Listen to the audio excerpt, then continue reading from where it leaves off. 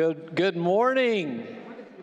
Wow, this is the day we've been looking for and have been planning for and are ready for. We're so excited that you're here. I can already tell you, just with the event last night and the day yesterday inside Mabel Bassett, it has been a remarkable convening already. We are, whoop.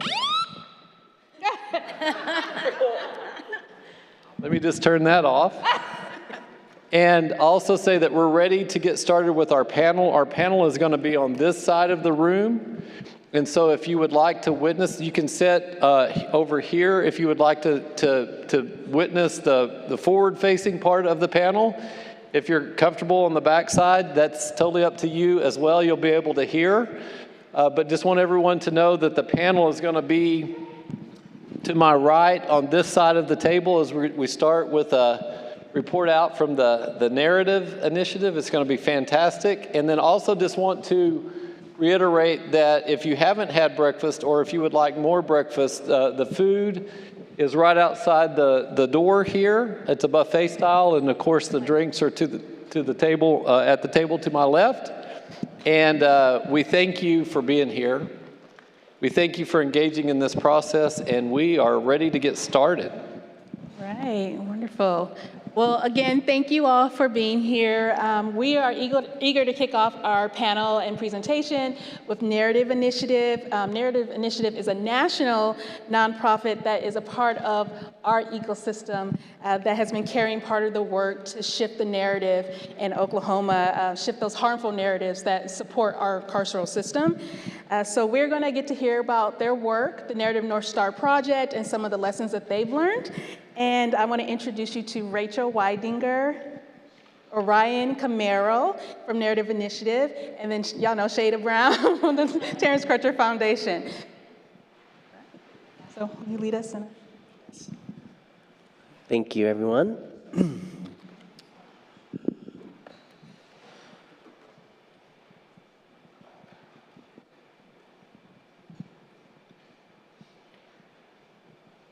Before we start, I wanted to offer a song, and I'll sing it a couple times. And if you feel moved, you're more than welcome to sing along, but it's not required.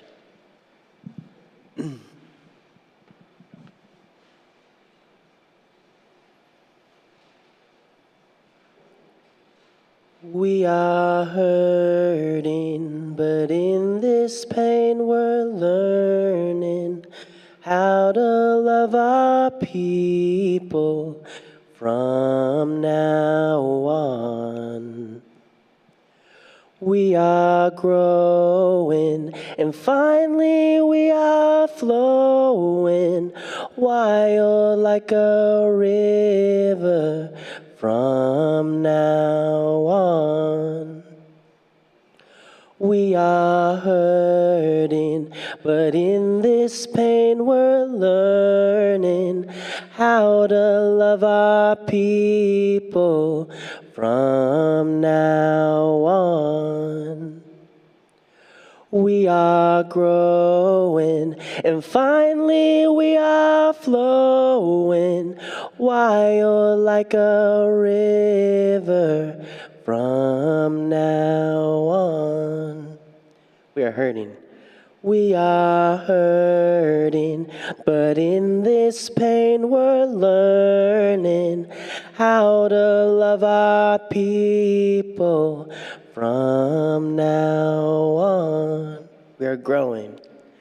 We are growing, and finally we are flowing wild like a river from now on.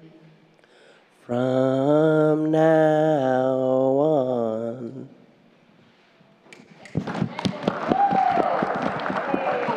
Thank you, everyone. Just wanted to invoke the space with song. That song comes from our kin at the Peace Poets. They're an organization that builds movement songs. It was created in the height of the pandemic, but I think speaks to the paradigms that we need to shift. So yeah, thank you. Thank you for leading us in that beautiful song. You have a very nice voice. We really appreciate it. It's songs like these that you all incorporated into your project. Can you explain why and what effect you saw that have? Sure, yeah. So one of the things, and we'll probably speak to many shapes of what this is in a nonlinear way, but just to jump right into song, part of our process was really built on how are we metabolizing in real time in community. And song has been a powerful movement tradition. Regardless if you feel like you can sing or if you can't, song is a universally shared experience. And we use that as a way to process the conversations that we had inside of the Narrative North Star process, to really honor the stories that were being shared, the emotions that were being felt, and to really move through them together in ways that access insight, what people were sharing, and how to do that together. So. It's beautiful. So let's backtrack. You all have been working on the Narrative North Star project for about, 2 years now. Could you share with the audience what exactly that is and why you started working on it? And Rachel, I'm gonna address this to you. So a narrative North Star is an act of hope. And I think of it like a line that you cast into the future, a line that you can follow, something that's visible. And we chose the term narrative North Star because of its importance as a point of navigation and a point of shared orientation. And the dream that changing narrative is really big. It is a hard work. Sometimes it happens quickly, but usually it happens over a long period of time. And I always imagine a lot of people on a journey together, crossing lots of different kinds of terrain, but headed in the same direction. You might not be right next to each other the whole time, but you still need to know where you're headed in the future. So we're invited in to work with Prosper OK, and to think about what's the narrative landscape that the work of Prosper OK happens within, what's the narrative organizing capacity that exists, and what might that shared point of orientation, long-term, 5, 10, maybe 50 years, what's something that could be durable and shine bright and provide a path for shared orientation? That's a start to your question. Yes, they like it. They said beautiful. I can add a little bit more about the Oklahoma context and why we invited Narrative Initiative in. And I just have to say, for starters, that you all are incredible. You're incredible partners. The work you do is phenomenal. We are lucky to have national partners like Narrative Initiative take interest in Oklahoma because we are unique. And I think they might be noticing that too, that narrative work in Oklahoma is difficult and looks different. And I think all of us know that through the Square One process too, that we are up against some pretty big fights in Oklahoma, and reimagining something different isn't easy, but it's a worthy cause. So thank you for being here and for doing this with us, and even if it's messy at times. But the reason we asked them to come to Oklahoma, I think many of you know, if you've been in this work for many years in Oklahoma now, you've seen different campaigns come and go. If you think about like State Question 805, which wasn't successful, a lot of the reasons that those policy initiatives, those campaigns sometimes fail in Oklahoma is because of the narrative fight, because persistent narratives they exist and perpetuate existing ideas about people involved in the criminal legal system. And if we are gonna move policy forward in Oklahoma, we have to start with what the foundational narratives are perpetuated and exist in our community, because everything is tied back to narrative. In what we see in media, in what we see at the state capitol, in our everyday conversations with our family, this is how really white supremacy and policies that are causing violence are retained in our state, are through the way we talk and the way we think and believe about the future and the people that are within our community. So if we're gonna have a statewide movement system, it can't just be about power building, it can't just be about organizing, it can't just be about movement work. It has to have the foundational thread of narrative, movement, and power change as well, the way we see the issues and talk about the issues. So that's really why we started this journey with you all, and it's just the beginning, and we want more people involved in the process, and it's gonna be a long-term project. I love that. Love that. And I think it's possible that narratives, when they're changed, can hold that policy in place, can provide durability and stability in the long term for that policy change that you fight so hard for and is so important. For it to be undone is a terrible thing. And I want the change that you're fighting for to be held in place in a durable way. That's awesome. Y'all are really fighting for the community. You have some founding values, and these values emerged during your process, and I love them, they're beautiful. Well, the statements, are mistakes don't make us, care creates us, and the practice of liberation is our legacy. Tell us why you chose those. And first I want to say that first one, mistakes don't make us, that really resonated with me. So yesterday we met with the women at Mabel Bassett, and one of the things we kept hearing was, we change, we are changed people, but no one else sees the change we've made. They are still characterizing us as by what we did long ago. And so tell us why you chose those statements and what they mean to you. Well, I want to just name the preciousness of that moment, because that was the first time in public space that the narrative North Star was named. So can we just be like, wow, what? Say it again. I'll say it again. Say it again for the people in the back, front, everywhere. So mistakes don't make us. Care creates us. The practice of liberation is our legacy. Those statements, that sort of makes the constellation of the narrative North Star, or I don't know, something like that, was the result of many conversations that happened across almost 30 participants from across the Prosper OK Network and the broader Oklahoma organizing effort against the criminal legal system.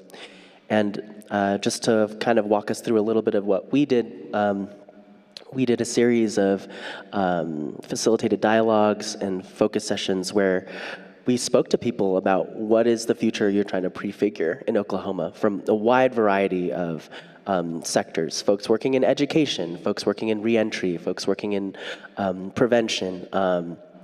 And, we had those conversations, recorded those, looked at every single word and every single story and every single emotion people shared, and we tried to surface and honor and reflect back the collective brilliance that was given to us. And just want to reiterate that, this wouldn't have happened without the work that happens every single day that each of you in your seats right now pour into. And so we wanted to bring you a tribute to what is possible that you all are already manifesting. And yeah, when I think about how those situations, those statements came about, there was a really important relationship between the first two. Mistakes don't make us, care creates us. Create and make are almost synonymous with each other. But mistakes don't make us, I think, embodies a lot of the sort of self-defeating or carceral to ourselves and to the community type of culture that we want to massage out of our communities, right, and of our society.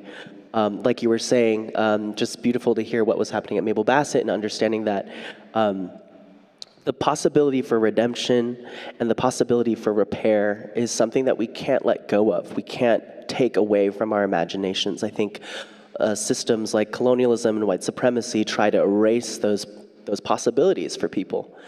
And when we think about Care Creates Us, we tried to focus on all the different ways that are sort of second nature in human community that create so much possibility for people. Care is embodied in so many things, from the smallest to the largest things, whether you're taking care of your child or whether you're trying to build for your community. There's so many ways, and that is really the anchor and attention point we wanted to point to, that there is a lot to build from and a lot to create as a primary narrative versus the ones that we've been told in carcerality.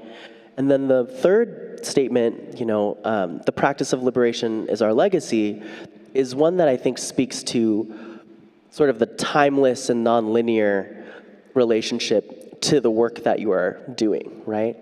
Because past, present, and future are embedded in that statement. The practice of liberation is our legacy. We are informed by the ancestors and the communities and the movements that have inspired us to continue to hold up the vision of what's possible. And we do that for the future generations to come to inherit this work. And so these three statements, I think, form a really powerful and, like you said, durable way to fight against the harmful narratives that are trying to, harm our communities. And so I'll stop there and see if anyone has any other thoughts, but that was first take. Thank you. Maybe I'll add again a little bit just in Oklahoma. I think when we hear the term Care Creates Us, it makes me think a lot about maybe what Chris Steele in the past has talked about, like the Oklahoma standard, and when we've seen kind of state disasters like the Oklahoma City bombing or tornadoes or floods, people come together and talk about kind of the Oklahoma standard or the Oklahoma way in which we care for one another in moments like that. And so I think this statement really ties to even state values for who we are when we're at our best and who we all should aspire to be when it comes to being an Oklahoman. So I think I just wanted to add that local context. And yeah, I hope throughout this few days, I want to hear how this resonates with each of you and know that it's, I think, still a living statement. So it's not necessarily the statement we're going to come out with publicly and say, this is our, let's put it on a t-shirt, but it's one that we can all capture in our work to find ways that it resonates in our areas, whether we're in the system trying to change it, whether we're out of the system trying to change it, or we're working on the ground in a movement setting or in a day-to-day reentry office, in whatever space we're in media or anything otherwise, we're using this statement to align towards a future belief about who we will become and who we're working towards as a collective. Now, in your memo, which we're going to share with you all at the end, you talk about deep narratives, and you were talking about that earlier, but you define them as sticky, right? And sometimes I think they can be very subtle, like it's the fog, the smog that we all breathe in, we're not realizing that we're breathing it in. Can you give us, and I know we're kind of preaching to the choir here, but give us all an example of maybe some of those subtle, deep narratives that you have seen through your project here at Prevalent in Oklahoma. Rachel? I can share one that to me is a good example of a harmful and a helpful narrative that oftentimes are really close together, and that's the idea of freedom. There's a flavor of freedom that's about self-determination that is an incredibly helpful narrative to this kind of work. And there's a flavor of freedom that is not about self-determination in the same way that might evoke individualism or isolationism. And if you, I'll give a little context here because I'm speaking from a perspective. I'm a person who is now living with long COVID, like so many people. And so I have a particular perspective on COVID prevention. You do not need to share it, it's okay. But thinking about when masking felt really important, especially in the days before we had access to vaccines, there was such a fight about masking and COVID. It was so heavily politicized. And on one side, there's the opportunity to think about health and community and how we can all care for each other and take care of each other and look out for each other's health. And then there's the, I can do whatever I want. If I get sick, it's only my fault. And that kind of isolationism and separateness. And there's lots of perspectives about freedom, but that to me is a pairing of ways that freedom and self-determination can aid the work that's happening here.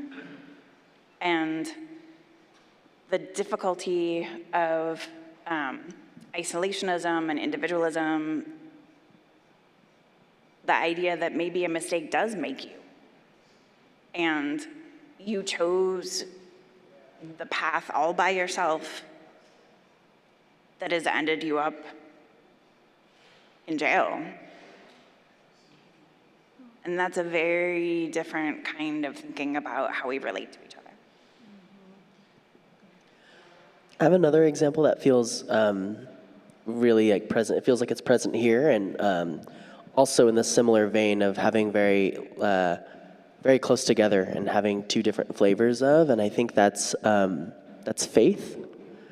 I think there is a flavor of faith that is carceral, is unforgiving, is hopeless, and that's a really painful faith. And I think it's one, even when we think about the history in reverence of last night, the type of sort of colonial faith that resulted in the harm of our indigenous relatives, right? Or resulted in these systemic oppressions that we see on a day-to-day. And there is another flavor of faith, and it's possible to celebrate the universal human spirit that moves through each of us, no matter what culture, no matter what identity, no matter where you are. One that's compassionate, one that's kind, one that moves people into the best versions of themselves.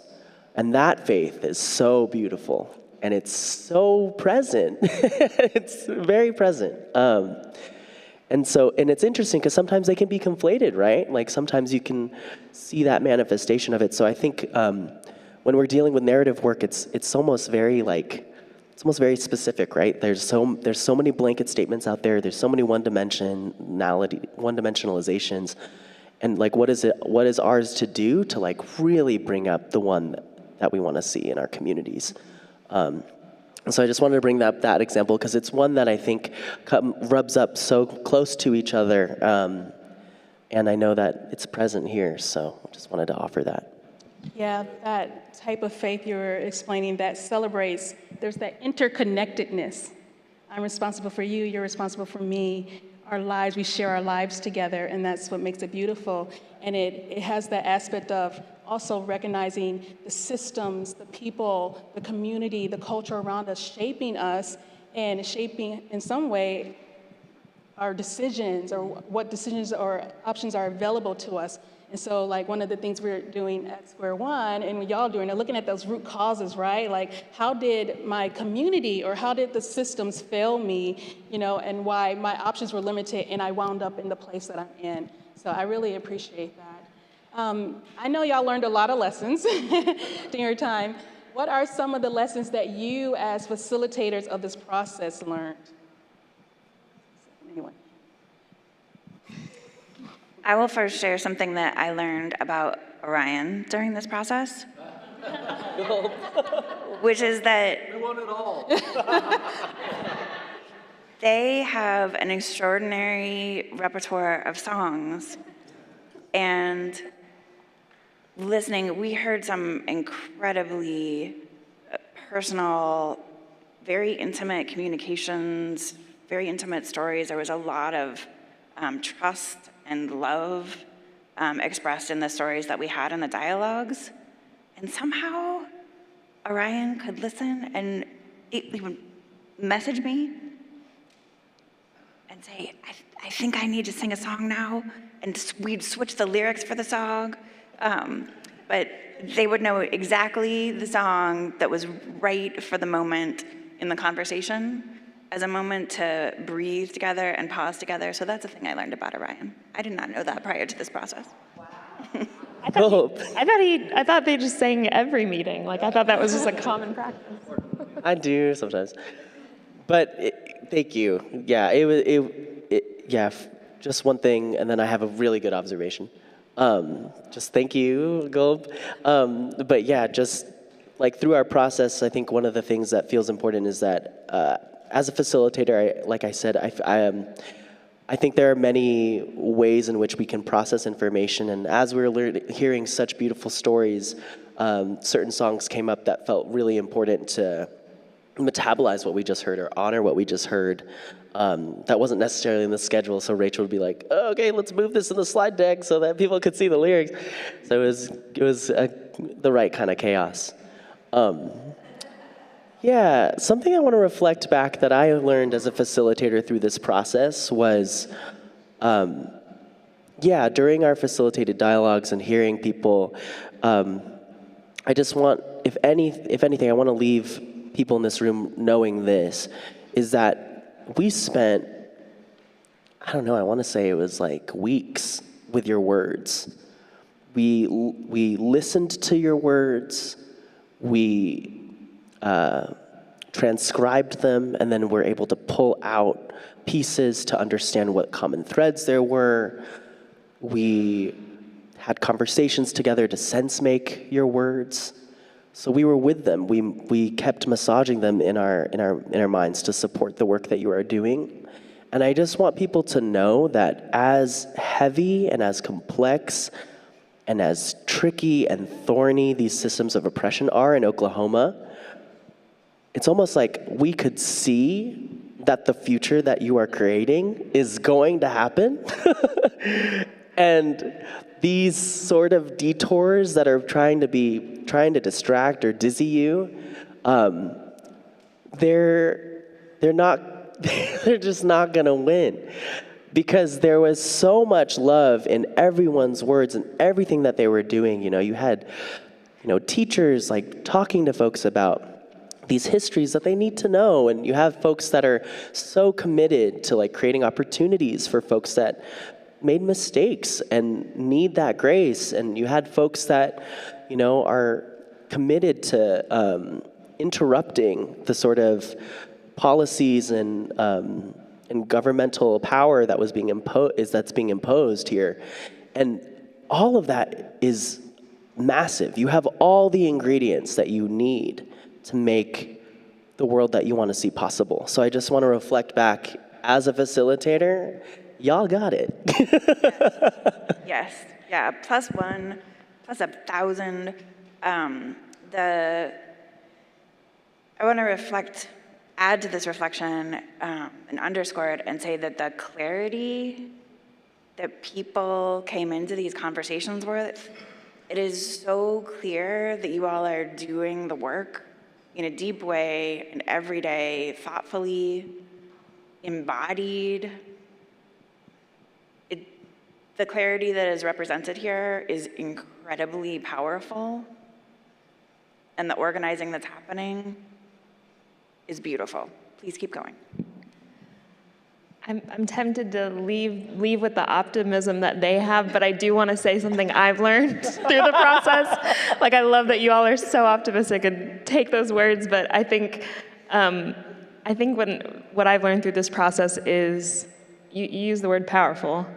This is going to be a power fight to really build this narrative North Star and make it a reality. I mean, I think yesterday at Mabel Bassett, it validated all three of those statements. I mean, we heard people say in a group, I'm in progress, never defined. That's basically mistakes don't make us, right? They believe in second chances. All they want is to be humanized. So every statement was validated yesterday with people impacted. Now, if we share this statement with people in current power in Oklahoma, how are they going to feel about the statement that, now I'm forgetting the last statement about liberation, the practice of liberation is our legacy? We're okay with that. Yesterday, people at Mabel Bassett believe that, but we are going to be up against the existing power structures to make this vision a reality. And so I think that's the point of the Narrative North Star, though. It's an aspirational statement to keep us focused on for the long run. But just know what you're saying about there are going to be people making us dizzy along the way. That those are real barriers, but I think we can overcome them. But it definitely is going to be an uncomfortable power struggle and fight to make this true.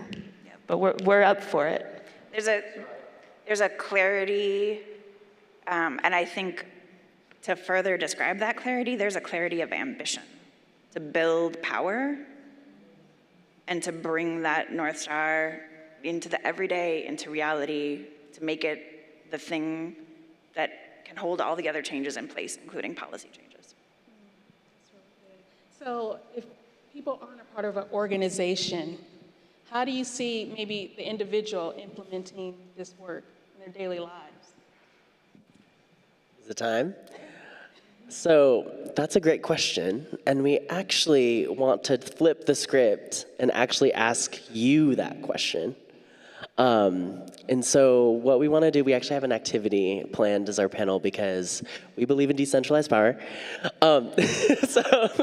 So we'd like to invite you all to get into small groups of 3 to 4 people here, and sitting with that concept, mistakes don't make us, care creates us, the practice of liberation is our legacy. Just talk to amongst yourselves around how you feel like that lands in your work or your life experience or thoughts. And we'll be doing that for a few minutes, and then we actually wanted to hear thoughts from you all if you're open to that. So, yeah, beautiful. So, And you can ask us as many times as you want to repeat. Absolutely. yes. Mistakes don't make us, care creates us. The practice of liberation is our legacy. Yeah. Yes. Mistakes don't make us, care creates us. The practice of liberation is our legacy. Yes. Please go for it.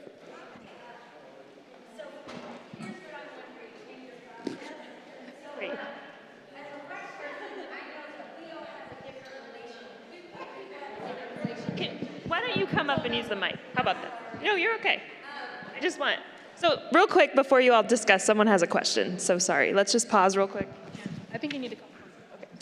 My apologies, everybody, but my name's Nikona, and what I wanted to ask is, I do believe that one of the biggest issues in Oklahoma is the segregation. And so I also believe that white people sometimes haven't used some of the liberation-based models, right?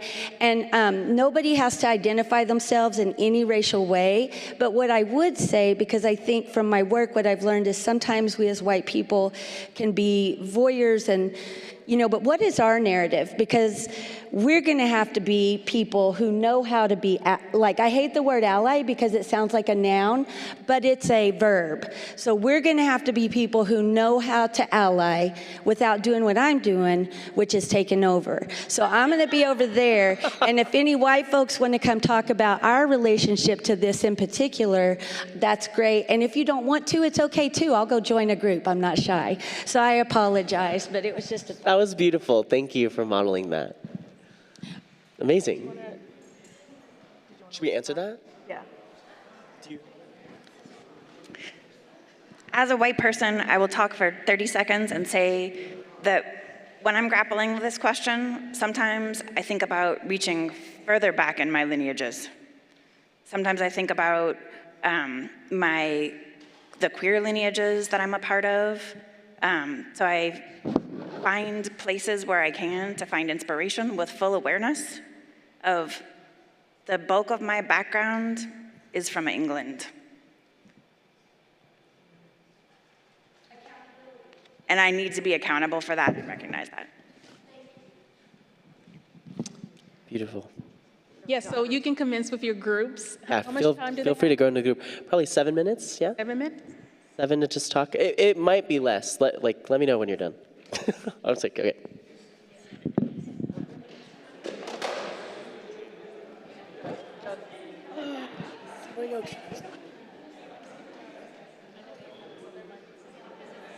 Y'all answering, you guys are amazing. Love the conversation.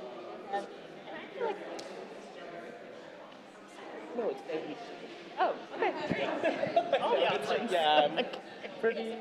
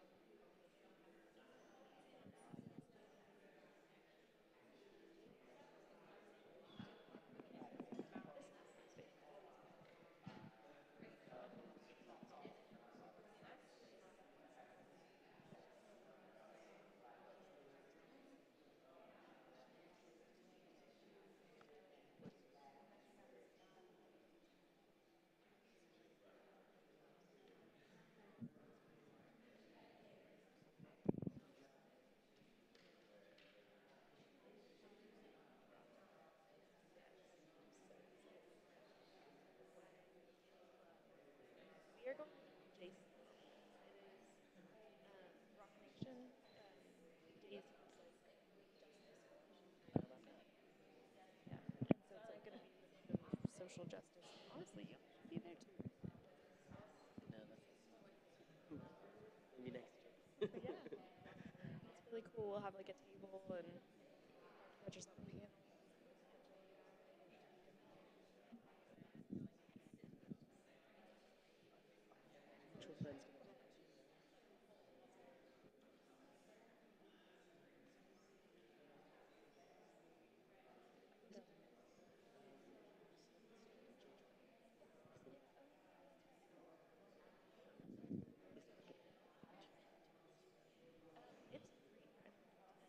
It's open, but it's inside that maybe. But yeah, if you want to come to New York, Not this. Do it this way. just kidding. You're so funny. Get out. In the future, I mean, honestly, New York. Oh, sorry, go ahead. We're gonna come. Here's mine working. Hello, hello. Just like a. Oh, no, I was like. We're gonna be coming back in a minute. They can't hear me. They can't hear me. They need the mic, please. Oh, hey. We'll be coming back in a minute. Oh, wow. So feel free to harvest, and then we'll be back in a minute to share.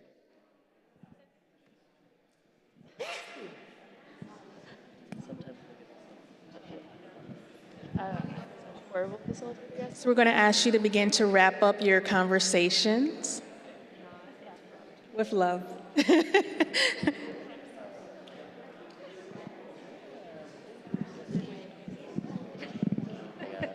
Either time or. So in 5, 4, we're going to ask you to turn your chairs back this way, and we're going to ask each group to share out something of what they talked about. You need one more minute? Do y'all need one more minute? I feel like I'm breaking up a party. Maybe just like a minute to understand what you'd like to share back. And if you have more to share, that's actually a good sign, That is because selective. creates seeds for, y'all know, y'all are talking. You get it. Let's bring them on. I'm like, oh, This is an SNL. We need to do an SNL trying to end facilitation. I want to do, yes, I want to do that. Is so funny. I want to do it's like the mic isn't on. Yeah, that's so cute. Okay. And time is up. Thank you We very are ready. much for engaging in that activity. We are moving. Now, Orion, did you want to? Peace will. Oh. I was just singing to like bring people back. Okay. We are ready. We are moving. Peace will set us free. Hey, hey. No, I'm just kidding. I just wanted to bring us back. A little bit of edutainment. Thank you all so much for engaging in such vibrant, almost unbreakable conversation. We are seeing it in real time just so much. Hey, Orion, I'm sorry. Excuse me. Can we please? Thank you. No, I love this. We really want people to be able to hear everything that's being shared and not cut off anyone's experience. So, thank you. Yes. Thank you all so much for engaging so deep. So we wanted to take a second, if folks are open to it, to share back maybe a glimpse of what you all spoke about and how it connects. So does anyone want to start us off and share back what y'all spoke about? Can I start with a question, just a raise of hand? Does the North Star resonate with the Oklahoma you want to see? Raise your hand. Sorry. Does the North Star resonate with the Oklahoma you wish to see? Raise your hand. Okay. Great. Amazing. Do you all want to share why that is? Oh, there's someone in the back, maybe? Yeah.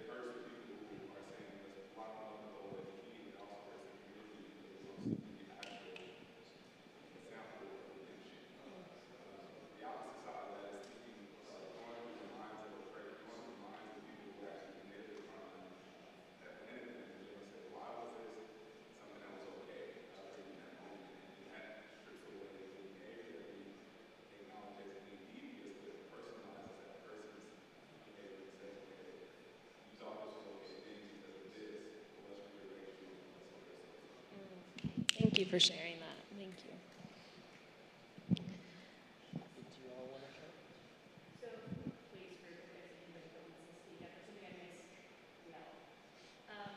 feel like our entire group kind of really hit on the last part of that statement. I'm in a figure. Care creates us, and kind of the loss of care within community, and really what that was supposed to be, the thread that kind of kept us all together, and how right now we're seeing a lot of ego-driven decision making, and it's that power struggle, Shannon, that I think you were recognizing here in the state of Oklahoma. And if we could bring back this concept of compassion and love in the center of problem solving, then it would help every thread of society. We've heard some lovely stories about, community gardens and canning, people coming together not to get paid, but purely because it helps create community and support. So that's kind of what we spoke about. I love all those words: redemption, compassion, love, care. That's beautiful. Is it okay if I ask, did anyone struggle with the North Star? I mean, we'd also want to hear that. Like, if it didn't resonate, maybe if you're open. I know it's a vulnerable thing to share, but I think it's important for our progress in Oklahoma to know what does and doesn't resonate with this idea. It's celebrated too. If there's no wrestling, that's great. But does anyone feel like inspired to share just anything about the process? It could be a conflict, it could be some shares that were already. We focused on the question about what the individual can do. Like collectively, these are all our ideas, which are interesting because they kind of build on each other, which is cool. So with the underlying idea that mistakes don't define us, and what can we do? Show up and listen over and over again with the people you're showing up and listening to. Begin building relationships so that you can hear or see something different. Giving a megaphone to stories and song and music, which tend to focus on the human experience, starting there, and then using the data to back that up, but starting with the heart, which will ultimately change societal attitudes that can lead to action. And Peggy is already in action, and we're kind of doing the groundwork, and then she was very adamant about already being in that action stage and wanting to very visibly taking action and doing things about that. So we had the whole process run through it. Wow. Thank you. One, I think, really fair criticism of a narrative North Star is that they can feel so high level and so aspirational that they might feel a little generic, and they might feel like not specific enough or not strong enough to the fight in the day-to-day. I think that's a super fair criticism, and a reason why we take time to ask, what does this mean in my day-to-day work? To make it real and relate it to the stories. Because if it just stays at that abstract, generic, I kind of like that it's poetic, but sometimes poems can feel too far away. And I think at its highest purpose, the narrative North Star is real practical. It's very plain and very direct, and its power can be in that. But you have to walk it out, you have to work with it, and to figure out how it can move and guide in the day-to-day. Did you all want to share anything in that corner?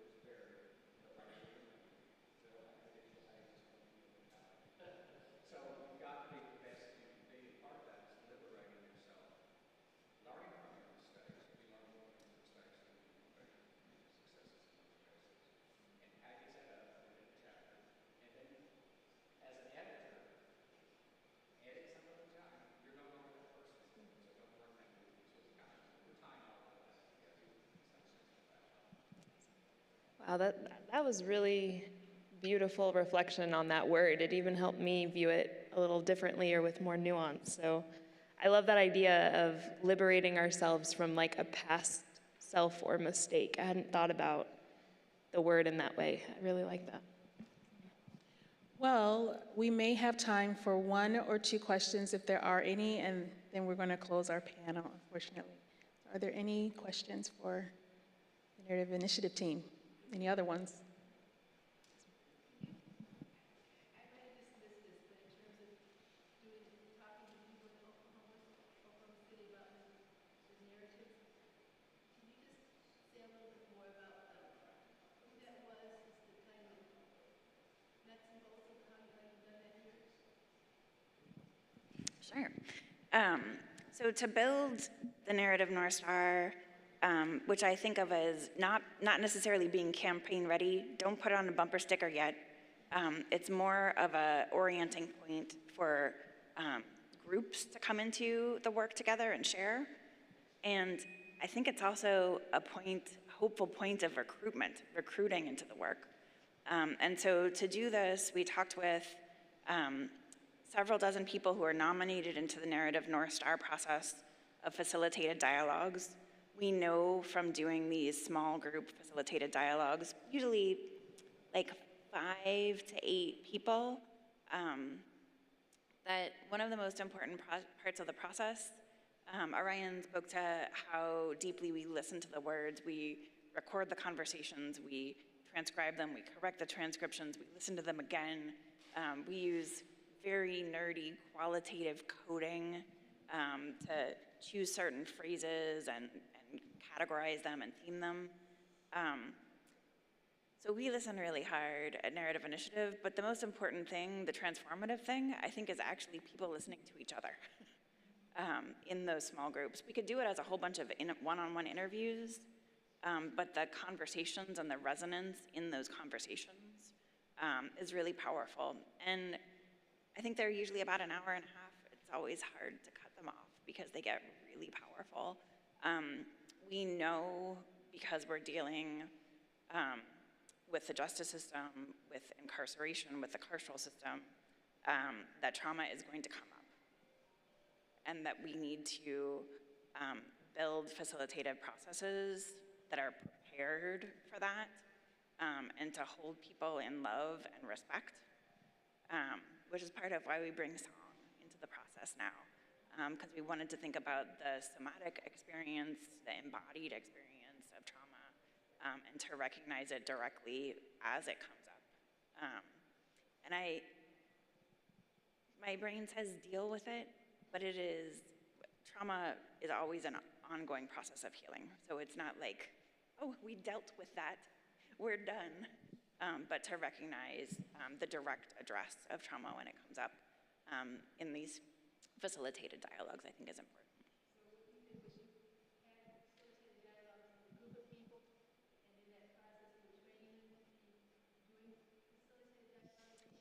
No, just the very plain thing of listening to each other.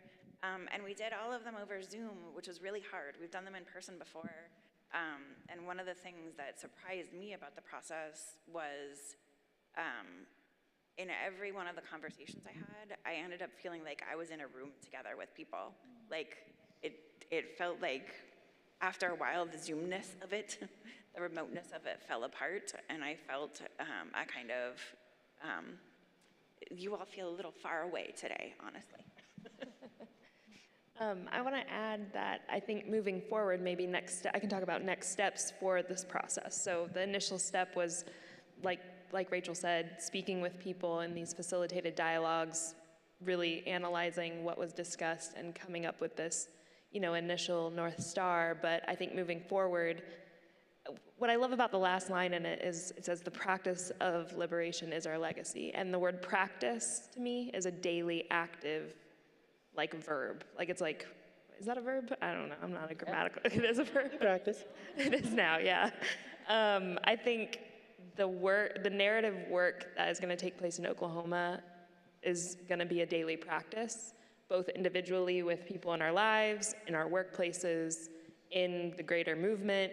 And so I work at the Terrence Crutcher Foundation. I think we kind of have a container, where we want to hold this work for the state of Oklahoma in partnership with multiple organizations. Don't get me wrong, it's not one of us, it's gonna take all of us, but I think if anyone is interested in moving forward in some kind of narrative working group, or even just learning more about it and being engaged in the process, I think we, for now, are the place you can reach out to locally, not Narrative Initiative, because they're just kind of in to support us, but I think if you want to be a part of that in the state of Oklahoma, you could reach out to us, and we would love to build that container for statewide narrative organizing and the movement.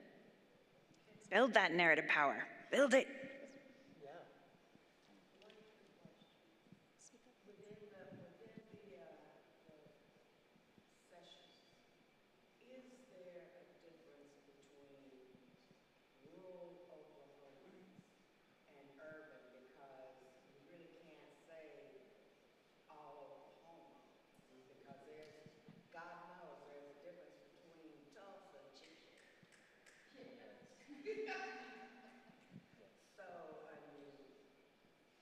I love that, and I think it's a very important question and consideration. And I think we had a mix of people who participated in the process between rural and urban. I think it was probably weighted a little heavier towards urban. And that's the reason why we think of a narrative North Star as being alive and needing stewarded and tended like a garden, is that we know it's going to grow and evolve as more voices and more narrative power comes into the mix. The idea of the practice of liberation being our legacy may have a different meaning from region to region, from town to town, from community to community, different cultural contexts. Liberation and practice and legacy are all very powerful words, and they're open to interpretation. They need interpreted and spoken into the lived experience, the day-to-day experience, the direct reality. And I think that's likely to be different in different places, which is beautiful. And you're likely to have different local stories about why liberation is important, what liberation means, and the legacies that are a part of that, looking back into the past and forward into the future.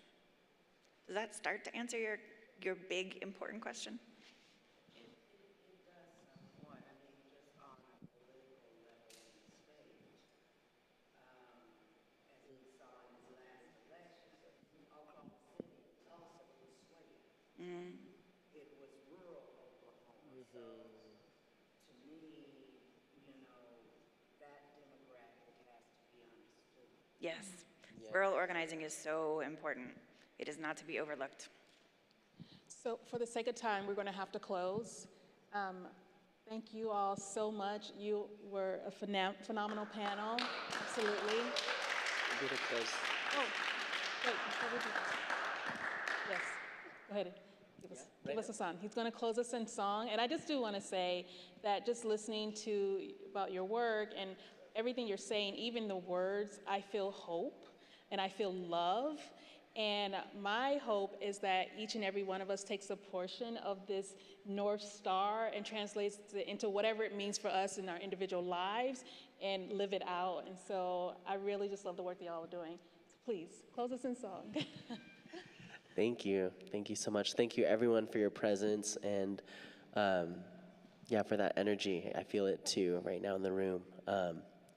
So I'm going to sing a song, but this is actually a participatory one now, so not optional. No, I'm kidding.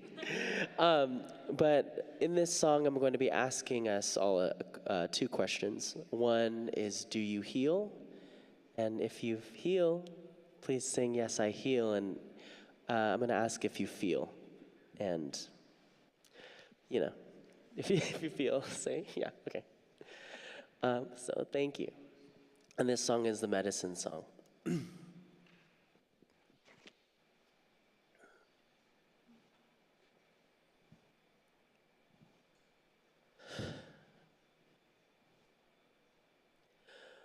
We've got all of our medicine right here, right now. We've got all of our medicine right here, right now. Do you feel? Yes, I feel. And do you heal? Yes, I heal. Do you feel? And do you heal? Yes, I heal. Your heart needs your attention right here, right now. Your heart needs your attention right here, right now. Do you feel?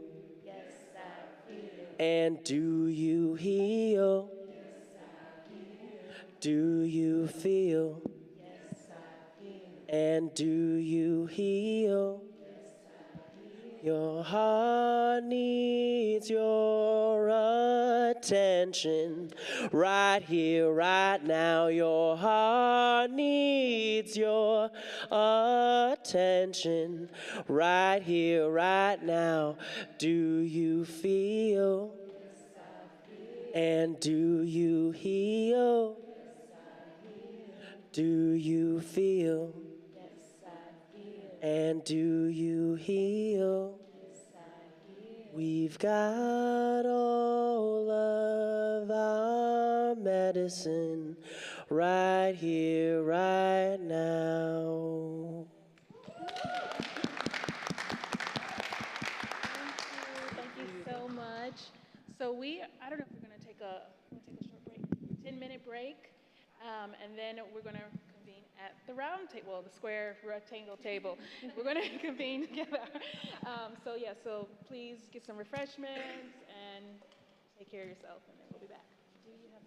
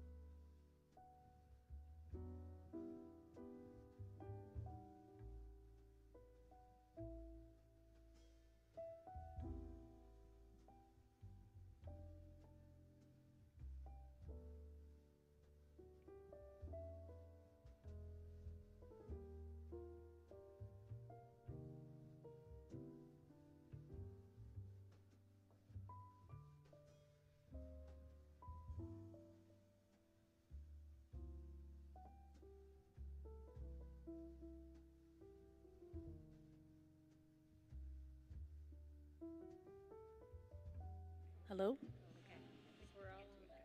Hi, everyone. I think we're going to get started in just a few minutes. So if you could take your seats at the table, whoever is still missing. Where did Tiffany go? Melvin?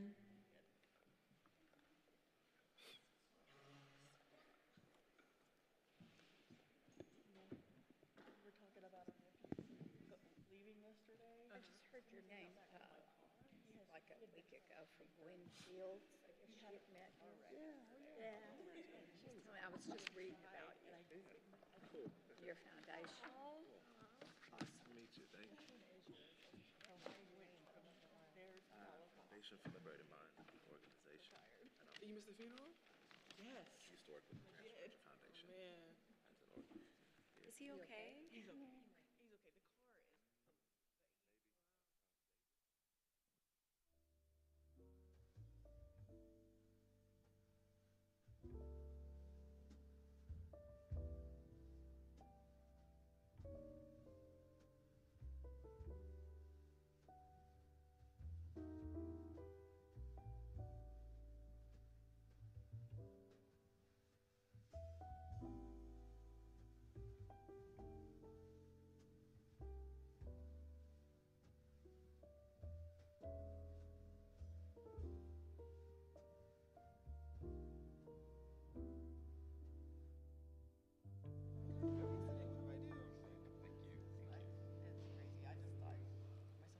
The car is.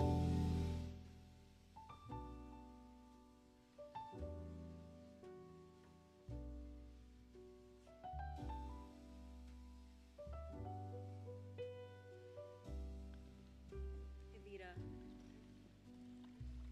Okay, so we're going to get started. Melvin, I'm going to turn it over to you.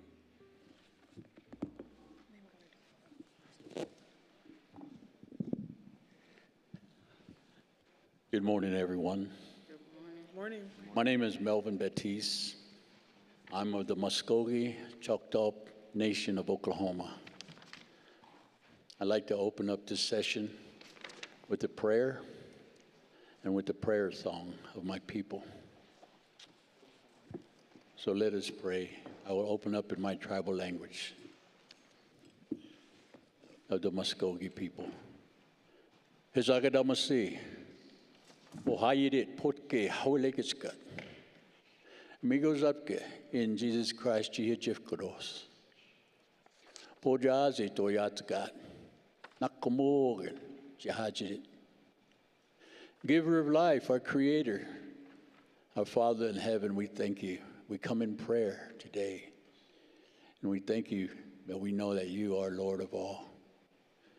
We come and we thank you for this gathering today that is created for this very time in this season, that you've brought all these children together to stand in one mind, one body, and one spirit to address the issues of the day. And so we ask for your wisdom. We ask for your counsel and your guidance as we sit and discuss and exchange our ideas and our understandings before you. Give us that which comes only from you.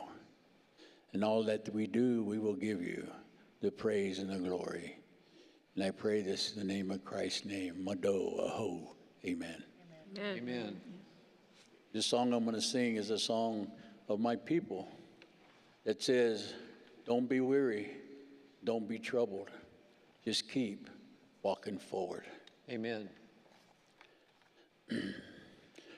Jehoto Zakate Chenao Zakatis Moame Komen Awaske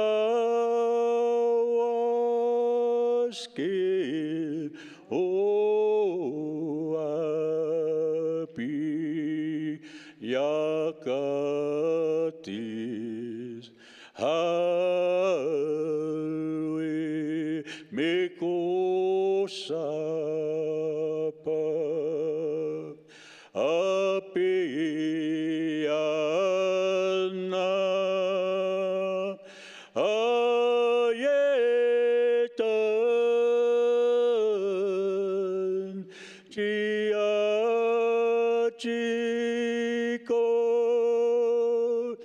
Momes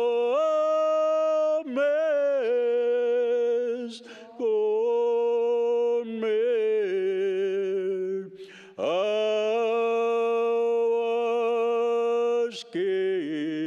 o api yakatil hawi chioto sakatil tenao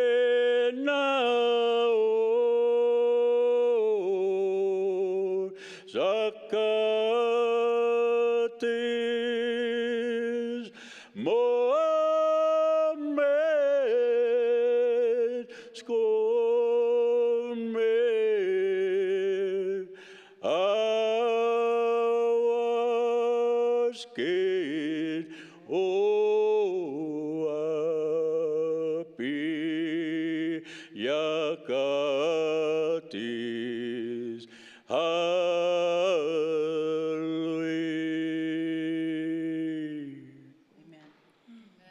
Amen. I sing that song.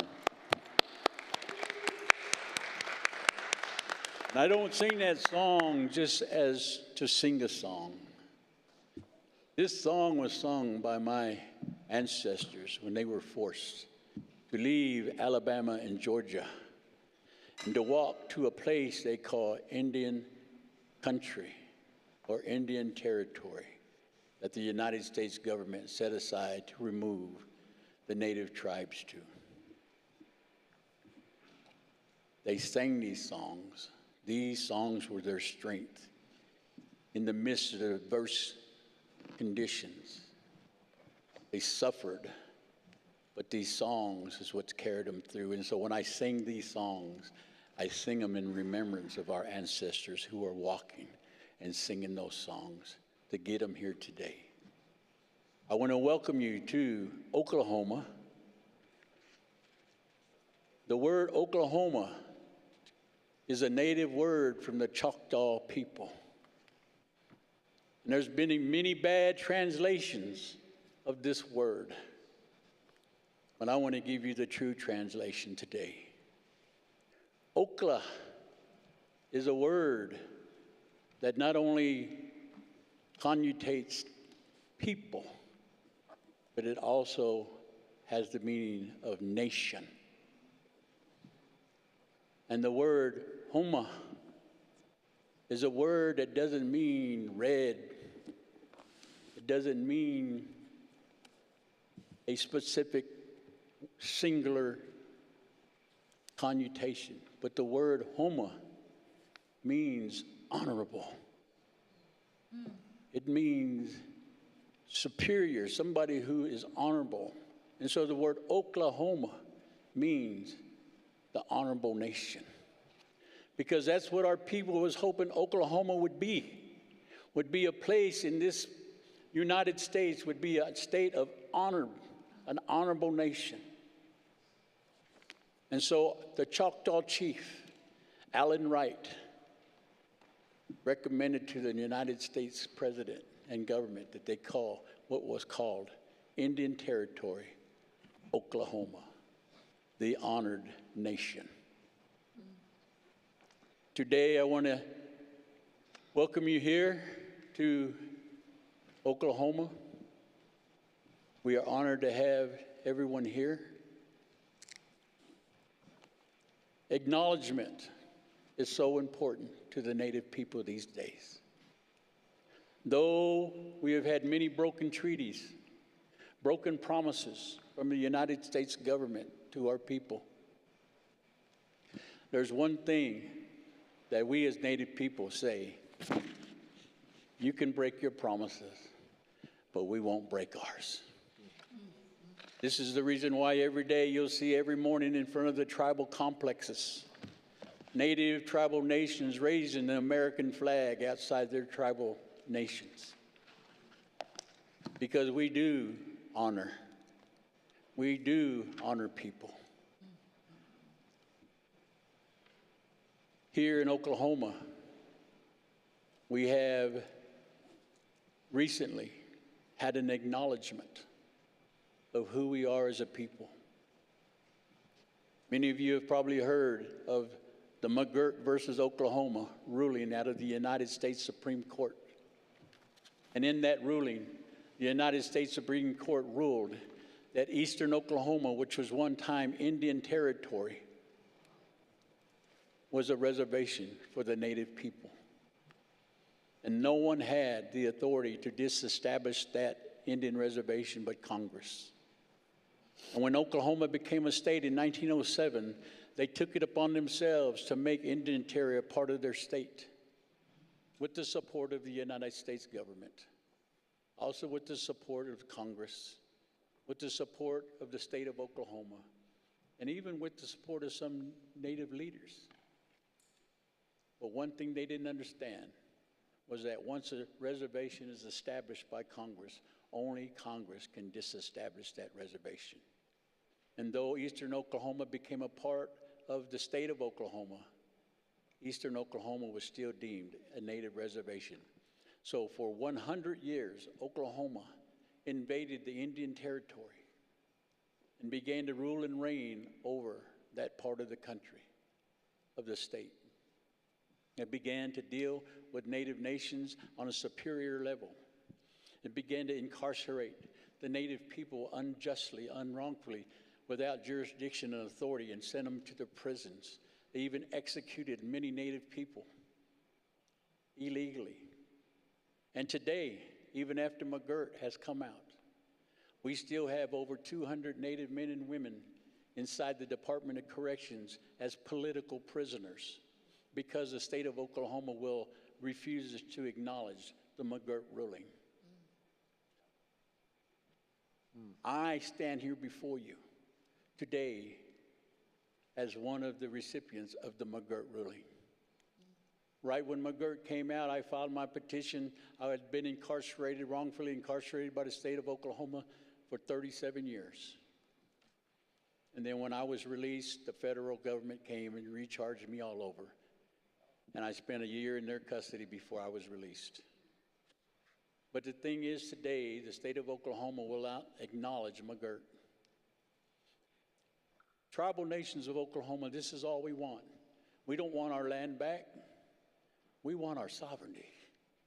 We want the state of Oklahoma and the United States to acknowledge us as sovereign nations, because that's what they did when they first signed the treaties. You don't sign treaties unless you're signing with a sovereign nation. That's right. And so they acknowledge us as sovereign, but they've never treated us as sovereign. We want the acknowledgement. When we say acknowledgement of land, we mean the sovereignty over our people, to do what we know is best for our people. So today, again, I welcome you to Oklahoma, all of you who are not from Oklahoma, because I want to see Oklahoma become an honored state, an honored nation of people here in this United States, so that we can really live up the true meaning of what Oklahoma means, the honorable nation. Thank you.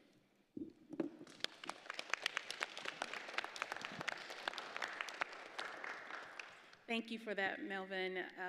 And welcome everyone to our second Roundtable on Justice and Values.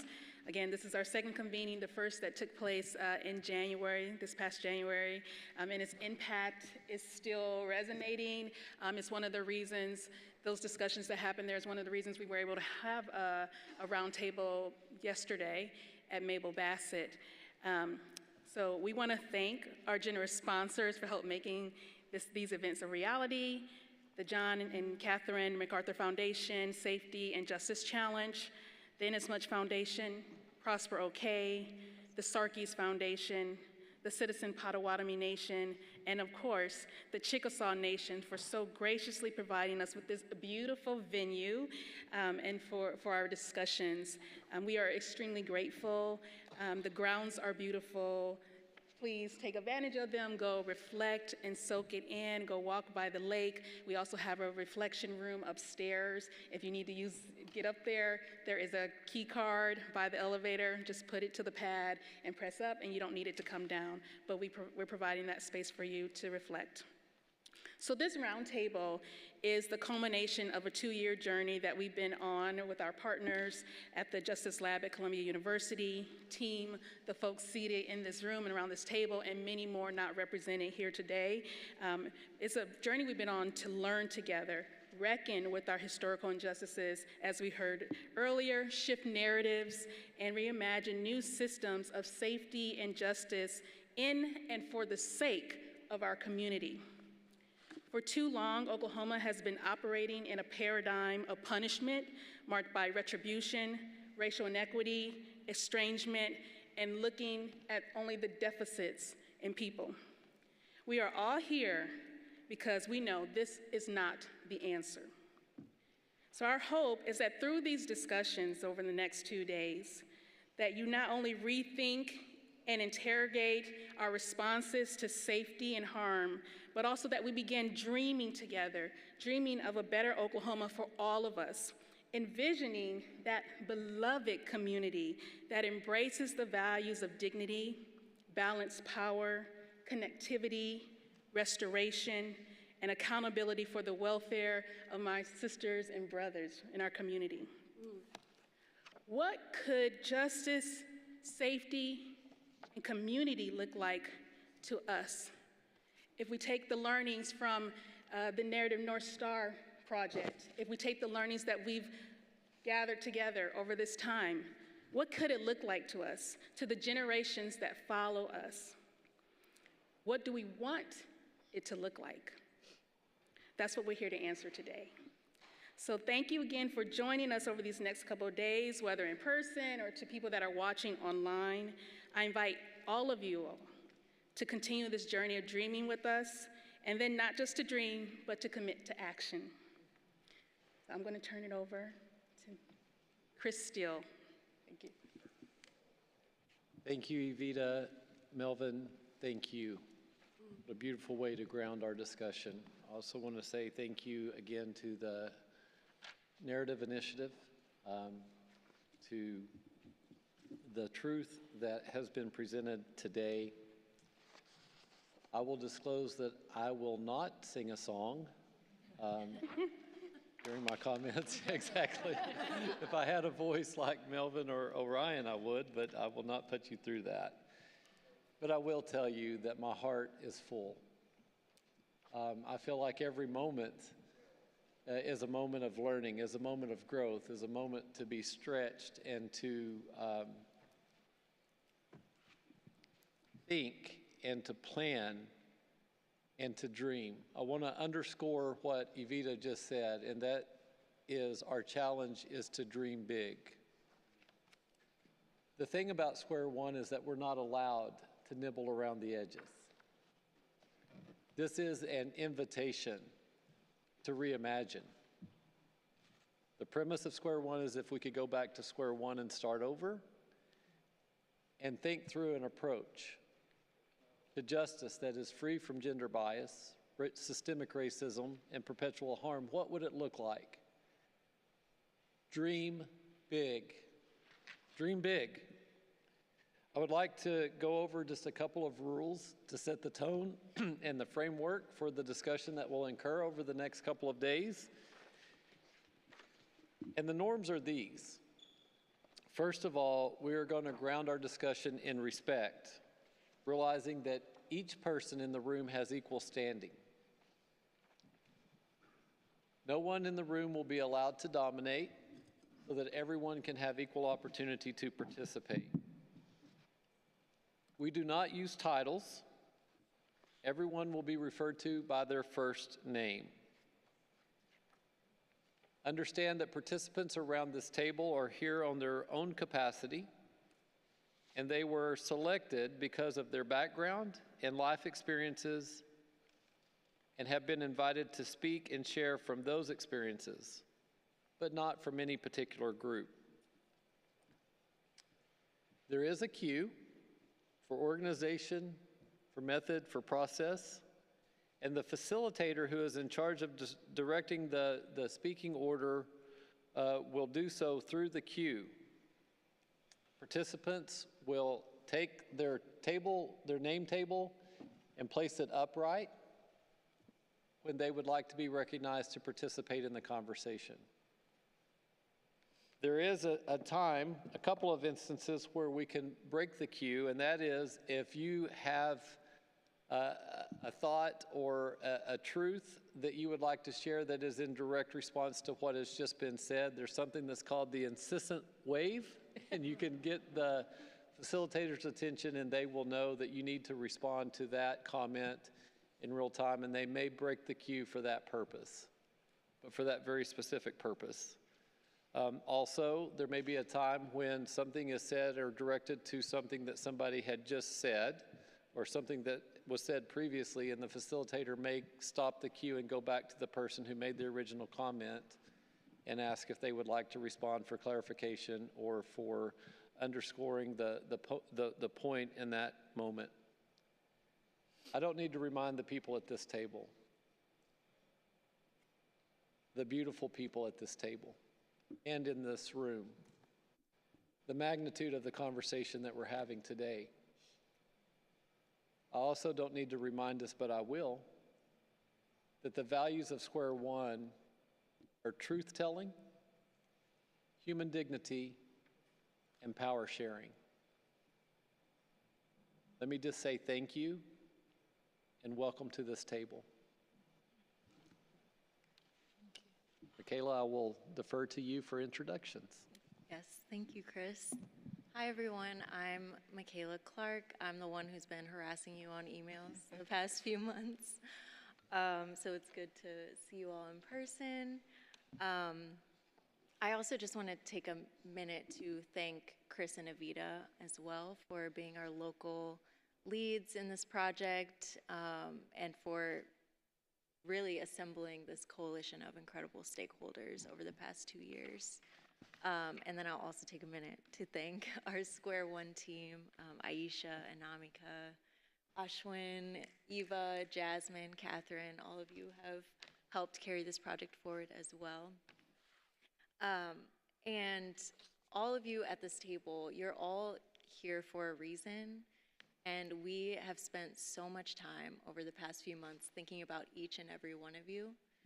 And I just want you to know that, to feel empowered. And if you're feeling a bit nervous, just know that you were selected because of who you are, and you have something to say, you have something to offer this space. Of course, we tried to make this table as diverse as possible, and of course, we'll miss folks, and so we always want to be aware of who's not in the room. And commit in future roundtables to always bringing more perspectives and voices to the tables that we create. And so I'm just going to get us started with introductions, and we have a couple questions in your agendas to refer to. How we'll do this is we can, instead of like going in a circle, we can call on each other. So once you introduce yourself, call on someone else. And I will go last, so no one has that pressure of going last. And yeah, we want to know your name and what has brought you to this work, and what do you bring to this work? And as you sit here today, are you optimistic, pessimistic, hopeful, discouraged, feeling something else entirely for the future of justice in Oklahoma, and why? Yeah, Michaela, if I may, I just want to remind everyone, for the sake of those in the audience and those who are watching online, if when you do speak, because we really, really, really want to capture your thought processes, if you could lean in and speak directly into the microphone. Yeah, thank you. That's great. So I will kick us off, and we will go around until we finish. And I'll go last, just a reminder. So I'm looking just across from me. Can Alicia, would you like to start?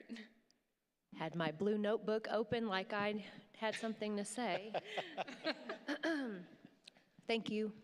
My name's Alicia Carter, and I'm going to get my mic all ready. So what brought me into the work was the universe, knowing what's best for me when I didn't really have an idea of that myself, and just following those steps. I didn't know I needed to be in the field of recovery, even though both of my fathers have passed away from alcoholism. And turns out I needed a recovery program too. And then from there, I got to meet Kelly Steele and Chris Steele, and in the last 2 years have been a part of this program, which is, I've been working with folks that are a part of the criminal legal system, and past 2 years has helped me to take that next step into what they've really been experiencing. So just invitation has brought me into this work.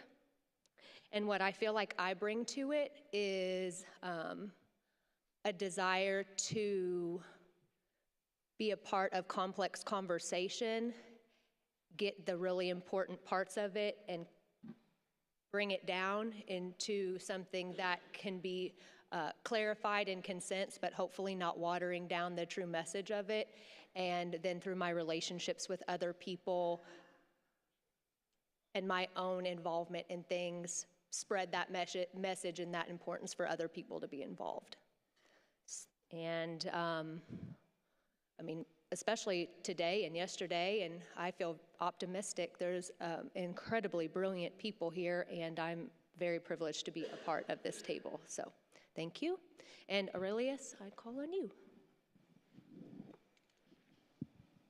Surprise, surprise. All right. Hey, y'all. I'm Aurelius Francisco. I use he, him, his pronouns. Lovely to be with you all. I am the co-founder and co-executive director of Foundation for Liberating Minds, a community-based organization here in Oklahoma City, doing work all across the state, working at the intersection of education and social justice. And one of the major areas that we work is around the criminal legal system to build awareness around the harms of the system, and also to advocate and amplify the voices of the many people and communities who have been harmed and impacted by the carceral system. You know, I think I come to this work having co-founded this organization as a young person. I was a freshman in college when we founded it. We've learned so much on this journey with FLM and with our sort of movement partners and mentors who are, many of whom are at this table, which I also want to name. Tiffany, who I call Dr. Crutcher, but we'll call her Tiffany to respect the rules. Got the opportunity to work under her tutelage for years in Tulsa at the Terrence Crutcher Foundation, and still honored to be able to do this work with her.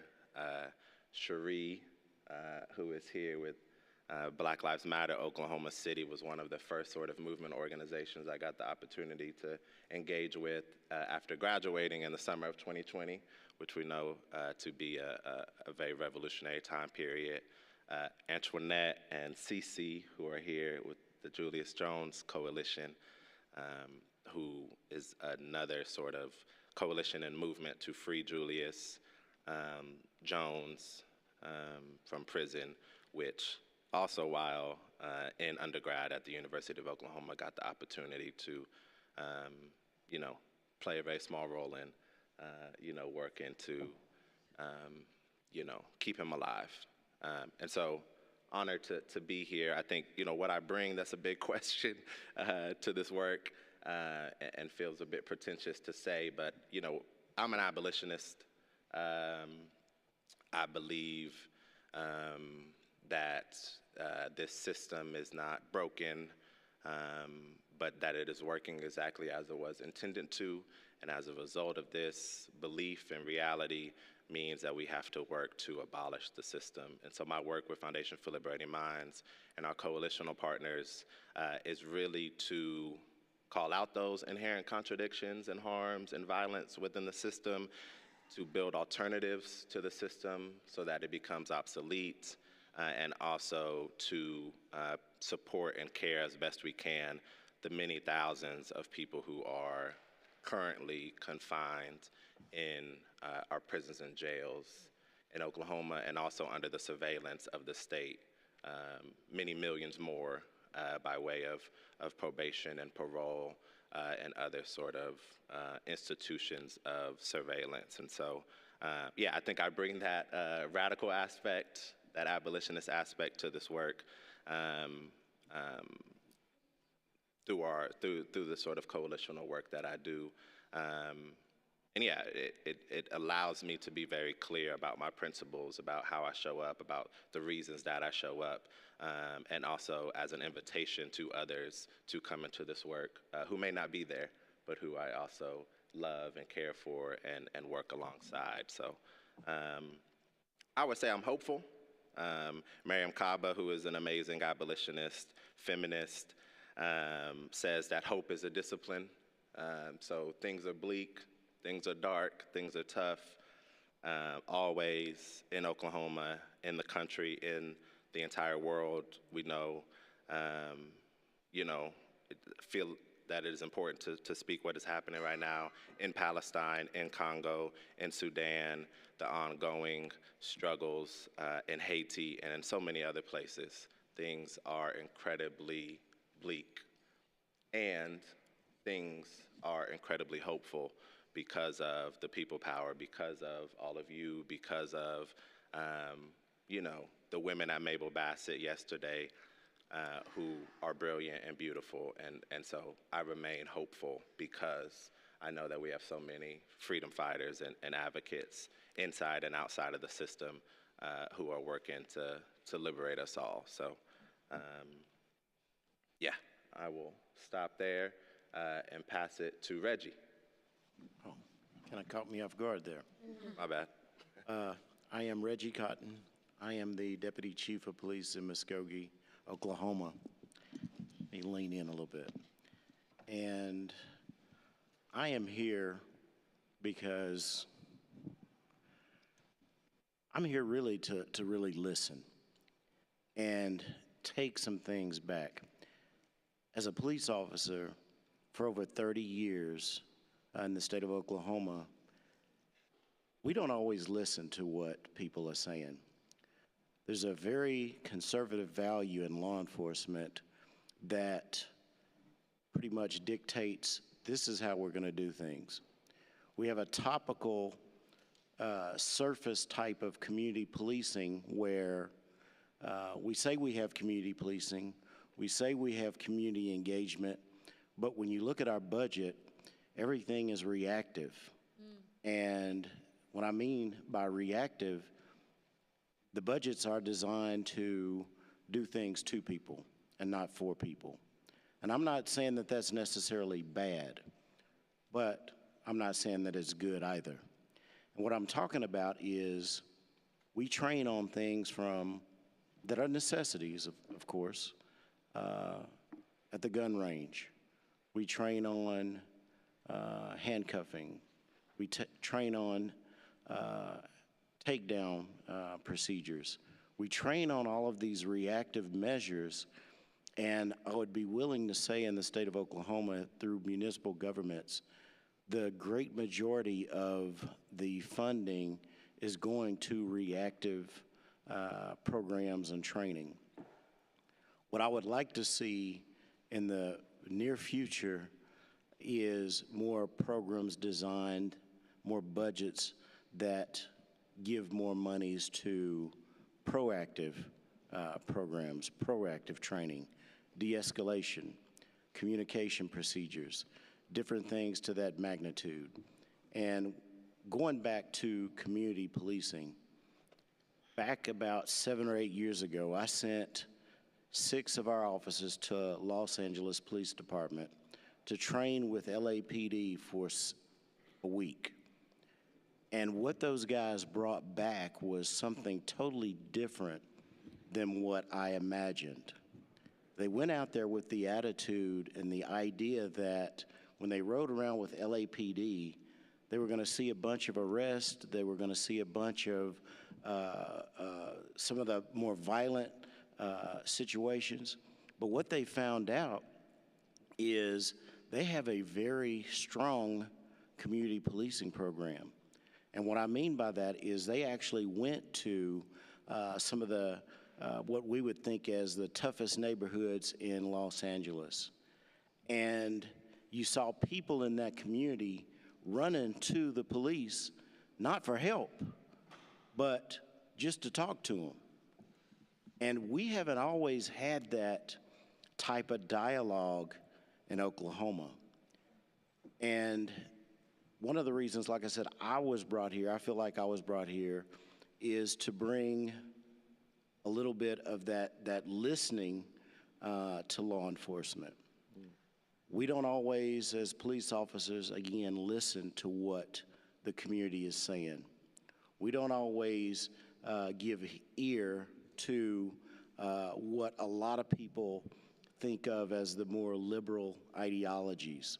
And I think that's one of the gravest mistakes that we can have in law enforcement, is not to listen. As I was sitting here last night, I went to Shawnee, and the two speakers there were amazing. Miss Cece Jones-Davis, and forgive me for using titles, I'm old school and out of respect, and I'll watch that. JB did a fantastic job, and I tried to talk to those guys last night. They did a fantastic job, and I really wanted to talk to JB last night about a program that he has, Live Free. And one of the things that I noticed is that type of programming should be implemented in every city, small and large, in the state of Oklahoma. And I applaud you for that. So, do I feel optimistic, pessimistic, hopeful, or discouraged? I feel all of those. And the reason why I say that is I'm optimistic because of the brilliant minds that are here today. There's so much intellect. There's so much experience, what people have to bring here. I feel pessimistic because I know how the system works, because I've worked in municipal government for over 30 years. And the higher I've achieved in rank, I'm just going to tell the truth. The higher that I've achieved in rank, the more politics that I see. And I'm just going to be honest with you, I don't like it. I like to do what's right. Not because we know this person or because this person has a lot of money or this person owns this grocery store. I don't like that. And if the truth be told, if we don't think those type of things happen in Oklahoma, we're dead wrong. Am I hopeful? Most definitely. I think I'm hopeful because, again, not to say too much about this panel, but again, I am very hopeful because of the people that are before me. And I'm hopeful that I can reach out, or you all will reach out, each and every one of you, to me in things that are going on in your communities, if we can help with it, or something that I might be able to help with you, or more than likely, you all can help me out to do my job better. And lastly, am I discouraged? I have been, because of what I have seen over the course of 30 years in law enforcement. But I go back to being hopeful because of the people that I have in front of me today. I didn't mean to take up so much time, but I am just excited to be here, and there is no way that I was going to miss this. Thank you. Who's next, Reggie? Oh, Justin. Oh, all right, thank you. He's a little like me, doesn't like to follow orders very well. So, but anyway, my name is Justin. I've been in criminal justice now for 45 years. And I think the reason I'm here, besides my connection to Chris Steele and some of the work that we've done in the past, is I have a lot of respect for what everyone in this room does. And then we talk about caring earlier this morning, but to care is to be a public servant and to leave the world in a better place than you found it. And we are certainly in the right state with a lot of opportunity to leave it a lot better than we found it. Hey, Justin. So sorry. Can you move the mic closer to your mouth? Yes, ma'am. To leave the world a little bit better than we found it. So I knew early in life that I was going to be a public servant. You know, my background had all the ingredients for a perfect recipe to not be here today. It was a perfect recipe to be disenfranchised myself. And so I always want to reach out a hand to those people. What I hope to gain, you know, I'd like to be a sponge in the room and I learn a lot. Some of you I know by name. Some of you I've had business with in the past. But I hope to gain a lot of knowledge and move forward. And we've learned from our mistakes. We've learned from our successes. There's a lot of opportunity in the future to do some cultural paradigm shifting. I like what Mr. Francisco has said over there because I can't pronounce his first name. And so, you know, and I'm sitting here kind of with a heavy heart today because I don't know if the execution occurred. We were waiting. Francie, do you know? Yeah. And so, because I had done some, that's what I do. I do work in those kind of cases also. And so anyway, I am cautiously optimistic. I'm very hopeful. And I am very impressed with everyone at this table and what they can bring together as a whole to move this thing forward and do some paradigm cultural shifting when it comes to criminal justice. So thank you very much for inviting me. Wow. Wow. You know, I don't like to follow rules. I did move my. So if you want to save Zena, you raise your hand and volunteer to be next. If not, it's you. Zena. Nobody's willing to save you. Go, Zena. So now it's you. I gave them an opportunity. Y'all go ahead and speak the truth now. No. So I'm Zena Williams, and what brought me to this table today, obviously, like everybody else's answer, most likely, Chris Steele. Thank you for including me in the process.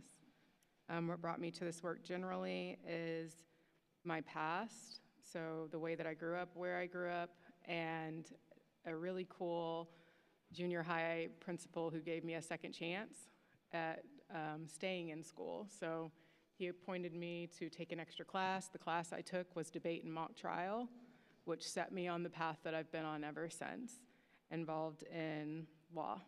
And so that, and just wanting to understand the different systems and processes, how do we improve them effectively? Additionally, today I feel hopeful and I feel grateful to be included in this process. And the why, well, I mean, you look around the room and that's pretty obvious. So I won't take up too much more time. I will pass it to Miss Tiffany over there.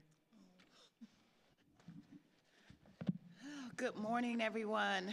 Good morning. Morning. Y'all can do better. Good morning.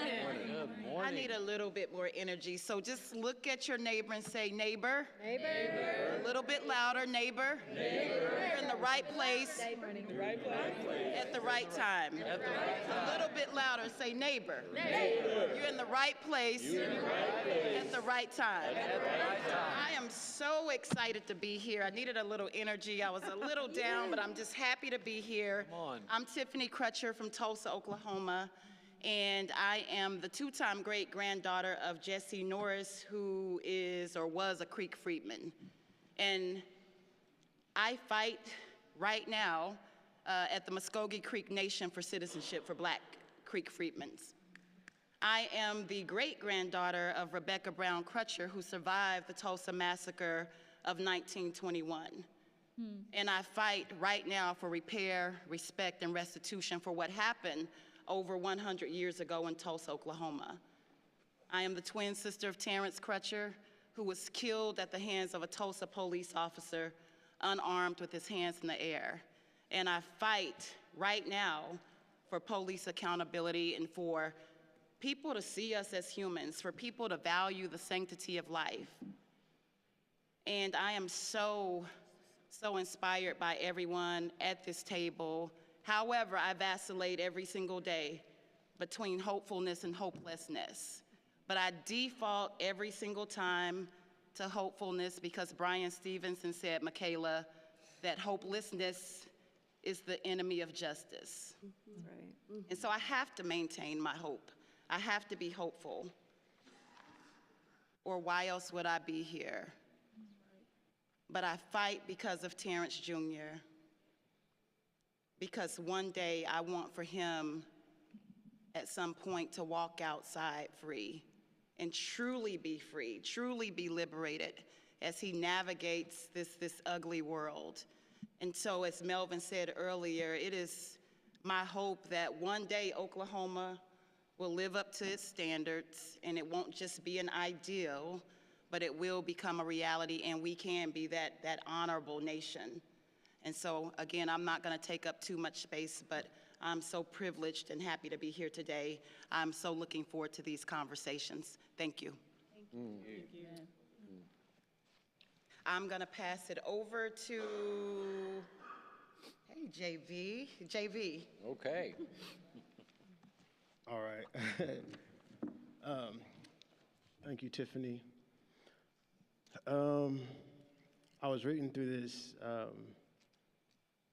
paragraph, and the question was, what brought you to this work?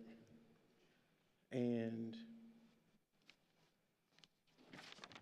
there's been a lot of things, and people see me a lot of places doing a lot of different stuff. You know, obviously, I've gotten to know Chris Steele. Obviously, the Julius Jones, you know, obviously everything in 2020. But yesterday, I pulled Chris, when we were at Mabel Bassett, I pulled Chris to the side and I said, Chris, do you know anything about my story? And he was like, no, I know what you do now. And a big part of what I do now is violence intervention, community violence intervention.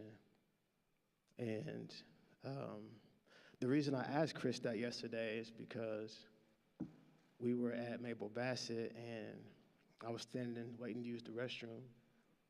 And the lady came up to me and she was like, I was so excited to meet you. I heard you were coming. I wanted to talk to you and, you know, I didn't want to seem like a fan, but I know what you do in the community. I know what you do, what you did for Julius Jones. And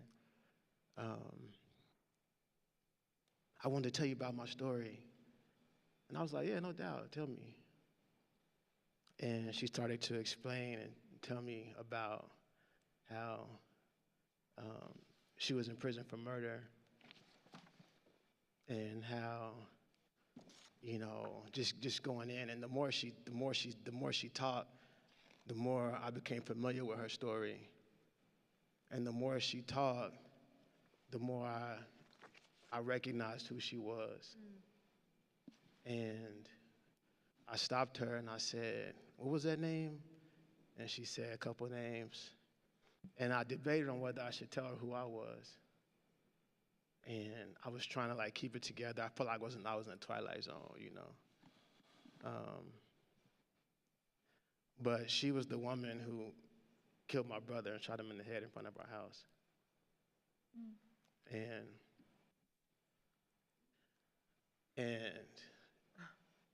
And she was asking me for help.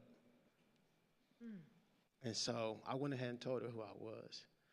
And, you know, she started to apologize and started to cry. And I was just telling her, you know, trying to console her. It's all good, you know, don't hold on to that. It's all good, you know. But at that moment, I realized, like, you know, had I met her last year, year before, even 5 years from now, 5 years before this, you know, I might have felt different, you know, had I not went through what I went through with Julius Jones, had I not learned what I know now about injustice, I might have felt different, because I know how I felt that night. And so, because it just wasn't her, there were several people involved, and, you know, we knew who they was. But I say out to say this, is that, you know, that night, and the last time I remember seeing her, I was telling Chris, was in the courtroom. I just remember seeing like the back of her head, but that night, somebody came and intervened for me and my family, and so, that's why I'm here, is because of that intervention that happened. Because had that not happened way back then, I don't know where I would be, how I would feel, what I'd be doing, because we had plans, you know what I mean, that night. And so when I think about, do I feel hopeful or discouraged or,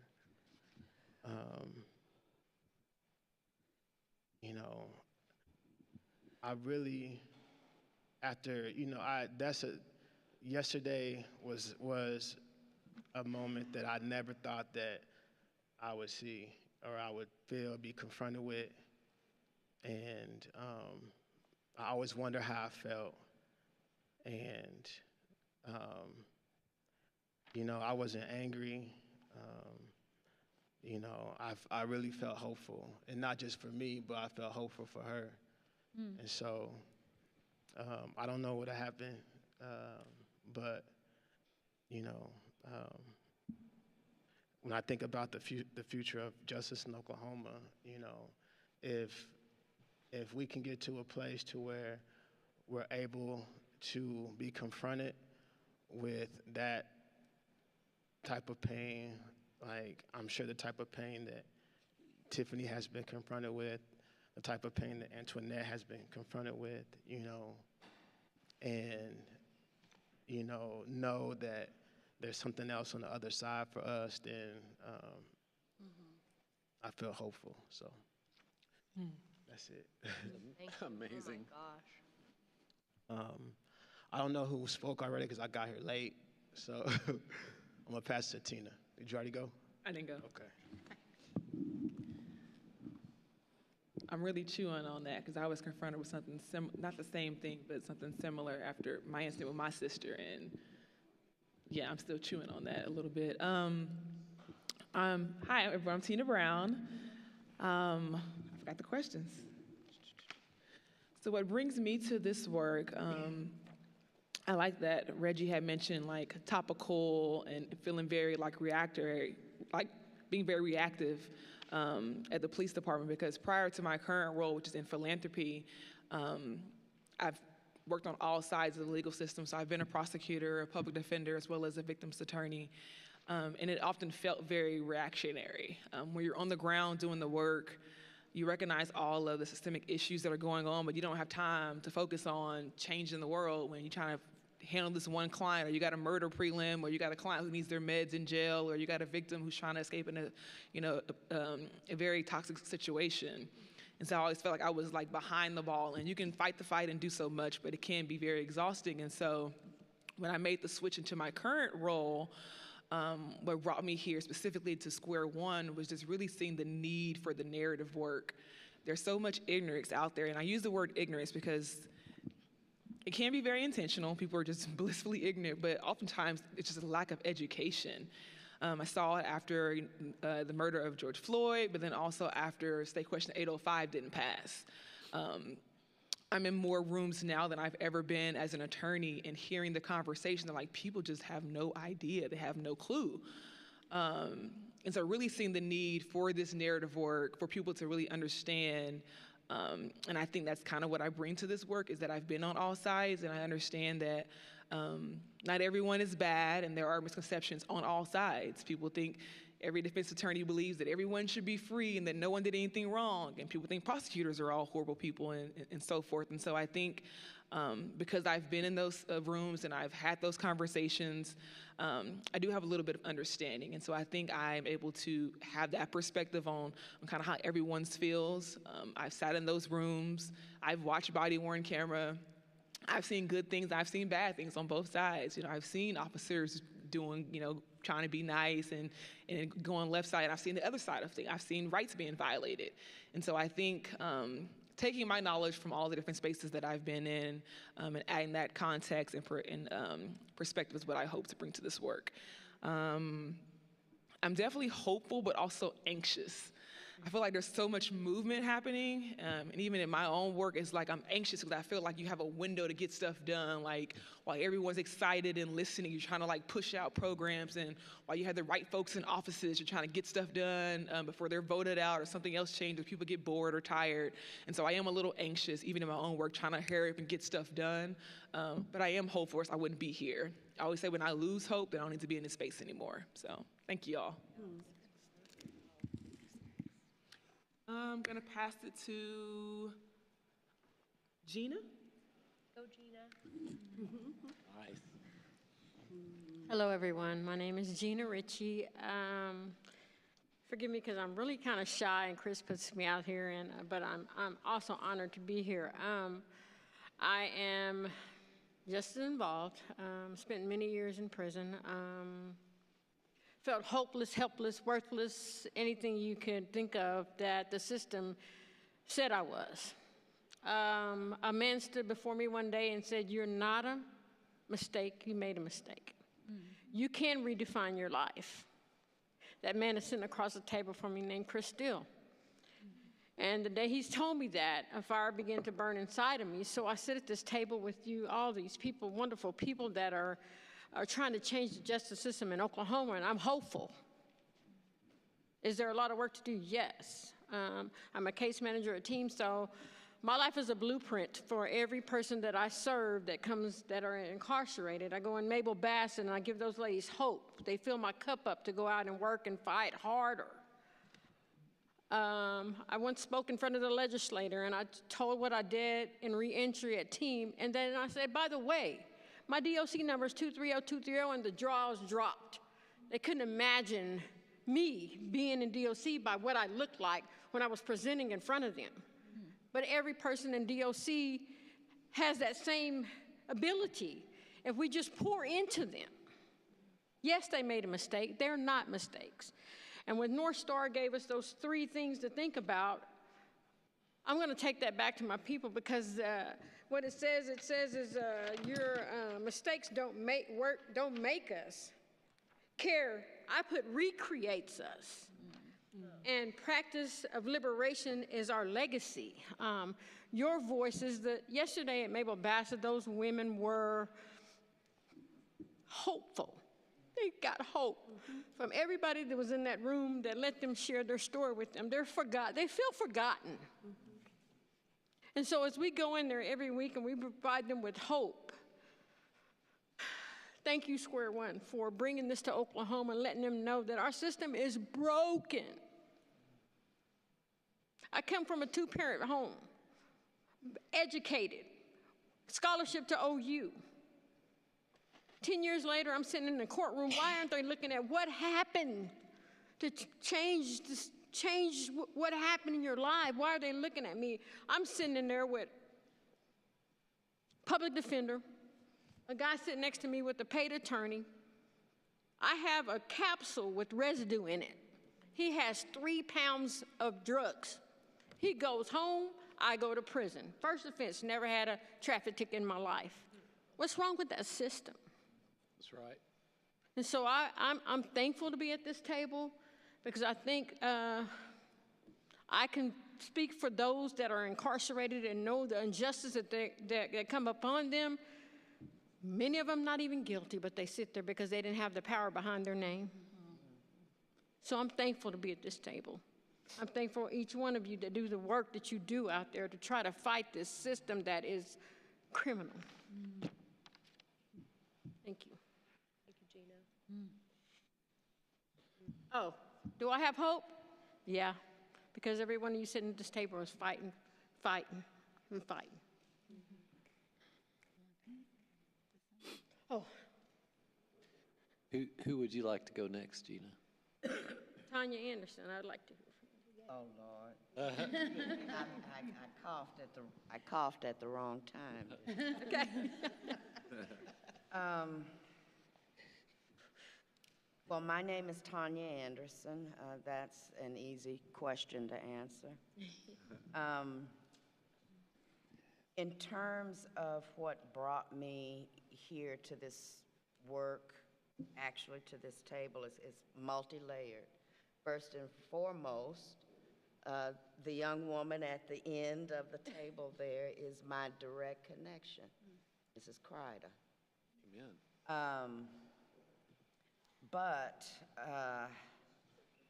actually, this is, you know, the broken system that we have, named criminal justice, is a part of a much larger system of exploitation, oppression, dehumanization that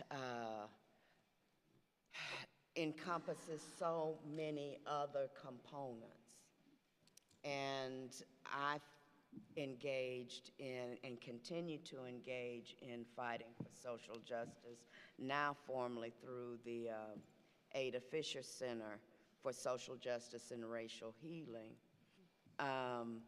But whether it is discrimination in business, whether it is human trafficking, which impacts Native Americans and African Americans, women, the most, whether it deals with simply breaking through color barriers and feeling unsafe, not because of someone breaking into your house, but the police. I know a lot about that because I've experienced it firsthand. And so that is just something that I've been doing for 40 years in different avenues. Do I feel optimistic or pessimistic? I would say that I echo virtually every sentiment expressed at this table. You know, doing this work, as you all know, it's exhausting. You have your high moments where you're reminded, okay, this is why I don't just give up and move to another country, you know. And then you have your very hard moments.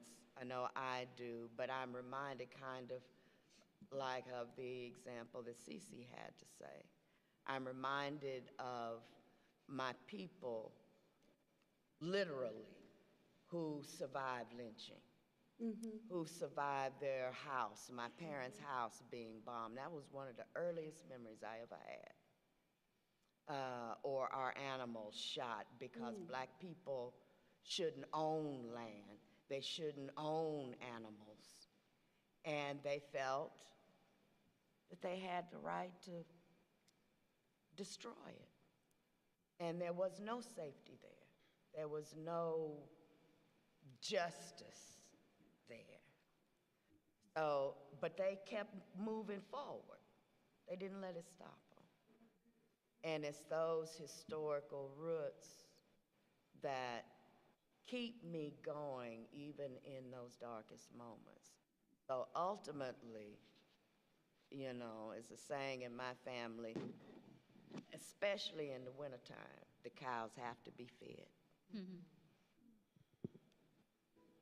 So I don't know if that answers all the questions. I didn't keep track of it. But, Francie.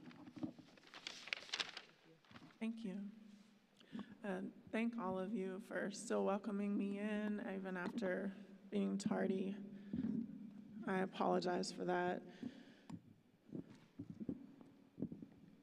The only reason I would be late to such an important meeting like this is doing the work that we all do.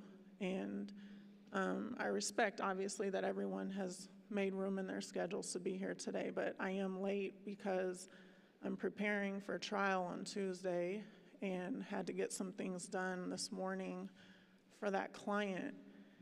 And so whenever I was reading these questions, what are you optimistic about?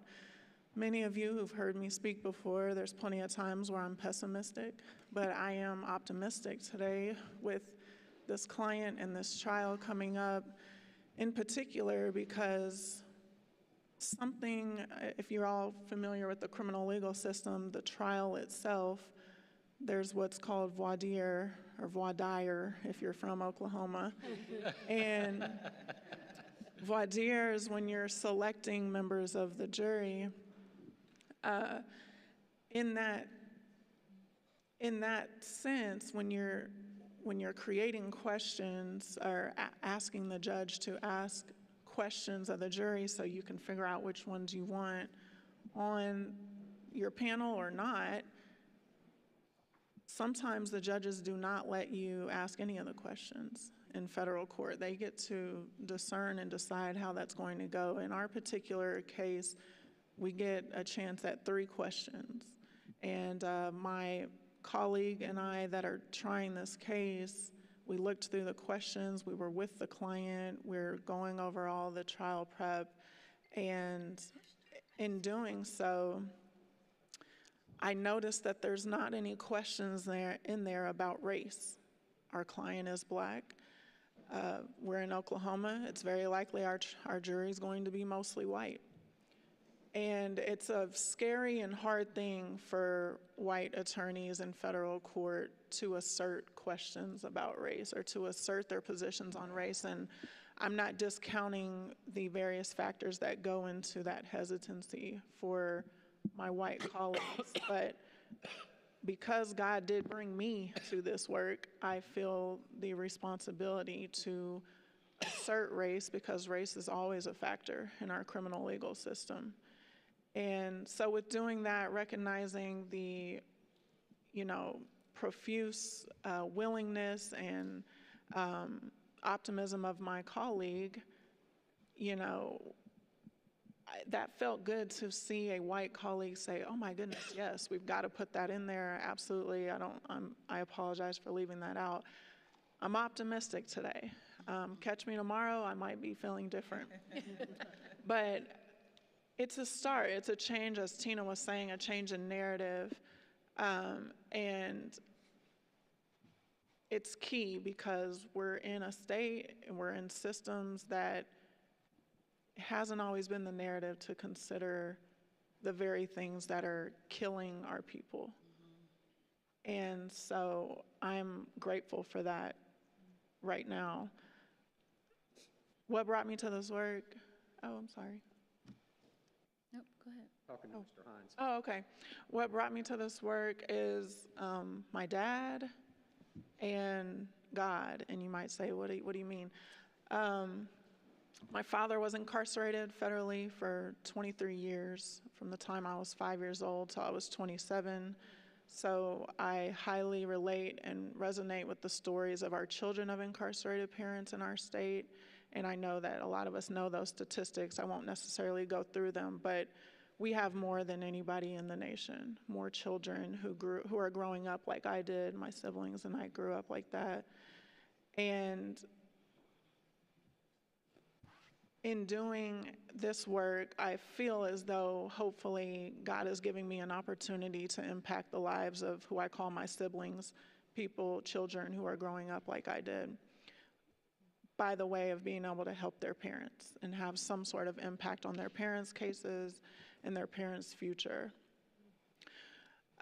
It's a large cross to carry, but I love it because it's mine and it's what God gave me, and I have to remind myself of that several times a day or week, but it's a privilege to do this work. It's an honor.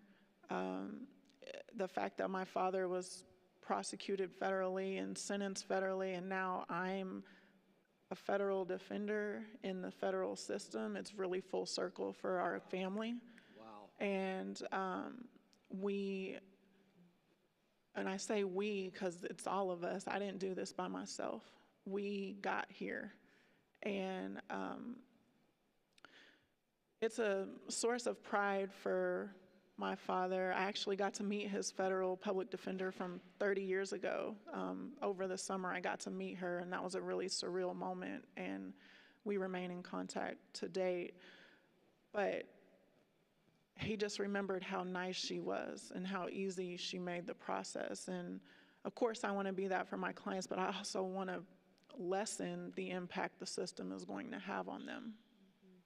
So that's my goal that I'm asserting whenever I walk into work every day. And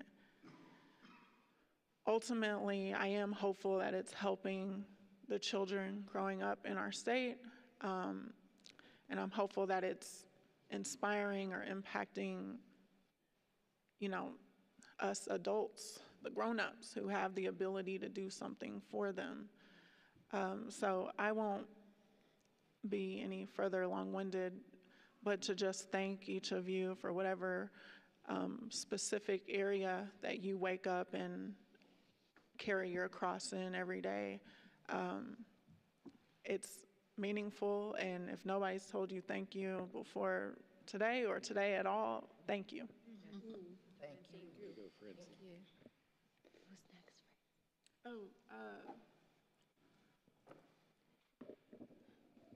Oluwade, have you been yet?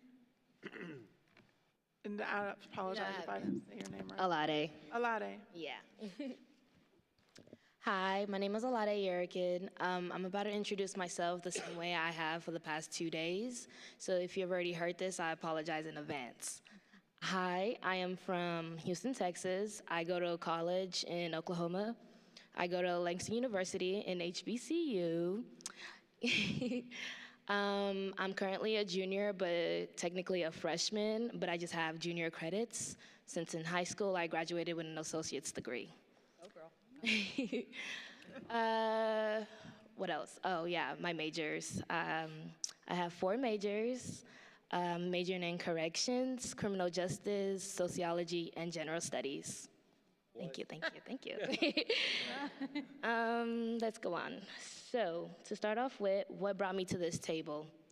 The things that have brought me to this table, I feel like, are the things I have achieved in life, what I'm currently achieving, and what I will achieve. What can I bring to this table?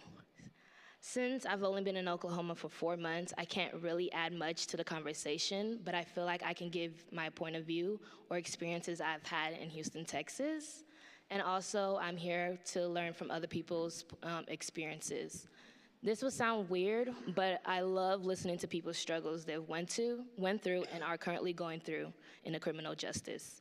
I believe I feel this way because one day I know for a fact I will be able to change it.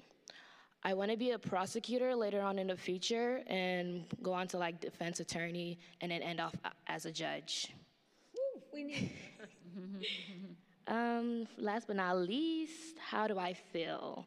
I feel quite excited just from hearing everyone's stories. It's like y'all have built up so much legacy and are still building it up. So just being able to hear that is wonderful. Again, I am still saddened that I won't be able to add into the conversation since, again, only been here for 4 months, but I'm excited. Thank you. Susan? Thank you. I'm Susan Sharp, and I'm a retired professor from the University of Oklahoma. What brought me to this? Many things, really. The God of my understanding really is what brought me here, but I'm from Texas, and for many years I ran drug treatment programs, and then I ended up waking up one day with the thought that I needed to get my PhD, and I turned in my application that day, called old professors who actually faxed references and was told that I missed the deadline by day. And I said, okay, because that's what I've learned is what is what is. And anyway, they sent me a letter a week later saying that I was admitted but had no funding. And I said, okay, I'll work full time. And then they sent me a letter saying I was fully funded. At that point, I thought that God was kind of trying to tell me something. So I got my doctorate there, and when I was applying for jobs, I did apply to OU. It was not high on my list, and when I came and interviewed, it became even lower on my list because the department chair was very proudly telling me about Oklahoma having the highest female incarceration rate in the world. And I asked him why he thought that, and he said Oklahoma has mean women. And my first thought was, I don't want to be here. My second thought was, maybe I'm needed here. That's right. And so I came to Oklahoma, and I immediately got involved in a research project on looking at the impact of incarceration on families of people caught up in the criminal justice system. So there are people in this room that I know because of my initial research, and then I worked with the Oklahoma Commission on Children and Youth for about 10 years. We did an annual study on female offenders and their children. Excuse me. Somewhere in that whole mix, I got caught up in the impact of the death penalty on families, and got involved with the coalition to abolish the death penalty. So I guess what I'm saying is, I'm an academic and I'm an activist both, and I've always been both. That's just who I am. Why do I do it? Because I care. That's right. Because I understand that there but for the grace of God go I. I very much understand that. You know, the accident of birth, that I was born into a family with money and social standing, is just that. It's an accident of birth. It didn't make me better than anybody else. And I've always believed that very strongly. I believe that still today. In my career at OU, one of the things that I was privileged with doing was bringing OU students to Mabel Bassett Prison for a semester-long class that was half women prisoners and half OU students, because I believe the way to change minds is to introduce people on a level playing field, so that, you know, it's really hard to fear the person you know. You can fear the unknown, but once you get to know people, so I've had a lot of just incredible blessings. I've had an incredible life, and for someone who was way off track at an early stage in my life, heard Justin kind of allude to that kind of thing, and I don't know how I got here, except that I was supposed to. That's all I can say is, you know, it's no great thing of mine. Am I optimistic, pessimistic, hopeful, or discouraged? Depends on which moment you ask me, really. I can get very discouraged in this state, but I also believe that good prevails. And if I believe that good prevails, that means I have an obligation to work towards the good. And so that's kind of what brought me here. So anyway, I'd like to hear from Leslie. Thank you. Me too. I'm Leslie. I am the State Labor Commissioner, but in my former life, Chris Steele and I served together in the legislature. And he's the first person that ever said the words that I heard of what criminal justice reform was. At that time, I don't believe anyone in the legislature was talking about it, and I think it was unfortunate that it was even a positive to have the attitude of lock people up and throw away the key.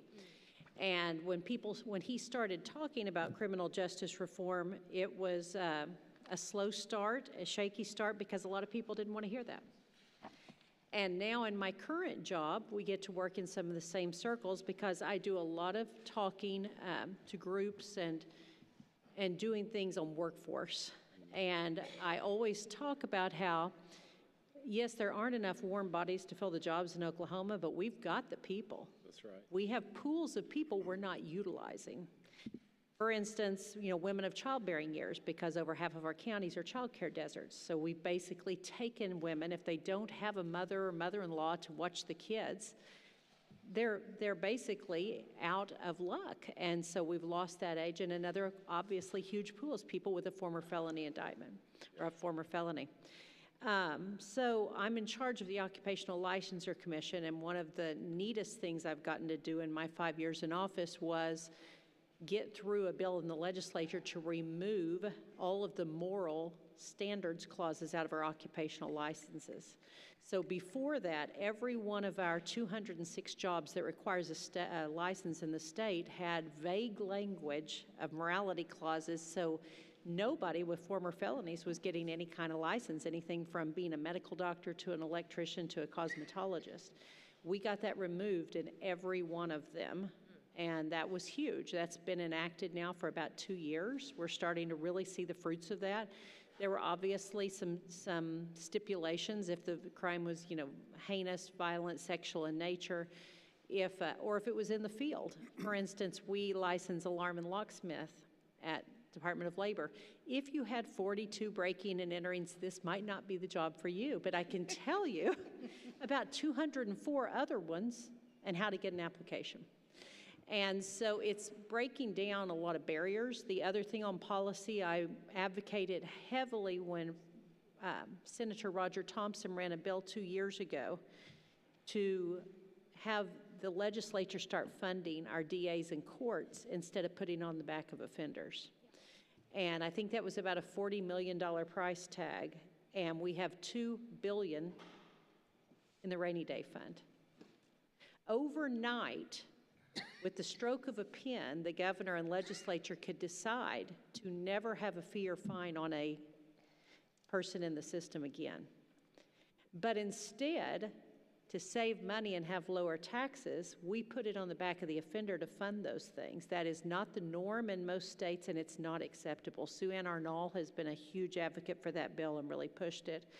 I want to keep pushing and advocating for that because I think it would be life-changing if when people got out, they didn't have that black cloud over their head of the fees and fines they're going to be paying on the rest of their lives.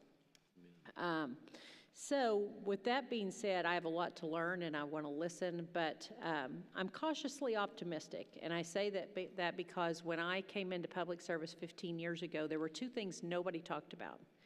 You did not talk about it if you knew somebody that was mentally ill. So one of the first things I did when I was elected labor commissioner was stood up at the table at I'm over the Department of Labor. We have about 80 employees, and I said, hello, I'm your new executive director, and I have a mental illness.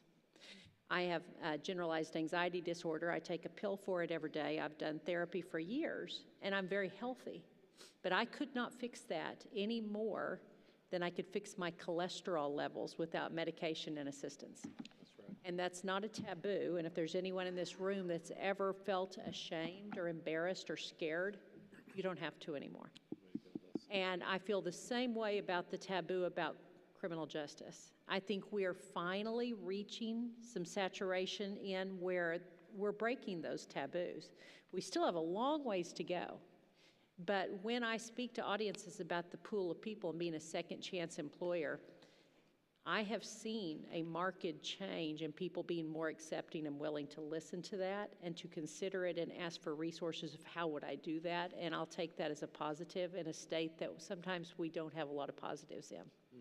So thank you for letting me be a part of this group. Thanks, Leslie. Oh, and I'll pick Tyler. Ty, my guy. Hey everyone, my name is Tyler Fisher. Honored to be here as well. I had an opportunity last year to sit in the crowd, and I was telling someone who interviewed me, they asked, what did you think about the experience? And I said, it felt like being junior varsity and looking at all the intellectual giants play the game in Oklahoma. And so now being able to sit at the table and have conversations with many of you, it's just been very rewarding and eye-opening. What brought me to this work is once I finished studying criminal justice in college and began working at Team, I had an opportunity to work 2 years with individuals who Oklahoma, to say that, or for lack of a better term, Oklahoma had forgotten about. And so these individuals needed help with education, employment, recovery assistance, things like that.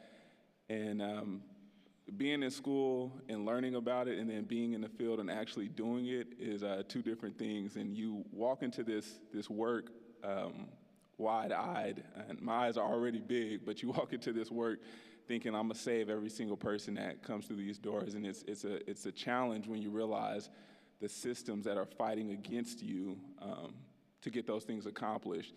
And so what I feel I bring to this work, and also what I'm hopeful for, or what I think about the future of Oklahoma, is that I do have a childlike faith in what Oklahoma can become.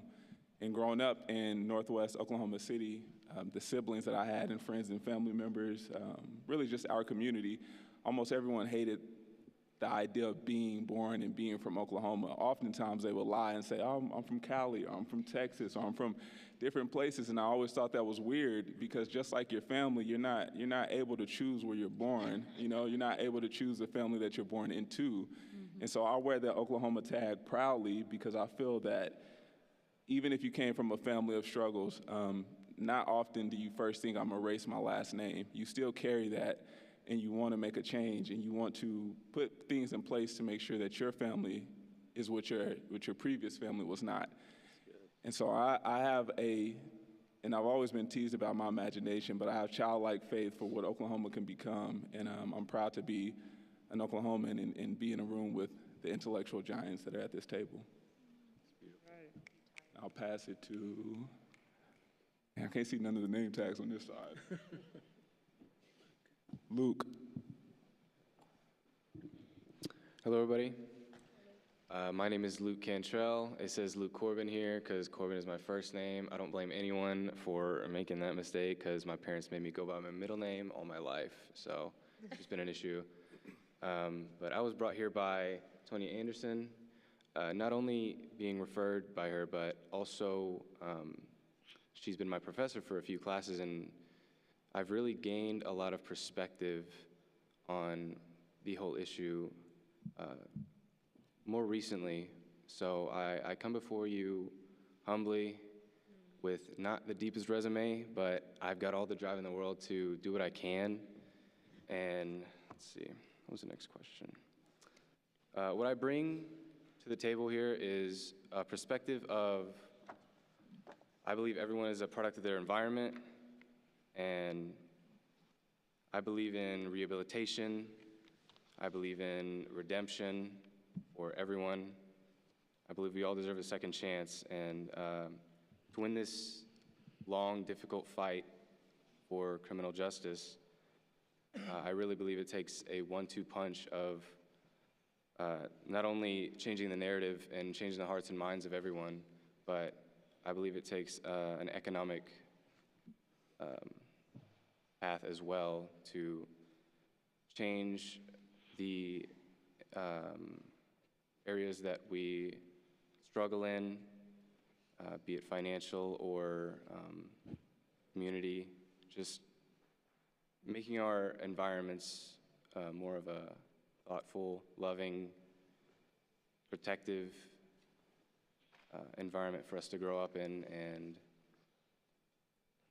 become better people and escape the bubbles that the system really puts us in. So I don't have a ton of insight, but I'm ecstatic to hear from everybody today, and I'm very honored to be here. So thank you all very much. Reggie, would you like to go next? I guess I start out by saying better late than ever. That's right. I've been probably involved in this work all of my life, and I won't say how old I am, but it's been a long time. And I actually started getting interested in this work when I was probably 16 years old, and I saw a young man in our neighborhood get arrested by the police, and they were pretty rough with him. And so I came out on the porch and I started hollering down there at him to don't do this and don't do that. And my mother came out and she said, boy, you better get back in this house before they come and get you. And she said, if you want to do something to change that, you need to go to school, get educated so you can help change it. And so that kind of always stuck with me. So fast forward, I got an athletic scholarship to Langston University. And Langston was, I'm going to show you how old I am. Langston had just started their criminal justice degree there. And so I was one of the first ones to graduate from Langston with a degree in criminal justice. And our coaches kind of pointed us toward going there because they said, there's always going to be jobs in criminal justice. And so got started in criminal justice, but while at Langston, I had an opportunity to meet Opio Toure, and I can't remember what his name was back then. It wasn't Opio Ture. And another gentleman by the name of Theodis Payne. And if anybody here knows those two gentlemen, you will always know they were champions for justice, even back in those days in college they were. At one point, our legislature and their great wisdom had decided they were going to close Langston University and turn it into a prison.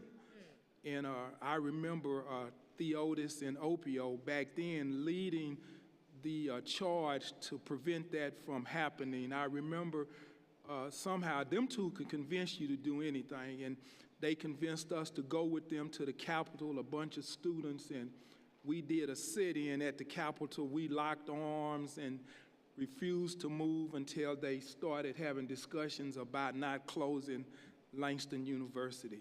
And so long story short, Langston was not closed and turned into a prison. But right after I graduated, I went to work for the Department of Corrections, and I got to work in just various positions there, from a correctional officer all the way to a warden.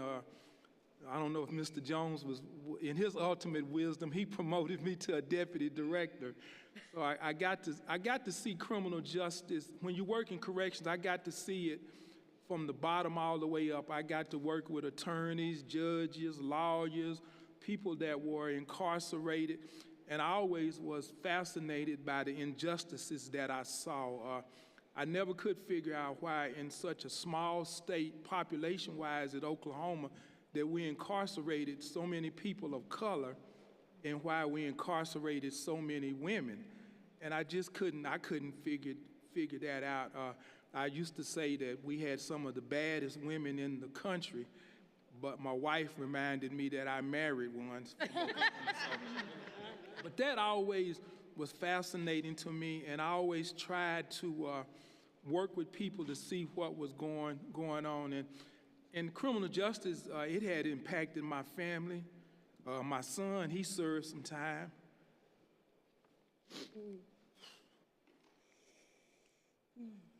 And I remember what he went through. It's okay. And I thought because I had such a big position in criminal justice that it wouldn't impact him. But I remember somebody telling him, your daddy can't get you out of this shit now. And that was one of the people that was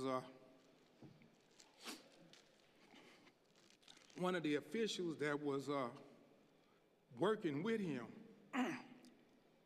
And you, as a parent, if you see one of your kids incarcerated and you're actually working in the field, but to see him in that orange jumpsuit, my wife and I went to visit, and I can remember them running the drug dog on us and the impact that had on us.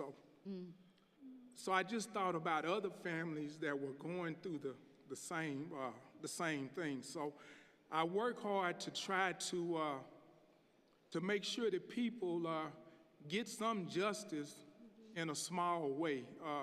Some of the biggest things that I have probably been involved in is that a lady that was serving time for a robbery, and she had been in almost 40 years, and she was 70 years old, and she was still in the system.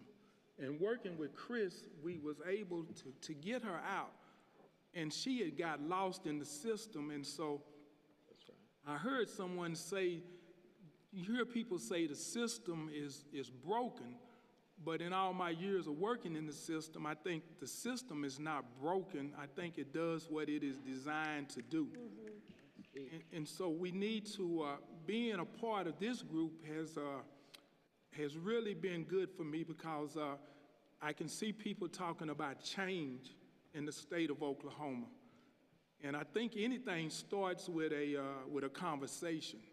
And then from that conversation, we can do some things. And there are a lot of good people that are been in the system, and there are a lot of good people that haven't been in the system that are working working for change. And so I'm glad to be a part of this movement. And so I'll turn it over to my sister-in-law, Gina Ritchie. I've already spoke. You already spoke? Okay, well, as Mr. Jones spoke. Yep. Okay. Where my namesake here, Reggie Cotton. You spoke. See, when I'm late, I miss out on everybody. Go to CC. We have Okay, well, I'll go to Miss Cece, Cece Kim. Jones. Yeah. All right. Good afternoon, everybody. I am cognizant of the time. We are moving into the lunch hour. Turn to your neighbor and say lunchtime. Lunchtime. All right. I am Cece Jones Davis, and before I say anything else, I do want to reiterate what I said last night, which is very honest for me. I am not from Oklahoma. A lot of my work is here, and I don't currently live here. And so I just want to, again, say thank you to everyone around this table and those who are not at this table for the ways in which you all have embraced me and brought me in and allowed me space in this state and in these conversations. You have been so hospitable and kind to me, and I deeply appreciate you. Thank you. What brings me here is Julius Jones and the Jones family. I have been very, very fortunate to serve them as the founder of the Julius Jones Coalition and as the campaign director for Justice for Julius. I am here and I bring to this table what I have learned mostly from that experience. Even though I've done advocacy work for over 20 years in HIV/AIDS and women and girls equity and all sorts of things, what brings me to this table is my love for them and my dedication to their situation. I do want to lift up what's really heavy on Julius's heart this morning, which is the execution of Philip Hancock that happened while we are speaking right now. He was pronounced dead at 11:29. Sister Cherie also brought that into the room for us today.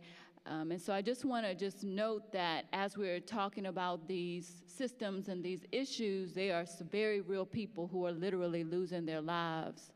And Philip Hancock is that person today. Thank you. And no matter what he did, the man's life had value and the man's life had meaning, and he was made and is made in the image of God. That's right. What brings me here? Faith brings me here. So much brings me here, but faith brings me here. And in my tradition, faith is the substance of things hoped for and the evidence of things that are not seen. And there's so much that we have not seen in Oklahoma. But so there is so much that we can hope for. And so I'm here because I really do have a defiant hope. I can be very naive, which works in my favor quite a bit. But I am very defiant in what I believe is possible, because I believe that with God all things are possible. So with that, I will turn. Also, I'm here because I am a global citizen. And in being a global citizen, what that means is that no matter where the pain is, that's where we do our best to show up or to stand in solidarity. And so not only do we stand in solidarity, do I stand in solidarity today with all the people who are harmed in systems in Oklahoma.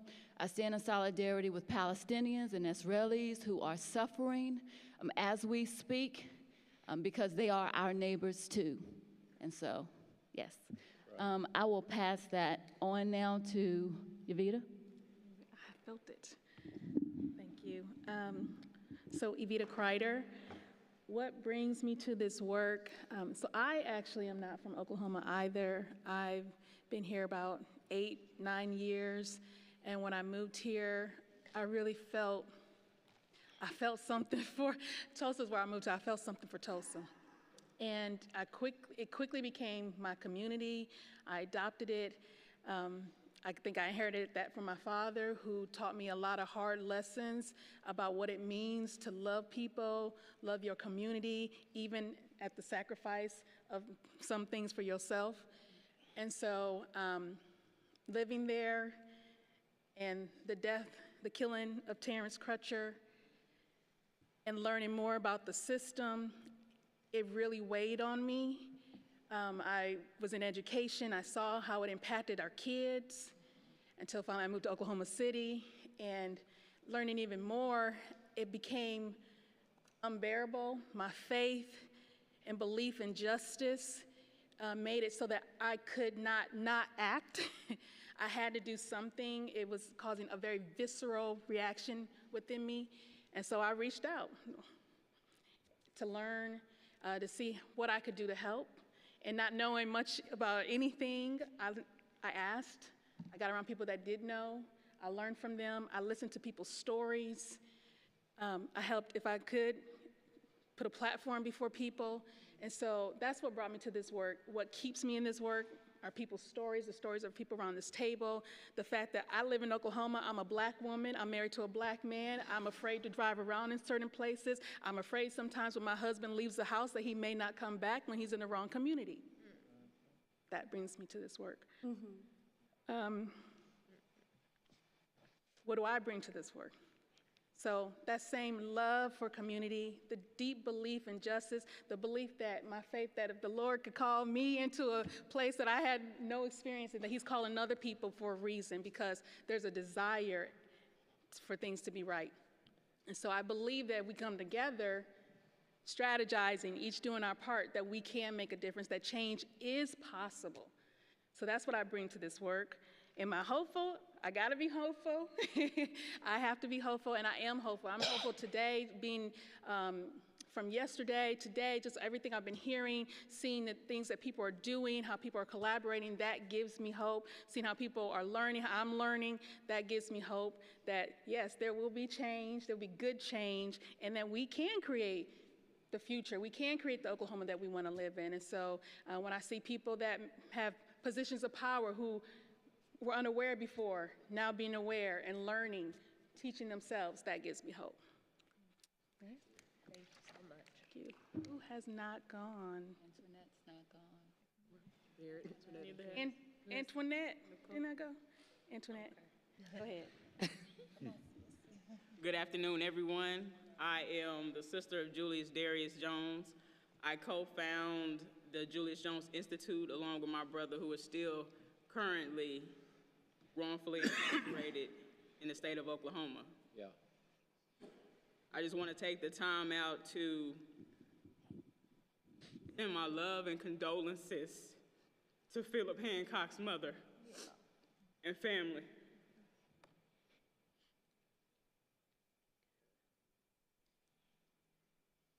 When somebody is incarcerated, they are still a citizen. When they're in the United States of America, they are still a citizen. They still pay taxes. This is why I'm here. This is why I do this work. And I'm often reminded that my voice is to speak power and truth to our leaders in this country. And that is important for you as an individual. When you see injustice, do something about it. My brother is still impactful, and I'm reminded, impactful in a positive way, impactful in changing people's thinking, changing people's mindsets to care about their neighbor, not just the ones sitting next to us, but in the world. My family comes from a background of faith. It is faith, it is God, it is Jesus Christ who has instilled in me to be able to talk to you right now. If not for God, I would not be here. I made a promise to him a long time ago if he saved my brother's life.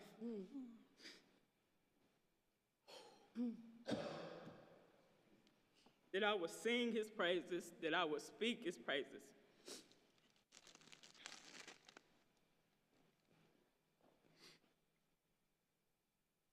I'm always optimistic.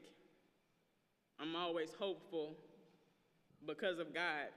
Even though it's a lot of hell that happens, I'm always hopeful. I've been told that I'm a hope dealer. Oh, that's nice. A peacemaker, a mentor, a coach. but I'm mostly proud to be a child of God because there's so many communities that doubt God, so it's important to show them I'm a prime example. I'm a rainbow baby. My mother lost her child before she had me. And I just want to tell you each sitting here today, thank you for standing on your principles, your ground. Thank you for going through what you have went through. You matter. You will always matter. And it takes all of us to do greater, to make the change that we want to see. We have to be that change, right? And that's exactly what each of you have done. You have overcome circumstances. Beautiful. Thank you. Beautiful. And I will give it over to, We have Kim, Vered, Nakona, T-Cherie, and Melvin left. my sister, Tisha Ree. Good morning. Good morning. Good morning. I am, or I think it's afternoon now. T. Sharia Moore Dickerson. I felt the need to also say that the T stands for Tashalay. That is the name that my sister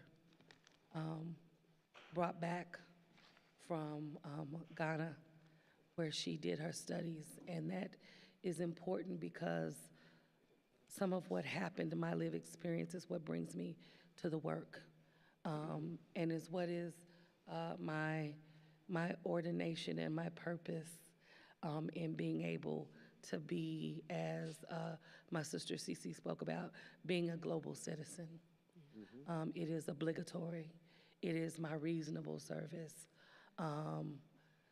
It is part of what keeps me very mindful and hopefully humble, being in service to the beloved community and to humanity as a whole.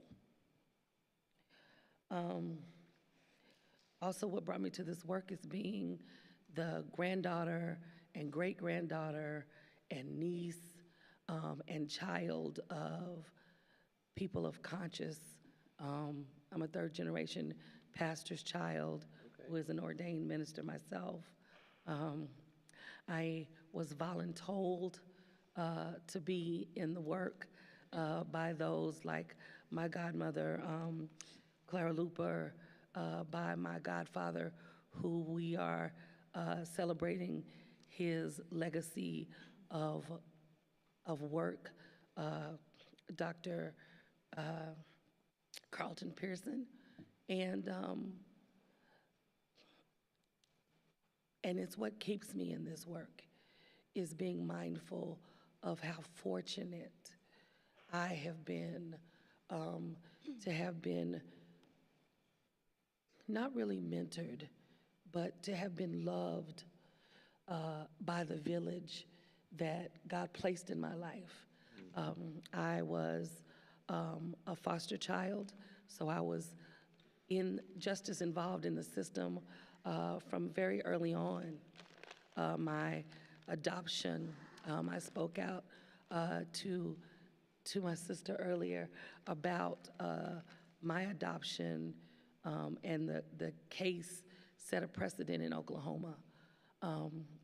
And I watch how the universe, the creator, the God that I serve, has ordered my steps to be connected to such amazing humans, many of those whom are at this table, and yet to so many abroad. I have the privilege of doing a lot of solidarity work in other countries, and I'm able to witness and hopefully offer a servant's heart to those, and compassion.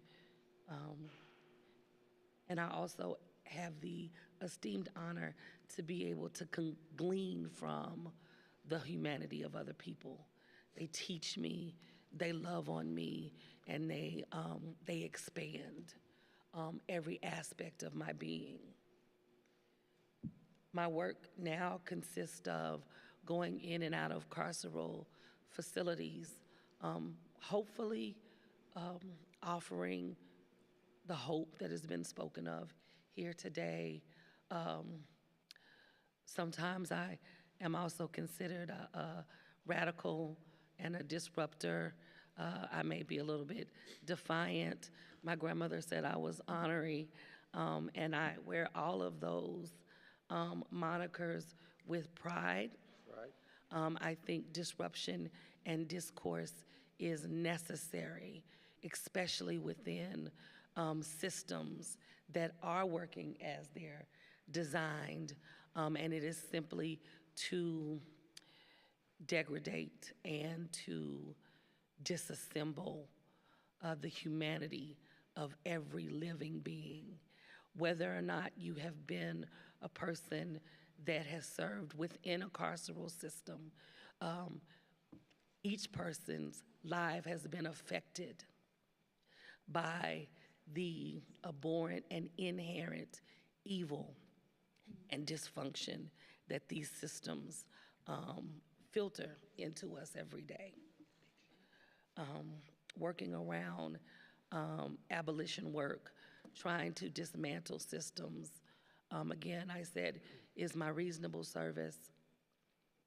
It is something that I have learned and have submitted to, so I'm learning submission, and not just to necessarily authority, but to what you are called to do. Sometimes submitting to the greater good, and also learning to submit to the healing process. Amen. I have, part of my lived experience is an experience of loss. And I have lost to murder, a child, a parent, and 2 of my siblings.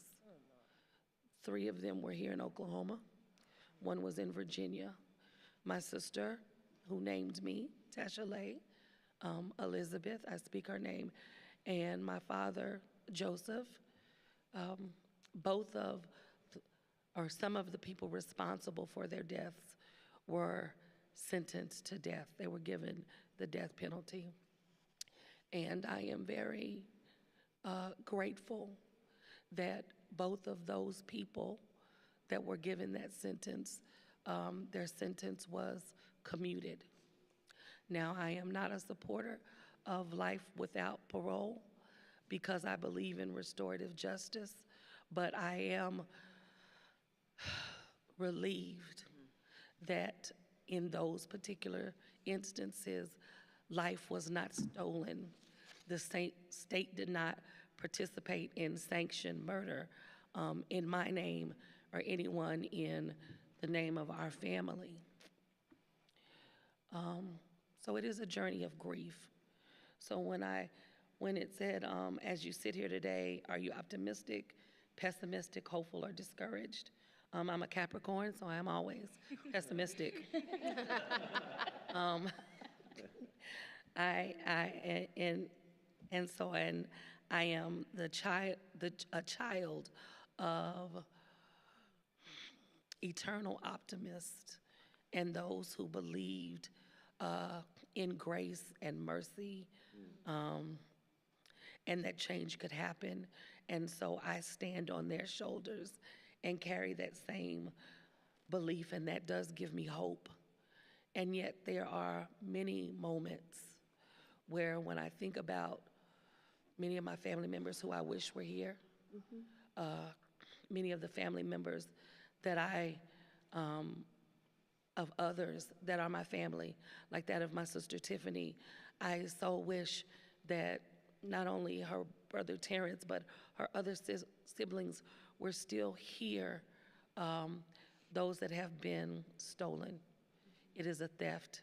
That is the part of the criminal justice system that I think that needs to be changed the most. And so I stand in humble submission to that and stand on the words that I kind of live by, that says, when I dare to be powerful, to use my strength in the service and vision of my God-ordained purpose, then it becomes less and less important whether I am afraid. And that is a quote, but my mantra from Audre Lorde. And so I am just here to bring that to the work, to continue to do the work, and to learn how to love on the community at large, as I am commanded, as I desire, and hopefully I do that in a way that they understand that my intention is also the result, that the impact is the result of my intention. Ashe. Ashe. And I don't. I'm gonna actually cut in here. We are going to break for lunch, but this part of the process is so, so important, and it's, we want to make sure that everyone has enough time to share fully and at what brings them to this work and what they bring, but we also want to respect the time of everyone. And so we're gonna break now for lunch, and we'll pick back up introductions when we come back. Sound good?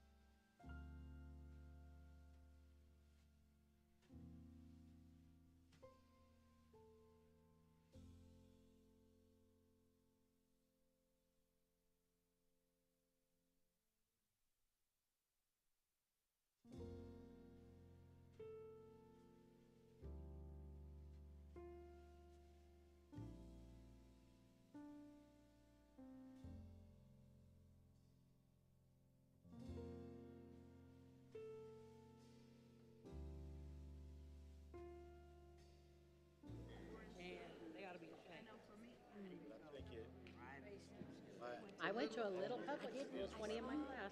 Hi, everyone. Hello, hello. Everyone, we are going to get started in just a couple of minutes.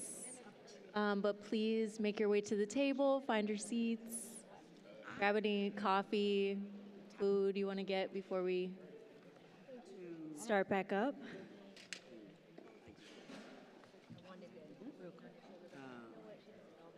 That's the foundation for underground. No, thank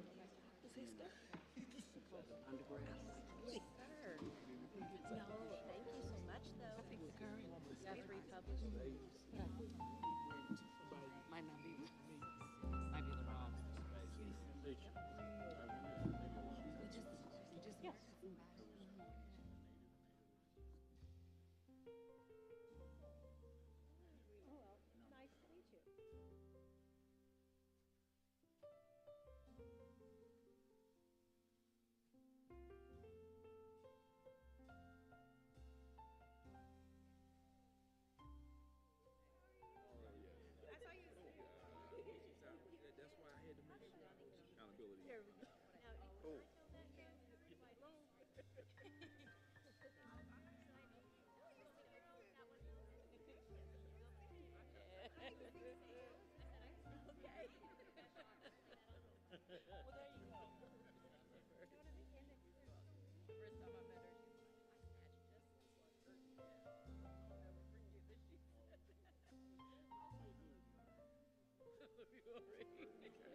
All right. Hello? Is it on? Hello, everyone. Hello. We're going to get started right now. We have a few more introductions to get through and then our first discussion. And we really just want to remind everyone to be mindful of the time. Folks have other commitments and flights to catch and things like that. So we want to stick to this agenda as closely as possible. Let's get back into our introductions. Who would like to start? We have Kim, Vered. I'll start. Nakona, go ahead.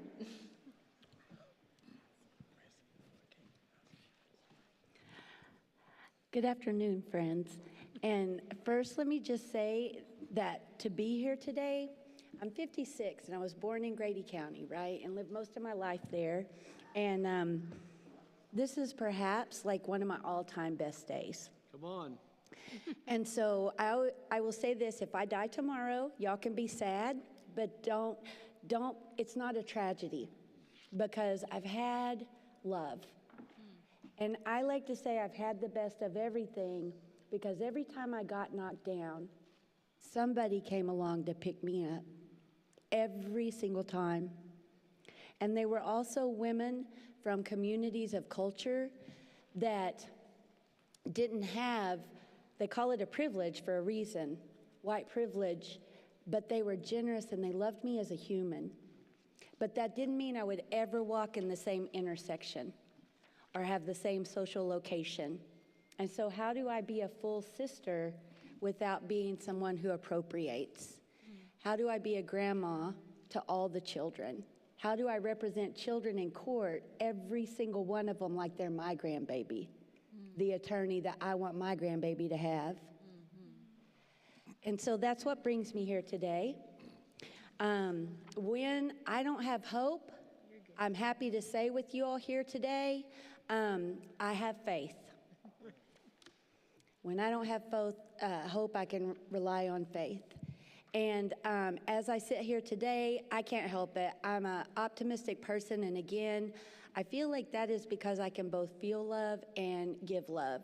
And there's a reason Dr. Reverend Martin Luther King talked about beloved community. Love is at the center of all of it. And since I got back to Oklahoma, loving people has been the most threatening thing I've done. So I'll give you an example, and I'll give you 2 examples, and then I'm ready to pass the mic. So what brings me here today, and who am I? I am the product of everybody's investment in who I am, and the people who have done me harm, I've learned who they are, and it's like you recognize a scorpion when you see it, and you might not kill it, but you're going to go around it. And I feel like our transformation for Oklahoma, the revolution, will not be funded. And so I feel like we, as a grassroots community, we've got to find ways, and it exists with our children. They already know. They're musicians, and I was saying, you got to press your CDs and put them in the trunk and sell them. And they're like, no, Miss P, it's already on Apple. You know, I'm already making money. I'm like, oh, you got to teach me. So the youth are, in my mind, about the world today, they are my leaders. And about the experience of oppression, which just keeps recycling, I feel like it's my job to kind of work with all of you all to create the safety for them. And it's going to be a lifelong process, but I have never been more hopeful or more grateful than I am today. So thank you all very much. And I would like Mr. Baptiste to go next. That's beautiful.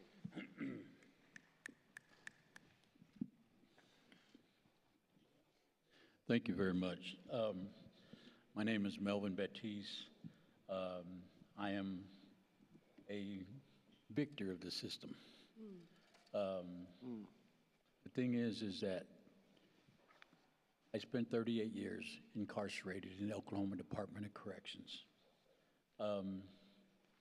It was only until Oklahoma was forced to recognize that they had no jurisdiction or authority to ever have prosecuted me, because I was a Native American who was accused of committing a crime in Indian country. So after 37 years, they dropped my charges.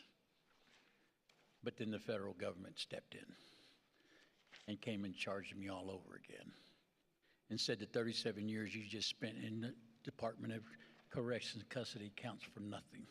We're starting all over. And so they threatened me with life imprisonment in the federal system. But one thing that kept me going through all my years of incarceration was a word called hope. You know, hope can be alive in every heart, no matter where you're at.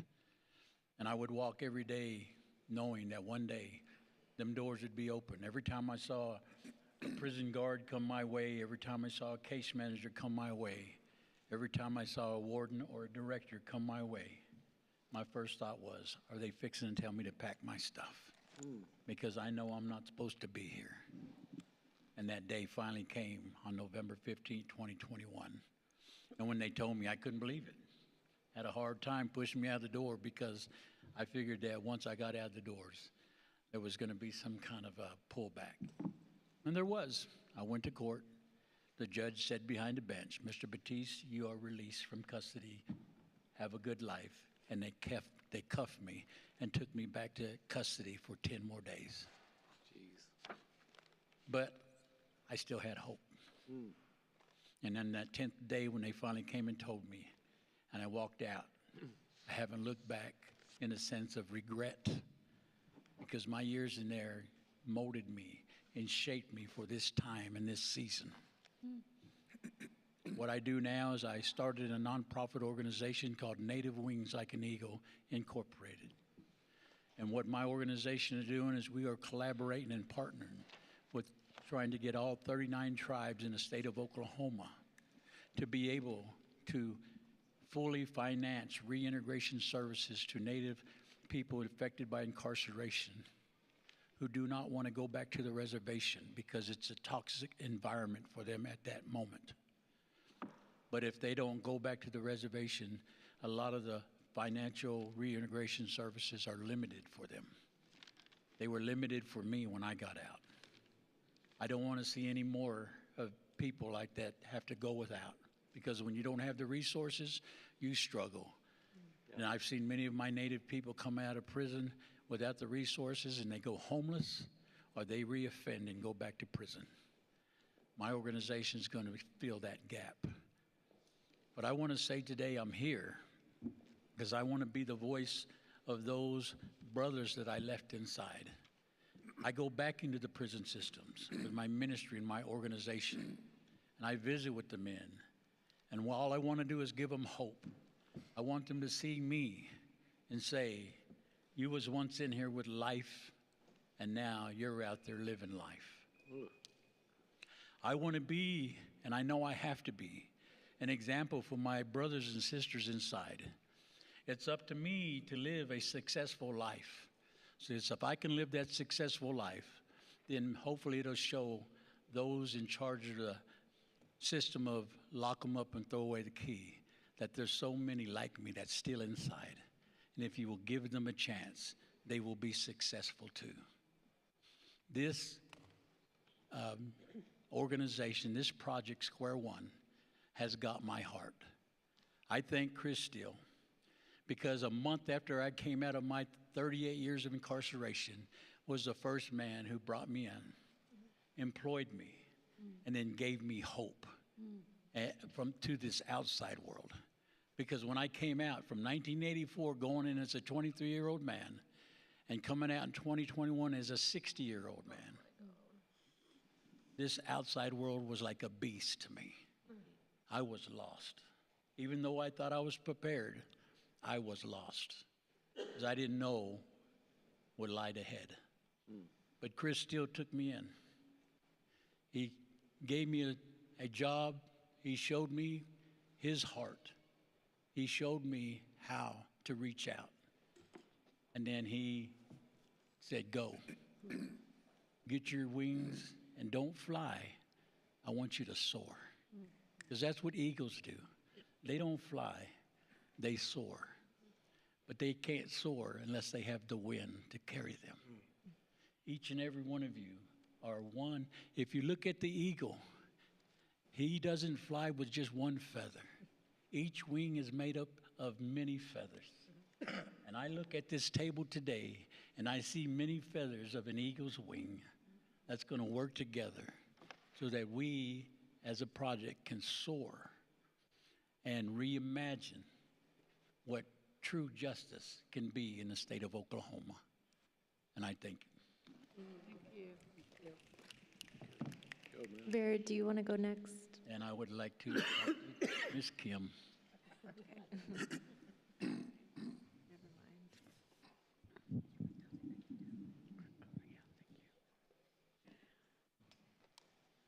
My name is Kim Cravat. I am a tribal attorney, and after running away most of my life, found myself in a space where I encountered the criminal legal system as an attorney, in the prosecutor's office. Again, Melvin has talked about the McGirt versus Oklahoma decision, which is a huge thing that affects so many people in the state of Oklahoma. And it's, so I found myself, after avoiding the criminal justice space for so long, that's where I was. So, and I say I ran away because I didn't have the courage that my sister Francie has. My father was also incarcerated and is still incarcerated for a crime he committed 40 years ago. And so I grew up without my father for most of my life. I also am raising children whose father was incarcerated and who died violently in the last year, and it has so my kids, my niece and nephew, are victims in a federal prosecution that is still ongoing. And so I've been impacted, my family has been impacted, my loved ones and relatives have been impacted by the criminal legal system. And that's just, that I avoided that because I didn't want to have to deal with those things, but now here I am. So, and so what I know, and again, like Melvin, was raised in a Native tribal community, and I knew that as a Native person that was living on restricted land that my family has held for 4 generations, that when I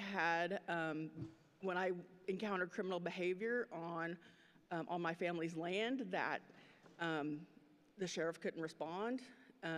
It had to be the tribal police, and the tribal police headquarters are an hour away. And so so the criminal legal system for Native people is so complex. It's so complicated. You can be prosecuted by the state if I am living, or if I commit a crime here in Oklahoma City while I'm here, I'm going to be prosecuted by the state. I could be prosecuted by a municipality. If I go home and commit a crime, I could be prosecuted federally. I could be prosecuted tribally. And so just all of that complexity is our reality. And that reality is so different than other people face. And it's very specific to Native people. And it's hard to know what your rights are. It's hard to know what the laws are. It's a complex landscape. And so that's how, I mean, like most everyone here, I got here as a tribal prosecutor and met Chris and Avita, and who were so impressive and who just moved me in our first meeting. I got here because I wanted to be a part of something good, a good result. I wanted to be a part of something new and radical. I just wanted to be a part of that energy and this movement. And it took me a long time to get there. Like I said, I wasn't brave. I wasn't brave enough to confront what I'd carried around for most of my life. So, but here I am sharing my story with you all, and it took me a long time to be able to do that. But I'm grateful to be here, and I also vacillate between being pessimistic. I tend towards cynicism, but I also, hope is the best thing we can have. Like, if we don't have hope, then what are we doing here? So I have hope. At the end of the day, I have hope. And I'm grateful to be here. I'm thankful to have been part of Square One from nearly the beginning, and I am privileged to be among all of you. So thank you. Way to go, Kim. Oh, let's see. Maria? Hello, everybody. Oops, sorry, I'm naturally kind of loud. My name is Maria Morris, and I have been directly impacted by the justice system. In 2000, well, I, as an adult, struggled with addiction, meth addiction, well, a lot of different substances. And when I was in 2016, I had my daughter. She was Carabelle. She was born with meth in her system, and she was taken from me. And from that moment, I knew that I needed to turn my life around. I didn't know how. I didn't have any real kind of resources. I was just kind of figuring it out as I went. And I wanted to make a career. I wanted to have a career because I hadn't really done anything productive in my life up until then, and I was 26 years old. And so I blindly picked culinary arts in Tulsa Tech and ended up excelling. I've won awards at state and national levels for culinary competition. And in 2018, my second year of culinary school in January, me and my daughter were in a house fire together, and she did not make it. And she was 22 months old. And so as I was being wheeled off to the hospital, I ran back into the house to get her, and I couldn't save her. I couldn't get to her, and I passed out. And I woke up in the hospital with machines breathing for me. And I looked at the nurse and rocked my arms, and I asked, because I couldn't speak, you know, where's my baby? and the nurse coldly looks at me and says, "You don't remember? Your baby died in that fire." Like to punish me. And the second that the tubes were taken out of my throat, police, fire department, and DHS were in my room questioning me, and I could barely speak. When the fire happened, they split our family up like we were all criminals and questioned us separately. When I was released from the hospital, I went back to what I knew or what I felt like was helping me, which was drugs. And one day I was sitting on a hotel bed and looked up and saw my face on the news, and I was wanted for child neglect. In my discovery, there was no, Maria started the fire, she did this. There was nothing saying that I had anything to do with the fire, and just that I didn't save my daughter. And so I was confused. I was like, how can they do this? How can they prosecute a mother who just lost a child? But in that same vein, a mom who wasn't able to save her child, I was already putting that weight on myself. I didn't need any outside force telling me that I had failed.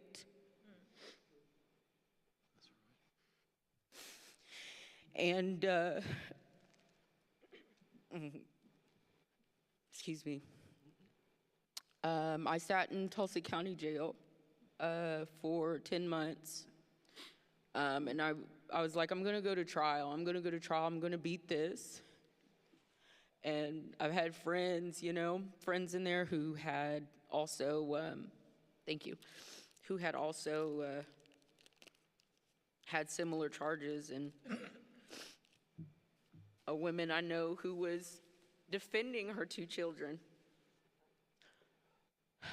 One story specifically comes to mind, a woman who I was friends with who was defending her 2 children and shot a man who had invaded their home, an ex-boyfriend. And she was like, I'll see you on the other side. And she went to trial, and she's now in prison for 30 years. And when I saw that happen, I was like, I'm not gonna make it. I'm not gonna make it through. If they can prosecute her, they'll have no problem prosecuting someone like me who they view as somebody who killed their child. And so at that point, I was really, all I had was prayer. All I had was, I just wished harder than anything, and I prayed harder than anything, like, Lord, please, have some mercy on me at this point. And I was introduced to some amazing people, some amazing women, some of the most amazing women while I was incarcerated. One of which came in to teach a women in transition class and heard my story.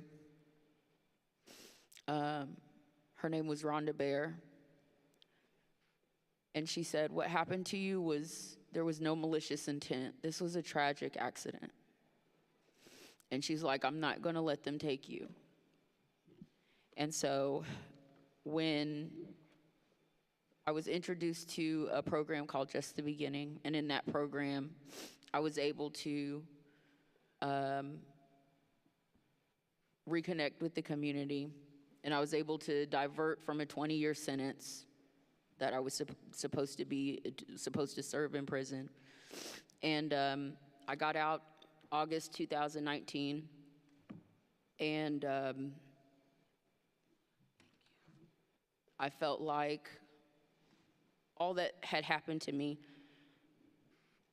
was for a reason, like, was for a purpose. And that was something that started to become ingrained in me, like, your pain wasn't for nothing. And the things that you went through wasn't for anything. And so I wanted to build a legacy in my daughter's name. And so my best known skill is that I can cook. And so I wanted to help other women like me in that realm and finding employment, which was one of the hard thing for me to do myself. And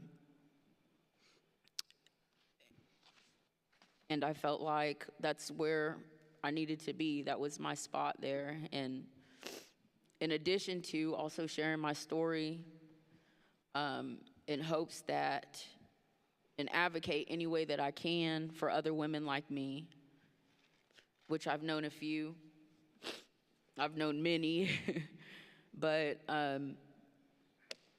in hopes that one other won't get thrown away. Like I almost got thrown away, and like other women after me I've seen thrown away.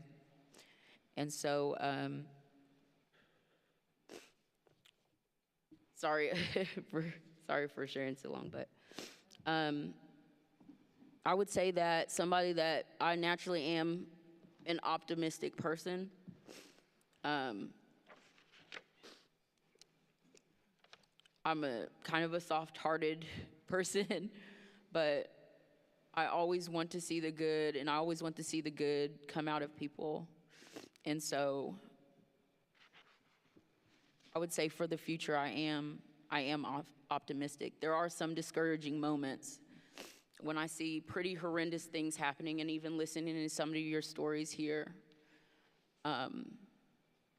But Nakona, is that how you say your name? I love what you said about love, because my mom, 1 Corinthians 13, you know, she always talks about love. And she tells me that God is love. And she tells me all the things, all the characteristics of what love is. And when those things meet, you know, and I think that's what we have to instill in others.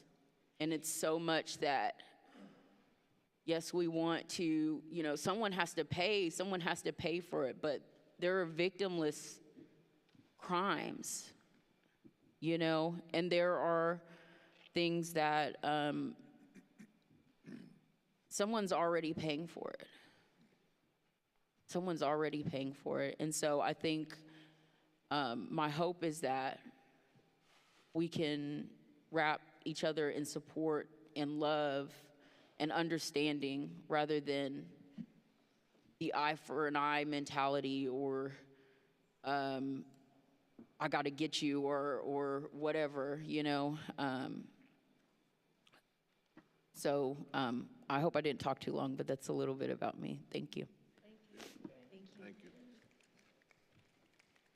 I think we have Vered, John, Clarence Mimi. left. Mimi. No? Oh, and Mimi. Mimi Tarash. Okay. All right. Jared. Am I competing with somebody? No, we were going over all the four of us who haven't spoken yet, so you're not competing. Welcome. So my name is Vered Harris. I was brought to this work by Chris Steele, invited. I'm a rabbi. I serve a congregation not far from here in Oklahoma City. And so while this work is a very small part of what I do, right? I don't get to spend a lot of time on it. It is a foundational piece of the cultural and religious community that I serve. So we are commanded in our sacred text to pursue justice. And that plays out in a lot of different ways, particularly well, that plays out in a lot of different ways. And here in Oklahoma City, there are lots of different ways that the people that I work with on a daily basis put that commandment into play across many communities. So I think that that's what brings me to this work in general, is the generalized idea of justice. What I bring to this work, I think, are some of the practical ways that my religious tradition instructs, oh, if you want to achieve justice and if you want to work toward a more just and merciful society, do these 6 things.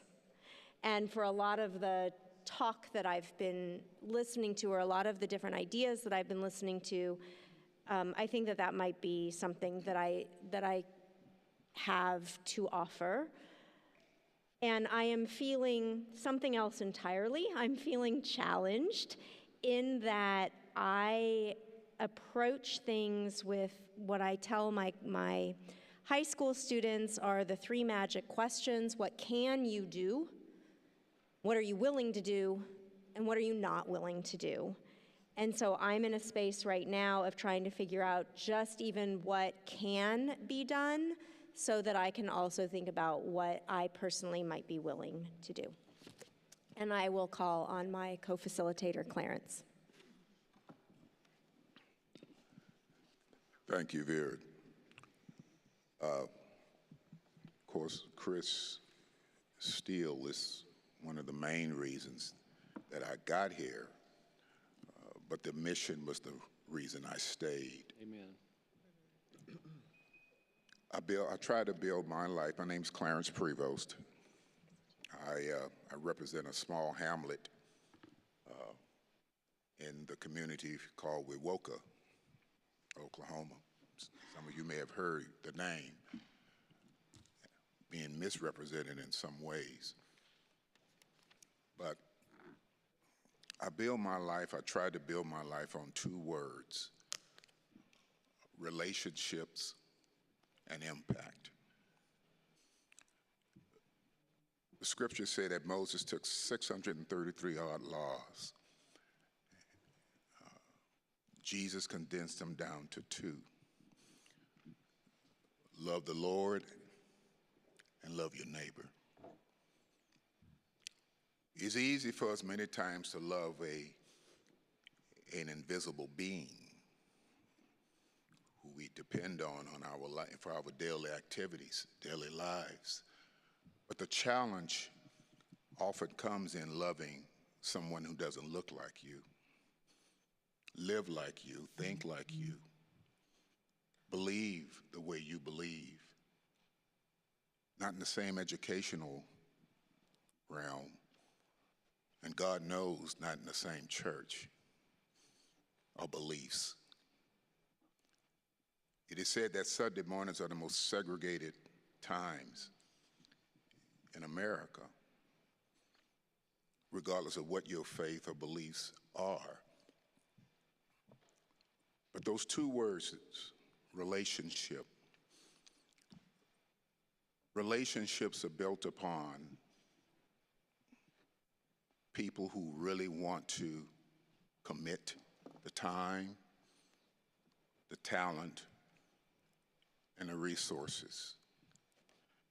And just recently, I began to preach, teach, promote that we need to go beyond the golden rule, which means treat others like you want to be treated, but move above to the platinum rule that says treat people like they want to be treated, which means they have to be in a relationship. For me to know how you want to be treated, for me to know how you want to be considered, spoken to, addressed, talked to, I have to know you. And that takes effort. That takes time. Right. That takes for you to come out of your comfort zone many times for you to do that.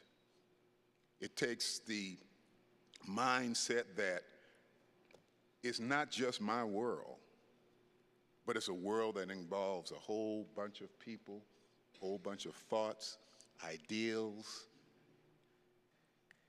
And mine is not necessarily the right one. Mine is not necessarily the best one. This organization, this project promotes that. It promotes relationships. I form relationships with people from all different backgrounds, different parts of the country, different religious faiths, right here in this room. Relationships that are going to last for my lifetime and perhaps theirs. But it was based on the fact that we were able to and willing to come out of our comfort zones. I had never set foot and spent that much time in a prison until Chris invited me to go to Mabel Bassett. And each time I go into that place, that institution, that campus, as they call it, I come out with a better perspective, a different perspective on what's happening in our country as a whole. Not just Oklahoma, but in the country as a whole. And I always come out with new tidbits, a better understanding, a clearer understanding of what happens outside or inside of our system here in Oklahoma. Yeah. And so I left there yesterday, I said, yes, I will be that voice that you can't get out there, but I can. I will be that person that I remember, and some of them were so surprised I remembered their names because of the fact that they feel like they're forgotten people. And so just to call someone's name means there's a relationship there. And that means so much. So those two things, relationship and impact. And so once that relationship is built, now you can make an impact. You can make an impact in somebody's life. So you can make an impact that you will leave here even after you're gone. You can make a mark in someone's life based on the fact that you simply remembered their name and was that voice that they could not get out, but you were there to do that. So I'm energized. I'm a 66-year-old man that feels like I'm 26. Come on. Because there's energy there, and I'm energized. Now, my grandchildren may tell you differently, but the energy is in my spirit, not so much in my body, but it's in my spirit. And because of that, each day I get up, Melvin, I get up with a purpose and a reason. And the pulpit is a platform, not just for the church, but for the community in which I serve, and the people that I serve. Am I the last one? John? John? I just want to jump in real quick. I think this is all so important, and we really appreciate everyone sharing their stories. We only have Tiffany for the next hour, and we really want to be able to get into this first discussion, at least start it while we still have her with us, and then we can pick it back up with Mimi and John right before our second discussion of the day. How does that sound? I will always defer to Dr. Tiffany Crutcher. Thank you all so much. I know we never have enough time for these things, but I'll hand it over to y'all. Thanks, Michaela. Making space for Tiffany, but I'm the first one on the mic. I'm just opening up, don't worry. We're gonna keep our opening brief for this first discussion on creating a narrative change infrastructure, so there's plenty of time for dialogue. between all of you all, but just wanted to start with some grounding of the pre-reading that we had for this session, or pre-watching. We got the chance to watch Voices on the Inside, a team documentary. Was really cool to watch the documentary and then actually be in Mabel Bassett with some of those same women on yesterday to really build those relationships, and heard a lot of important narratives being lifted up by the women there, that were then reflected back, as we talked about this morning, with the narrative North Star. And I know Dr. Crutcher is going to talk more about, the connections in Mabel Bassett yesterday. Got to look at a research project, Reclaiming Narrative Truth, that got into the history of Native Americans and indigenous folks in our country, and the ways that history reveals things to us. Honest, true history reveals things to us that can be informative for our work and for our narrative work especially. And then there were a couple additional readings that were brought in, and just want to lift those up as well. One that discussed the dominant narrative around violent criminals, folks who are convicted of violent crimes, right? And the dominant narrative that there are irredeemable violent criminals in our state, and that is the reason that we have harsh sentencing and harsh punishments. And this specific reading got into the reality that, again, these mistakes that we are talking about, these, even when people do things, right, that I think we can all agree are horrid, are terrible, are violent, are harmful to other individuals, people still have the capacity for change. Every single person has the capacity for redemption, to redeem themselves, to do better. And we have to ask ourselves if prison is the right place for them to do that work. I believe the answer is no. Lastly, got the opportunity yesterday to meet April Wilkins in person, who is a criminalized survivor. I do a lot of work around gender-based violence prevention. Got the opportunity and continue to do the work around carceral feminism. Created a coalition called Against Carceral Feminism Oklahoma. Earlier today, Shada brought up State Question 805, and that question was lost on a narrative battle. And the specific narrative that it was lost on was one of carceral feminism, was one of, if State Question 805 passes, the rapists and abusers are gonna be running rampant, right? Quintessential fear-mongering, but it worked, right? And what we see in April Wilkins' story and the other criminalized survivors who she brought in, Kibriana Boyd, Erica Harrison, and as she talked about, right, they did a survey in Mabel Bassett last year, Oklahoma Appleseed and the Criminalized Survivor Coalition, which I have the opportunity to work with, polling how many of the people in Mabel Bassett are survivors. 89% of respondents said that they have experienced domestic violence, sexual assault at the time of their crime, right? So not only is the state of Oklahoma failing to protect, defend, keep safe survivors, victims of domestic violence, sexual assault, but Oklahoma is criminalizing these survivors. And in the story of April Wilkins, we see that. So a continued reliance on carcerality, on policing, on jails and prisons to quote unquote solve gender-based violence has proven to be a failure, and we failed all of these survivors and women especially. And so I want to bring April Wilkins and Kibriana and Erica into this space. And if you haven't gotten a chance to read April's words and to hear her story, really, really recommend that. So we'll pass it over to Dr. Crutcher to do some more of that grounding. Thank you, Aurelius, and it's Tiffany. My bad, Tiffany.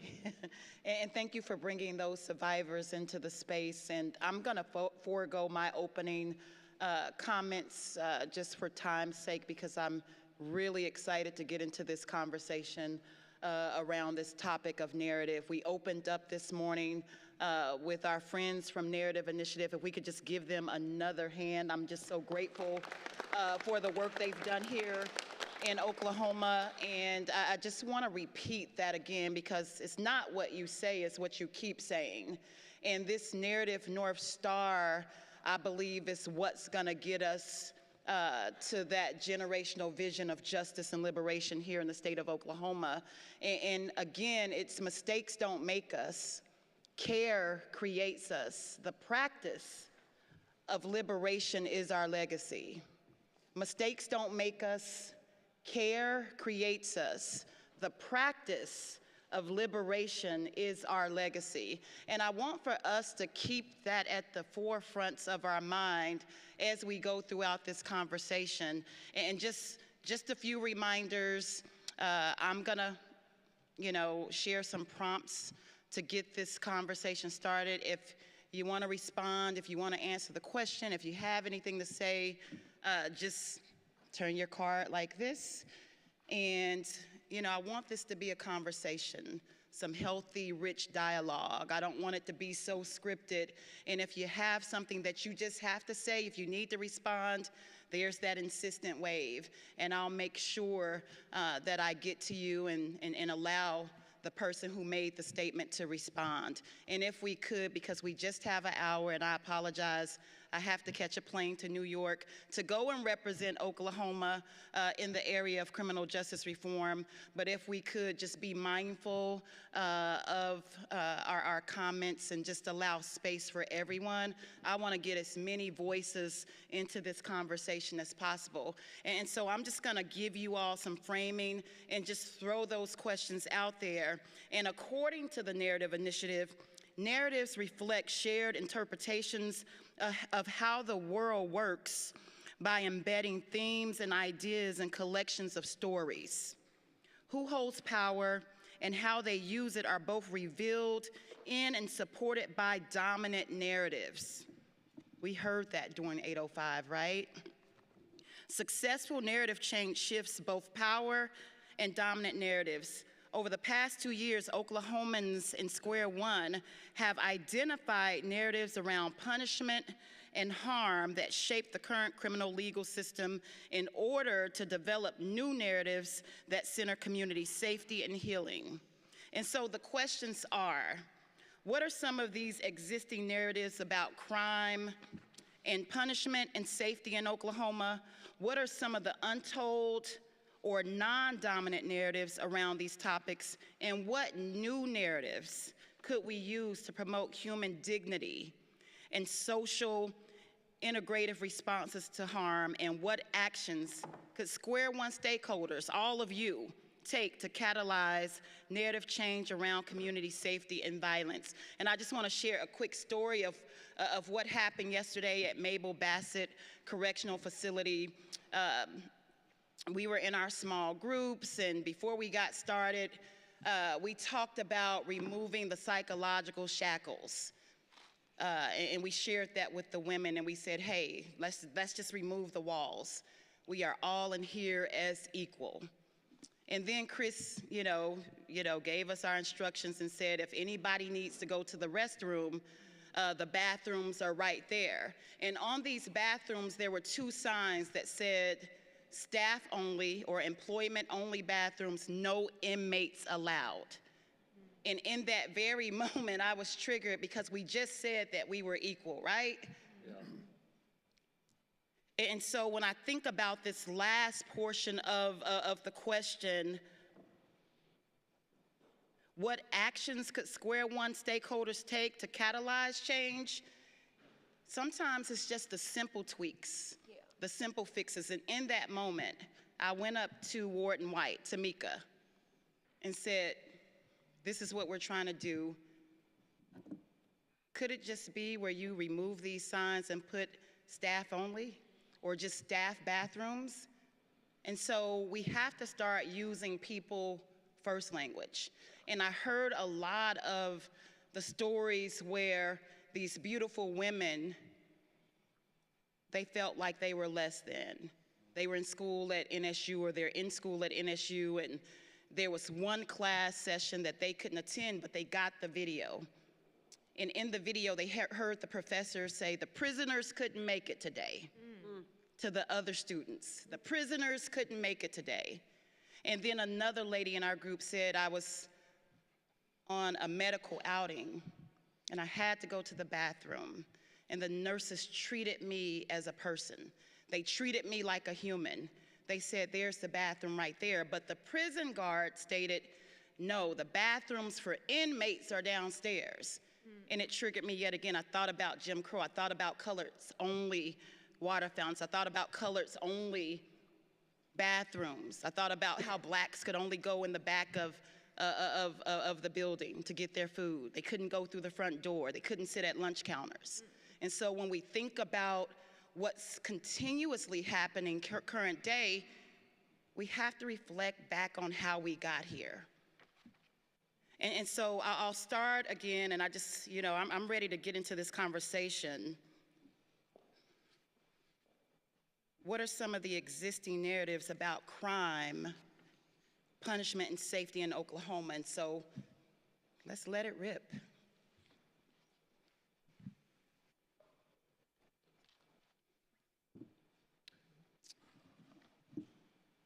Cherie. Thank you, Tiffany. I just want to respond when you were talking. Some of my work, or much of my work, involves me going to all of the carceral facilities here in the state. And those signs that you see, they are consistent in each facility. Some are even more dehumanizing. And when I speak with some of the sisters at Mabel Bassett and some of the other facilities, and even within our municipal or county facilities, when you talk about the existing narratives about crime, punishment, they constantly remind me of how people and the aesthetics of people get them profiled or put into a certain category, or also the assumption of guilt. And a woman said to me last week, she says, well, when I first came in here, she said, she looked at me and she said, we're fat. And I said, we are. And she said, do you realize that a lot of times when a person who is obese also happens to be a person of color, especially a Black woman or Native Indigenous person, is questioned or there are allegations made. She said, I've been doing kind of my own study and working with someone at the Center for the NCLEJ, which I don't remember all what it stands for. She says, but they've been working with me, and obese people are prosecuted at higher numbers. And it struck me that I believed it because I'm received differently at 298 pounds than when I was at 198. And they also identify people as uneducated, criminally predisposed, and more apt to fall into realms of criminal activity based on those things. And so that was just a new part of the narrative that I had never even considered. And I said that I wanted to mention that while we were here today, that they look at that and people with who are differently abled, those who are hearing and seeing impaired, and the expectation of them to be able to respond correctly or as required in situations where they are justice involved. All of those physical factors result in different types of convictions, how they are treated, as well as even advocacy. She said, I feel like a lot of people don't speak for me, won't stand up for me, don't support me. And she says, as big as I am, I feel like the most unseen person in the room. Wow. So. Wow, thank you for offering that perspective. I never really thought about it like that. But I'm going to move over to Tina and then Evita. I think some of the narratives treat things as if things are black and white. A crime has been committed, we must punish. That we can over-incarcerate or pass more legislation to create safety. And that if you just keep certain people off the streets, that we'll be safer. And that if you're for reform, then you must be against women and children. And the problem with that is that not only does it take the humanness out of people, but it also doesn't address the very many nuances there are, with our legal system. Even just how we define things, nonviolent versus violent. And I've always struggled with that because, without being able to really explain it, the average person just hearing that, like, oh, they committed a violent offense, not knowing there are certain persons of power who determined what was violent. There are so many nuances to even being charged with a violent offense. I always gave the example back when I was doing defense work is that there is the Berg one where someone breaks into someone's house and they have a gun and they're trying to hurt someone, right? Those folks. Well, it's also Berg one if you think the person is gone and you go in there and, oh crap, they're here, and you leave. That is still a burglary one. Just someone being present and you having an intent is a Berg one. So should I go to prison, right? The person who had the gun and wanted to cause harm versus the person who just stumbled in the house thinking they're gone? And it's nuances like that are keeping people, out of programs and out of opportunities. And Mabel Bassett, one of the ladies mentioned that Women in Recovery in Tulsa was wanting to work with her, came to her court dates. There was about 10 of them saying, just get her into this program. But because she had a violent offense classification, she couldn't get that program, and she ended up going to prison. So I think just the idea that, it's very black and white, and we have these statutes for a reason, and so people must be bad and must, deserve to be in prison instead of, being out in our community is a very harmful narrative that I hear in Oklahoma. Tina stole my answer, but I'm going to add on to it. And the longer that you incarcerate, the more serious you are about the safety of our community. When we all know, in reality, when you remove people from a community, you destabilize it, right? And I think the word was used, amputate, at Mabel Bassett. And so it's just doing more harm. That's all, because you said everything. And real quick, I was telling Justin Jones earlier, like even that mindset, Judge Stoner, who's phenomenal in treatment court, would say, back in the day, they would give people like long contracts, like, you can do treatment court, drug court, but if you fail, you're gonna get, 20 years in prison, 15 years in prison. This is like maybe 10 years ago. And he said they realized that they could ask someone 3 weeks later, what did you sign up for if you failed drug court? And half of them wouldn't even remember what they agreed to. So this idea that if we have this longer sentence hanging over their head, that'll really show them is not true. Thank you for that, Tina and Evita. I'm going to go over to Susan and then Melvin. And I see somebody on my left. I can't see the name from my... Tanya Anderson. Who is that? Oh, yeah. Oh, I see you.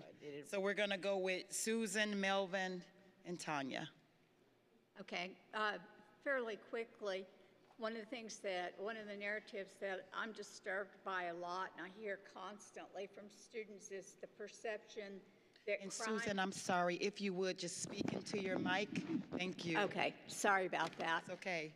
The perception that crime is increasing by leaps and bounds, when in reality, it's pretty stable right now and it's way down from what it was, say, 30 years ago. And yet, every semester, my students will say, well, I saw this on the TV, I saw this on social media, so we let media and social media representations drive our perception of what the crime rate really is. Thank you for sharing that. And I just want to throw out this old adage that one of my mentors shared with me. And he said, what entertains us trains us. Yeah. We got to turn off the TVs. Go ahead, Melvin. Definitely. Coming from a Native perspective, one of the things I always struggled with was whenever I was filling out applications or while I was in DOC, presentation to me was, are you white, are you black, are you other? And when I would always look at that other, I'd be like, why am I an other? But I come to realize that, a lot of his perception is numbers.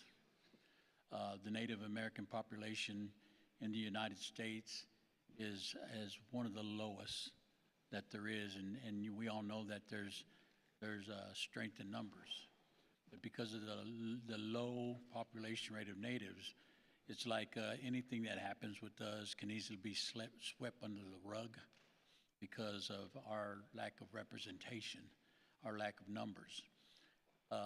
But at the same time, I feel like, and it has always been my position, to get with the people with the numbers and say, listen, we really need you. We know you've went through the same struggle that we've went through, and we don't have the voice. Can you help us with our voice? And I see more and more today that's happening, and that's really happening here at this table today. And so I'm just encouraged to see the voices that can lift up the cry, and I don't want to say cry because that's not what we are, just the message of the native, that we're here. When I go to powwows, when I go to my ceremonies and I see my people dancing and singing, we're not doing it because it's a ceremonial thing. We're doing it because we're still here. We're still here, and we celebrate that. So I kind of like to see the narrative of the other change and let us have a face, let us have an identity in this place called the United States of America. Thank you for that, Melvin. Tanya? Just a couple of things very briefly. And I'm going to have you just pull your mic. I'm sorry. I'm sorry. Let me get up. A couple of things. First is just a reminder, when you're talking about historically, these representations are old, that too many of us have internalized, along with the continued perpetuation in mainstream. Black people, and especially black men, are known as a black beast. The marketing that we see on Fox News. You could have a white person that kills somebody, but you're going to see a black face. In terms of Native Americans, savage, okay? Going all the way back to the colonial era. So again, with those monikers, you're talking about a threat and representations that go back that far. So in terms of, trying to change the narrative, it's important that we understand the dynamics of why and so forth. And once we do that, we got to market. Liberal people don't like to market. The conservatives do. And so, and it has to be, we were talking earlier today about, how to appropriate the negative imaging and co-opt that into the positive messaging that we should be marketing. If it's on a billboard, and I related the story about in 2016 during the election in Tennessee, you had, I don't know how many billboards across the state saying, keep America, make America white again. And using appropriation of Norman Rockwell's Four Freedoms, okay? So, it's that type of appropriation that the other side is doing. We need to reappropriate, reclaim those sort of representations that translate into what people understand. That's what I think, that it does go back to marketing. Thank you so much for that. I'm going to turn it over to Maria, and then I see Reggie and then Antoinette. I think that one of the things that is the labeling that falls on kind of like what Tina was saying with a criminal charge or a violent charge, you know, does that make you violent? No, that's not what it means, you know. Even the name of the charge itself, you know, child neglect, child abuse, enabling child abuse. I think more my question is what do we do to take that off? Because so many women that I talk to are like, I feel like I have it stamped across my forehead when I get out. I feel like I have a target on my back, you know, and imagining that and knowing that because I've felt that feeling, you know, being rejected because, oh, your charge or the nature of your charge or for whatever reason. It's how can you let somebody out and say, okay, now start over and, you know, do well or you're going back. My resources are limited.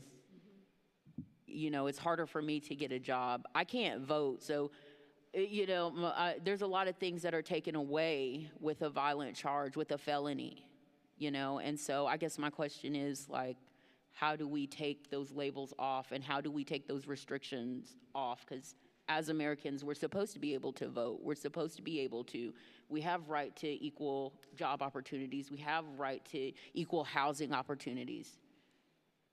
So that's all. Powerful question. That's a question that came up a lot yesterday at Mabel Bassett. How do we remove the labels? Because we know that labels limit us. Yes. Reggie, I'm gonna turn it over to you. Yeah, when I look at, we're talking about changing the narrative and the infrastructure. I think a lot, you know, I hear a lot of talk about DOC and the Bureau of Prisons and those type of things. But one thing we have to be mindful of is those institutions don't determine who comes there, and they don't determine when they get out. And so what we have to look at is the laws are what determines a lot of those things, and it's the people who make the laws determine that. Everything that goes on in those facilities are determined by the laws. and so I think sometimes we put the wrong identification on it. It's the people who are the legislators. Those are the people who makes the laws, who determines how people who are incarcerated, how they're governed and how they're taken care of. They can make a law tomorrow to say you only feed them 1 meal a day. DOC wouldn't have any choice but to follow that law. They can make a law tomorrow to say we're not going to provide education anymore. DOC would have to follow that law. So I think to change this whole infrastructure, we got to look at the politics. The politicians, those people who are making the laws, who they're saying they're making laws to protect us, but there's something else with those laws that they're making. There are other interests in those laws. So I think we have to start by looking at who is making the laws and why are they making those laws. And then there has to be some type of communication on those laws. I heard the young lady say she couldn't vote or can't vote. Yes, you can vote, but there is a certain time frame that you can vote. And so sometimes that information doesn't get out, and some people get out of prison think they never can vote, and that's because that information is not shared. And it's a reason why that information is not shared. So I think we need to start with those politicians. Thank you, Reggie. I'm gonna go to Antoinette and then Mimi, I'll go to you. I definitely agree with what you said, Mr. Reggie. Like my sister, Tiffany Crutcher, does policy changing. It did something for me to hear you, Maria, say that basically what you was asking for was help, right? So there are different organizations within our communities that need to be amplified, like Mr. Reggie is saying. Urban League, a couple of months ago, with JJI and the company Medley did an expungement event at not Tinker, but at Metro Tech, right?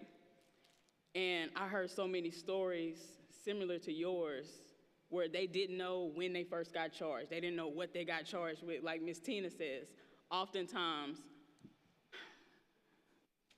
people are signing things that they don't know what they're signing. Like that hurt my feelings to know that somebody didn't know what all they were charged with. And then I go back to what Mr. Reggie said. There are opportunities and ways for other people to come help you. It should be people right now wanting to help Miss Maria right now. You should get the help that you seek. And you can vote. We just have to find out, all of your profile and et cetera, when your time is up and things like that. I'm not a lawyer, so, but that did something to me. Because when I'm looking at you, I'm looking at me. I'm looking at my sister. I'm looking at my aunts. I'm looking at my mom, my grandmother. And there's so many people out there that need help with just simple things. And there's people around this table right now that can help you right now today. And so it goes back to policy changes. What Mr. Reggie said, we the people do have the power. I want y'all to realize that. We the people do have the power. If you pay attention to what our forefathers founded the Americas on, they did all this for a certain reason. Like my sister Cherie said, systems are working as they intended to work. We do have the power now to create change, to change laws like Mr. Reggie said. Like Sister Tiffany often talks about policy changing. Let's sit down with those that are marginalized, those that are targeted. Like you said, that's something very common. We can create change right now. Thank you, Antoinette. Mimi? Yeah, I want to probably ping off of everybody just a little bit, especially you, because I do think it all so often goes back to policy and legislative change and the fight that goes with that. I loved what you said, Ms. Anderson. We got to also figure out how to take restrictions off, and Maria, reclaim what people really understand. And I think, I think we all have a voice in here, and we are, when I walked into this room, being late, you're with your people, and it felt really good to walk in here without having to have the fight. But I remember when I first started this work, I worked with a judge who had the 3 strikes, you're out rule. And it was painful, and it was awful. And it took 3 years to work with this particular judge to understand what is trauma and what is addiction and how can people change and what does lapse mean and what does relapse mean and what does it mean to have a mental illness. And so I think we have to use our voices really strongly as educators and educate people over and over and over again about historical trauma or what mental illness is or life-changing opportunities, because it's never one and done. It's never one and done. And if we're going to reclaim this and reclaim our voices on behalf of many, I think it's really repetition that's needed. Thank you, Mimi. And I'm going to kick it over to Justin, but I want to jump into the next question just so you all can start, putting up your name tags. And I'm going to jump to this one. What are some of the new narratives that we could use to promote human dignity and socially integrated responses to harm? What are some of the new narratives? And so, Justin, I'm going to let you finish us off around some of the existing narratives around crime, punishment, safety. Okay, you ready? Okay, I'll take that lead in. I think some of the new narrative is kind of the opposite of the old narrative that we're talking about. And so I'm going to give you kind of a buffet of everything that I've heard. I'll exclude Mr. Hines over here because I know him too well. We've been together a lot of years. But, you know, I grew up and saw this evolution to where now most TV stations, or actually all of them, they have a crime beat, crime watch, and somebody had spoken about that with social media. Dateline is all about, you know, how to commit murders if you really wanted to do it right. And so we have this continuum of it's sexy, crime is sexy to the people that aren't committing them, to the people that have not been disenfranchised. Then on top of that, we still have the old Jim Crow created laws, which I think we're talking about voting registration. One of the eye-openers for me when I was corrections director was we were the private prison capital of the world for a while because you did not need a certificate of need. You didn't have to justify it. If somebody had some land and you wanted to buy it and build a prison, you didn't have to ask anybody's permission to do that other than if it needed to be zoned locally. And it was a great employment opportunity, apparently, for some of these rural areas. But to see politicians coming from Puerto Rico to visit their Puerto Rican inmates at Cushing, Oklahoma, to ask for their votes was quite an eye-opening experience. The same thing for the Hawaiian natives that were here in Watonga and other places, and even at Mabel Bassett before it was bought by the state from a private prison. It was actually built for Hawaiian inmates. To see the politicians fly all the way over because they still had their voting rights, and they had a lot to say. So if you look at the United States today, memory fails me, I can name 2 of the 3 states where you can be in prison and still vote. Vermont and Maine for sure, and the other one I think is in the Northeast also.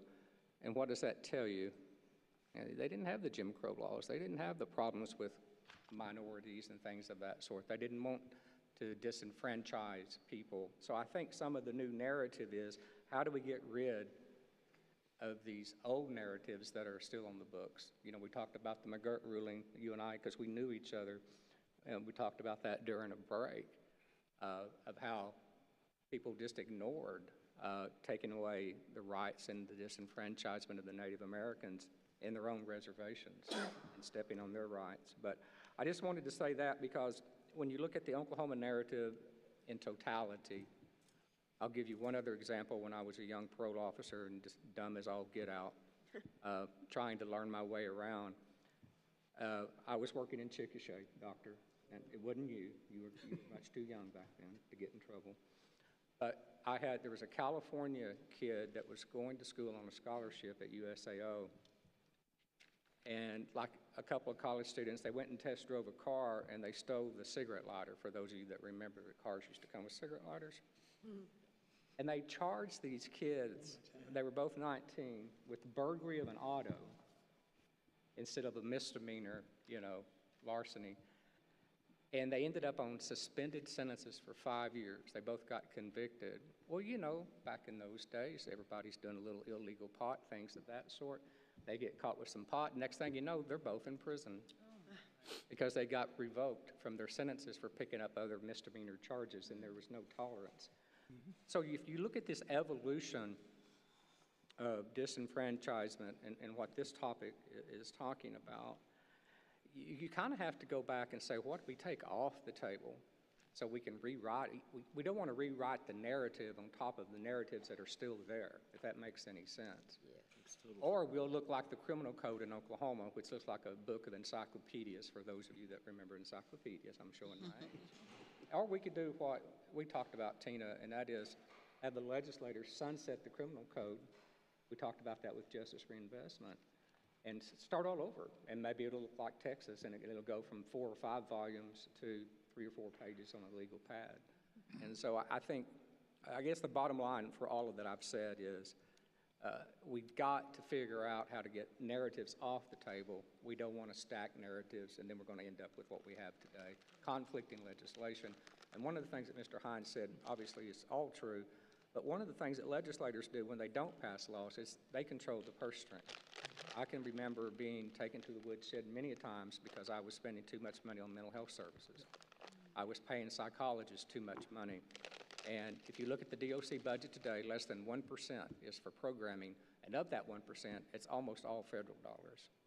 It's almost all what? Almost all federal dollars coming in, with a little bit of state matching fund. And it's actually less than 0.05% for programming, if you look at their budget today that they put on their website. So anyway, that's... Thank you so much. And just a quick reminder, make sure that you're speaking into the mic because we have a live feed going on right now. I'm going to go over to Zaina and then back to Antoinette. So I'm in agreement with Justin Jones, what you just said about doing away with everything and starting over, but also having something to replace it before we do that to avoid the chaos that ensues when we don't have something to rely on. So the word that comes to mind for me, and I believe Aurelius will probably align with this as well, is restorative. Restorative justice and restoration. What if Oklahoma was the state of restoration, right? So most of the people in this room, I feel like, understand that from a place of humanity. People that may not be in this room, that are more focused on fiscal concerns, might understand it from the perspective of taxpayer dollars. So let me give it to them like this. Last time I did my research, which was in April of this year, when a young person was suspended from school 3 times or expelled from school, their likelihood of being incarcerated and being in and out of jail for the rest of their life was 80%. The cost to the taxpayer, based on California, because I could not track down this data for Oklahoma, was $775,000 for one person in and out of prison for the rest of their life. So maybe if they can't hear it from the place of humanity, they can hear it from the place of dollars. Restoration. That's powerful. Thank you, Zaina. Antoinette? I don't know how to follow up on that one. What I will say is, another way, you said new narratives. A new narrative to me would be to invest dollars in Live Free OKC for gun violence. Not so much as invest money in enforcing police enforcement. I'm not saying we don't need the police, but I'm saying we need to take a look at how we are responding to crime, to gun violence, to abuse, abusive situations. We need to put more money in investing in our actual public education, in education period in the state of Oklahoma. We need to pay our teachers more. We need to have investments in the VA hospitals and clinics, mental health clinics around here in Oklahoma.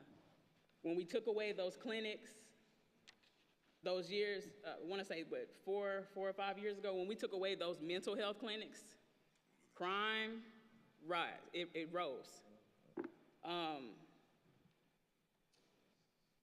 There's something else I wanted to say, but we definitely must take a look at how we are responding as a state. And if my people don't understand, voting is important. So that's why it's important for me to be a part of Vote for Change OK, which was co-founded by Jayshana Smith and Julius Jones, where we're educating the importance of voting. That is your voice.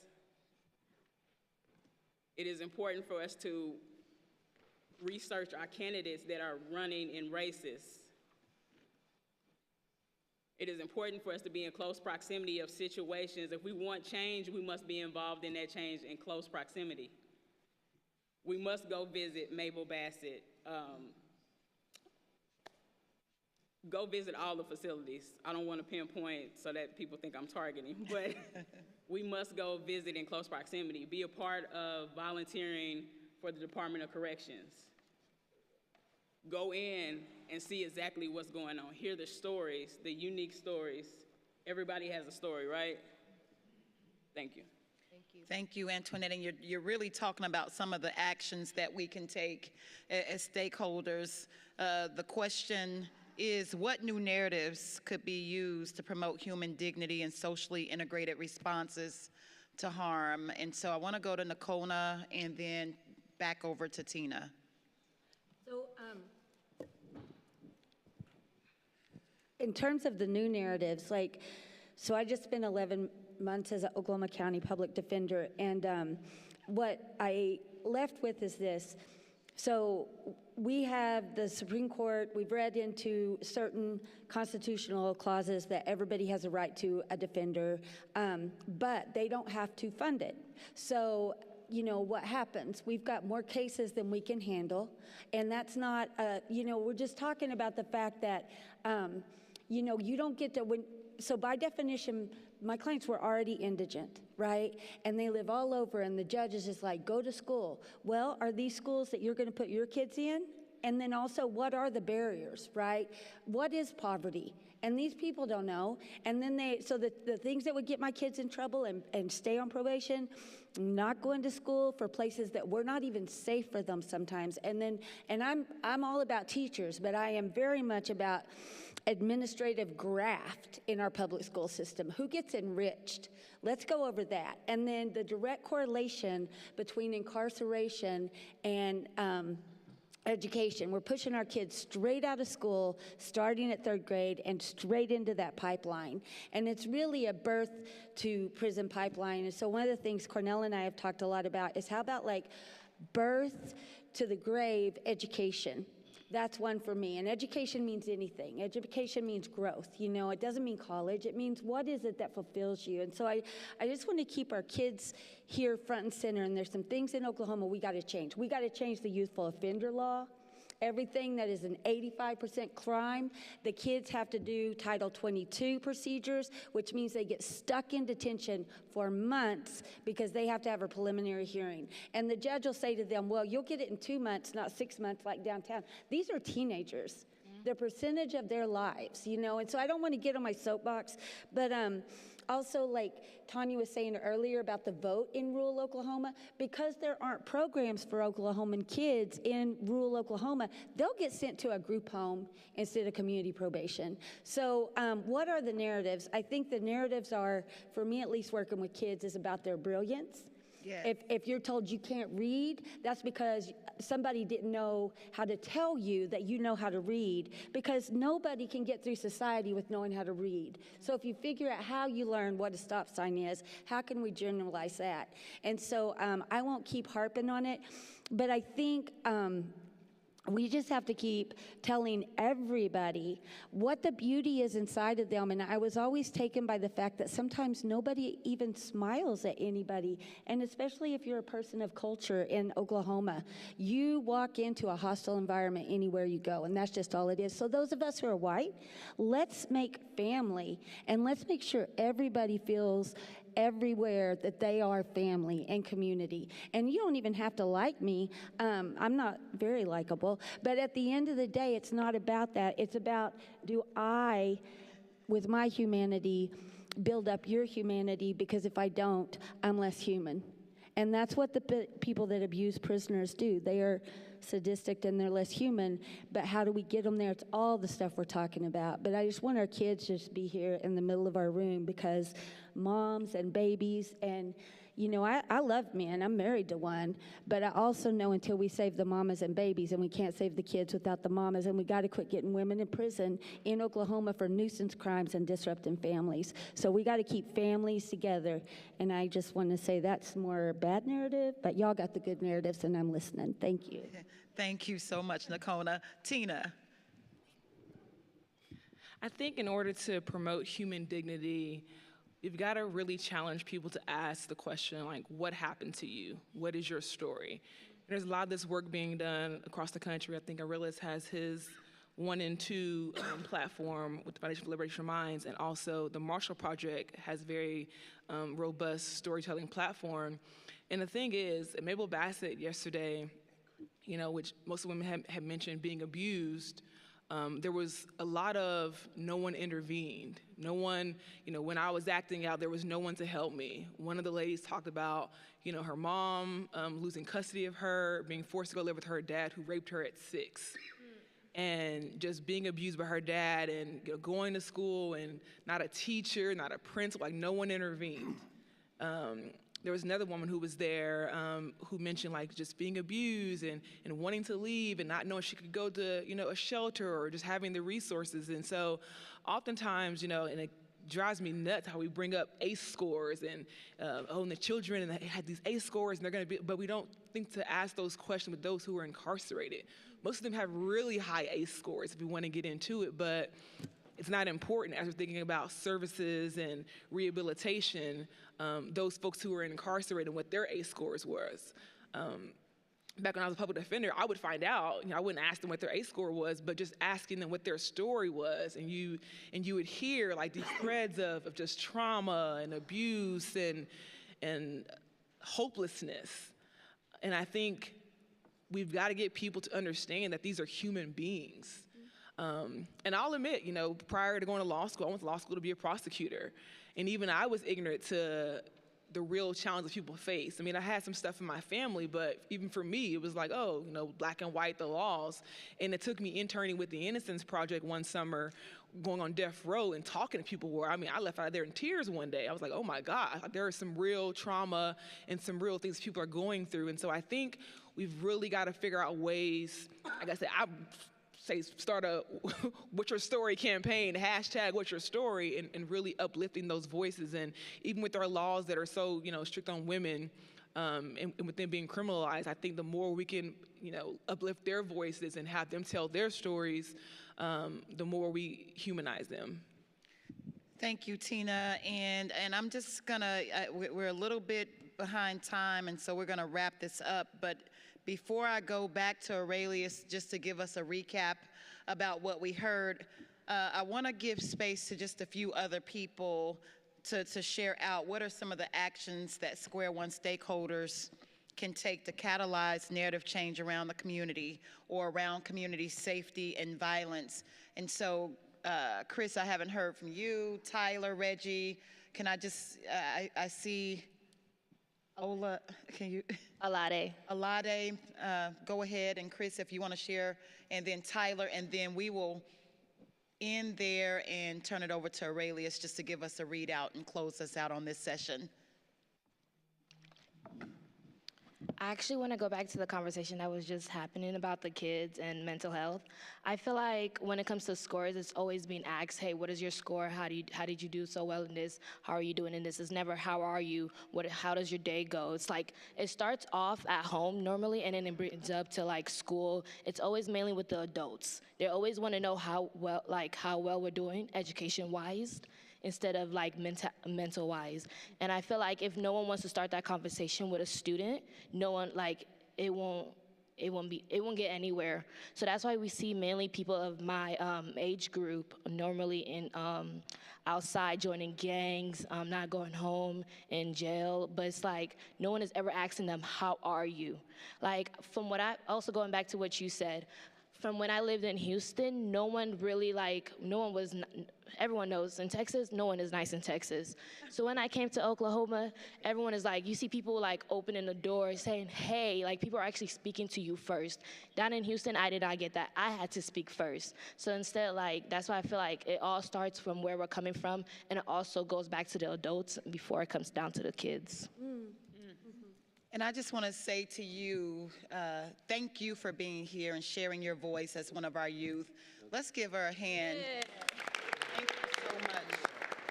And I'm going to go to Tyler, then Chris, and then we'll get ready to close out. What actions can we take as stakeholders to change the narrative here in Oklahoma? I think also, well, the question that sticks out to me is how do different types of audiences influence tactics and messaging around narrative change? And something I think about is when we talk about legislators or politicians, how do we hold them accountable in being authentic and truth-telling? Because a lot of times they use these tactics, certain tactics that, for example, and hopefully this doesn't offend anyone, but that's why we're here. If I am to reach out to shake your hand, I have to squeeze your hand to show you how strong I am, right? But if I'm strong, why do I need to do that? Or if I'm listening to you speak and I have to give you minimum encouragers like, yes, If I'm really, truly listening to you, why must I do these things? Because I can receive and regurgitate exactly what you're saying to me. So when I think about when politicians get in front of the television and they appeal to certain audiences, it feels that we're not really holding them accountable and being authentic, because they are able to speak to a certain demographic in a way that gets their agenda pushed, but it's not one that's able to address all of the needs from the community. So I think what our role is to allow them, one, to have these conversations in public. They need to be face-to-face. I know there's the new norm is not being in front of your competitors or your opposition and having conversations, and what we call Twitter fingers in modern society, being able to hide behind technology or being able to hide behind a screen and do whatever you want. But we really need to have them debate in live time so we can see, or in real time, so we can see exactly where we stand on certain issues. And if that's not taking place, then there's no way to hold them accountable. So we need to address some of the authenticity behind what they're saying, and then also make sure that we create space for them to have transparent conversations. Thank you, Tyler. Chris? Thank you. I will apologize in advance. I'm going to cry. Just going to announce it. It's going to happen. So let me recap by saying this. We listen and we pay attention and we're observant.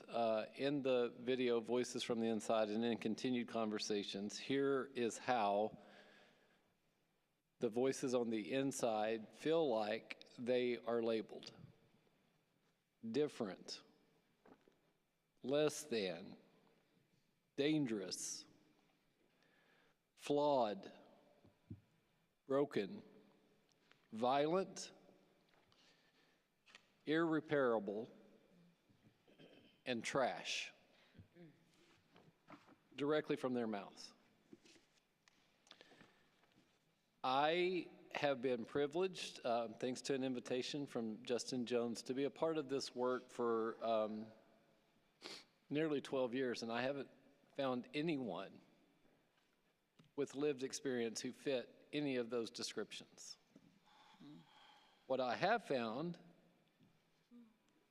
is people who are resilient, resourceful, determined, persistent, whole, intelligent, friendly, honest, and authentic. We have to hold ourselves accountable. Antoinette said earlier to my new friend on the end of the table, that when she is looking at her, she's looking at herself. I have said many, many times that the only difference between the person that's involved in the criminal legal space and the person who is not is that the person who is got caught or got caught up. It's not quite true. I wish I could be as determined, resilient, resourceful, persistent, etc., authentic as the people that I know and get to work with. When we hear people using harmful terms, we have to call that out. Tiffany, you did that yesterday. In our own conversations, we have to be intentional about making sure that we are storytelling and telling the truth in the stories that we tell. I would submit, and we heard this yesterday, Tina, storytelling may be our most powerful weapon right now to change the narrative in the state of Oklahoma. I will tell you that I have made it a point every day to text somebody I know a story about somebody that I get to work with. Every day. My friend who knows that I'm doing this said, ridiculous. I mean, that's not going to get us where we need to be. But I'm told a spark is what starts a fire. A spark.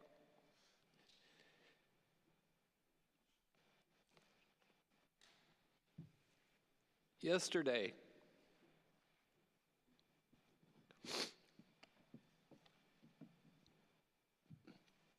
for those of you who were at Mabel Bassett, I don't know if you saw this, but here was the story I shared. Her name, I discovered, is Jade. Jade is an orderly at Mabel Bassett. She was not allowed or invited to participate in the program that took place yesterday. But it's been a long while since I've seen somebody with Jade's work ethic. I will just also say, Justin Jones, I'm pretty sure the tables at Mabel Bassett were there even before your tenure. They're the old heavy metal wooden weight 6 tons a piece tables. And Jade was working so hard to set up and to tear down and to clean up, and at least 4 different times I asked her to stop and said, we'll take care of this. And each time she smiled and she said, no, sir, I'm happy to help. And she worked so hard. And my colleague, who was in the room and serving the food, we had Chick-fil-A sandwiches brought in. And there were some extra sandwiches, boxed lunches. My colleague asked the warden if Jade could have a Chick-fil-A box lunch because she had worked so hard and there was extra and she wanted her to have that. The warden, being the warden, said, I think that's a great idea. I didn't know any of this. I just know that as we were leaving, Jade came skipping across the room with this kid at Christmas look on her face and said, thank you so much for this chicken sandwich. It's from Chick-fil-A. I've never eaten there, but I've always wanted to. Wow. People tell me it's the best. That's the story I shared. I also found out in the process and trying to find out who Jade is, that she's been incarcerated at Mabel Bassett since she was 17 years old. So I shared that story yesterday with some people who I know care about food and like to eat food and make sure that people have access to good food. And their response was, how can we help? It's a steady drumbeat of holding ourselves accountable, effectively using storytelling to make sure that we are presenting the truth and the whole picture about the reality of who is or who may be involved in the current criminal legal space in the state of Oklahoma. Thank you. Thank you so much, Chris. And I have to get on a plane. I'm so sorry, Mimi. We're going to carry it over to the next conversation, but I'm going to allow Aurelius to just do a brief readout, and I have to run to the car so I don't miss my plane. Thank y'all so much for that conversation. There's some great synergy and resonance in this room, and I hope you feel that there's immense power in what you all shared and in the connections between them. Just some major themes that rose up for me. We know the harmful narratives. We know how powerful this system is. But on the helpful side, on the liberatory side, on the narratives that we are trying to lift up through this work, one that really rose to the top in almost everyone's remarks was around human dignity and humanity, recognizing the humanity of all people, right? That we all have human dignity regardless of what we've done, what we've been accused of, what we've been criminalized of, how much time we've spent behind bars, whether or not we grew up in a certain neighborhood. We all have humanity and human dignity, and that has to be reinforced, unfortunately, because of the harm of this criminal legal system. I also want to lift up something that within our group and was constantly talked about in different groups yesterday at Mabel Bassett. Reggie brought up around politicians, the importance of policy change, that they need to be a major target. One of those groups of politicians that have immense power, April Wilkins also talked about this, was our DAs. Is our DAs, right? Another group that has to be a major focus of our action, of our advocacy and organizing, to get DAs who understand that humanity, who see that humanity, who aren't just trying to check a box and throw somebody in a cage and throw away the key, right? But getting folks who are really trying to do good in these roles.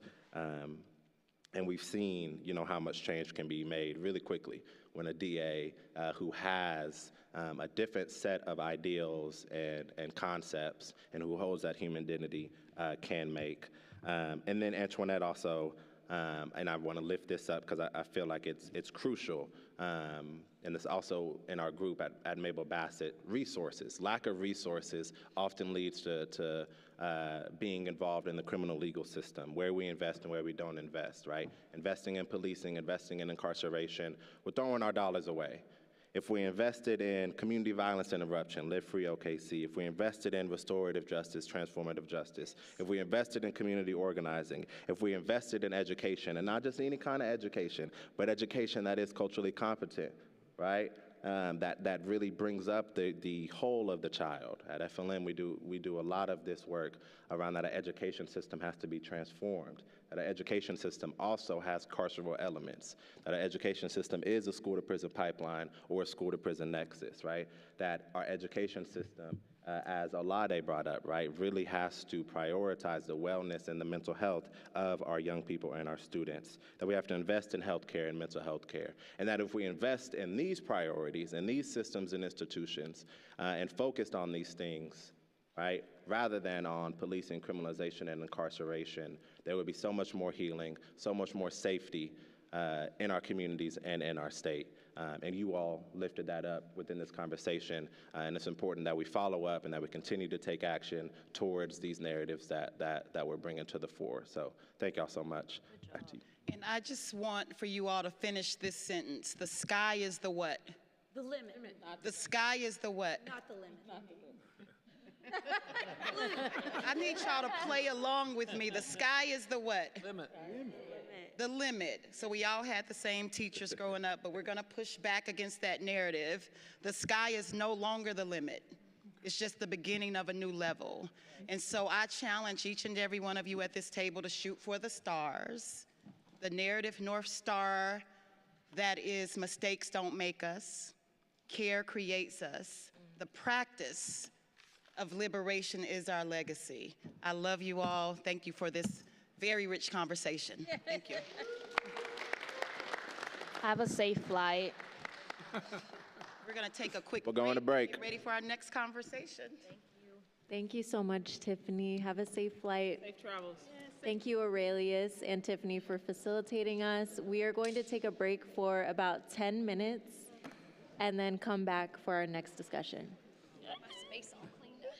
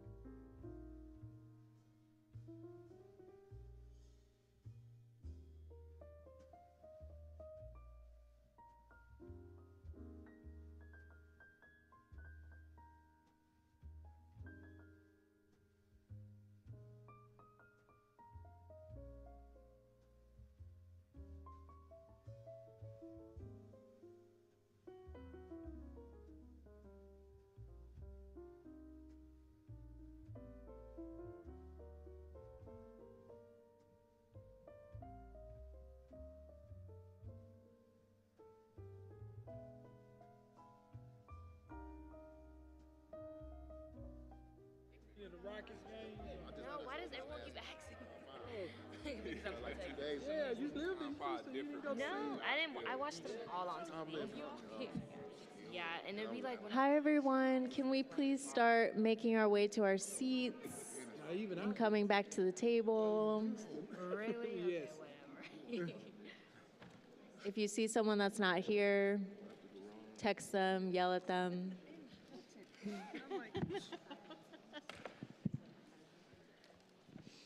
But that is good eating places downtown. Are these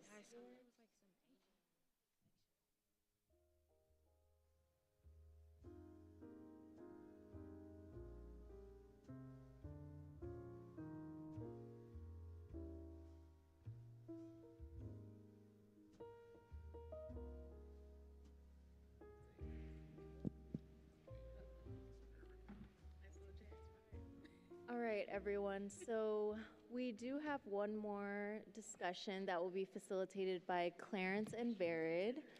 But before we do that, we want to finish up our introductions and make sure folks have space to share a little bit about themselves and what brought them to this work. I believe we have Mimi and John, and we are inviting K-Rock to also join for the rest of our sessions.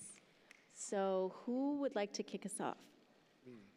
Go ahead, John. Oh, I said Mimi. Oh, Mimi. Oh, I heard me. No, so. Sorry.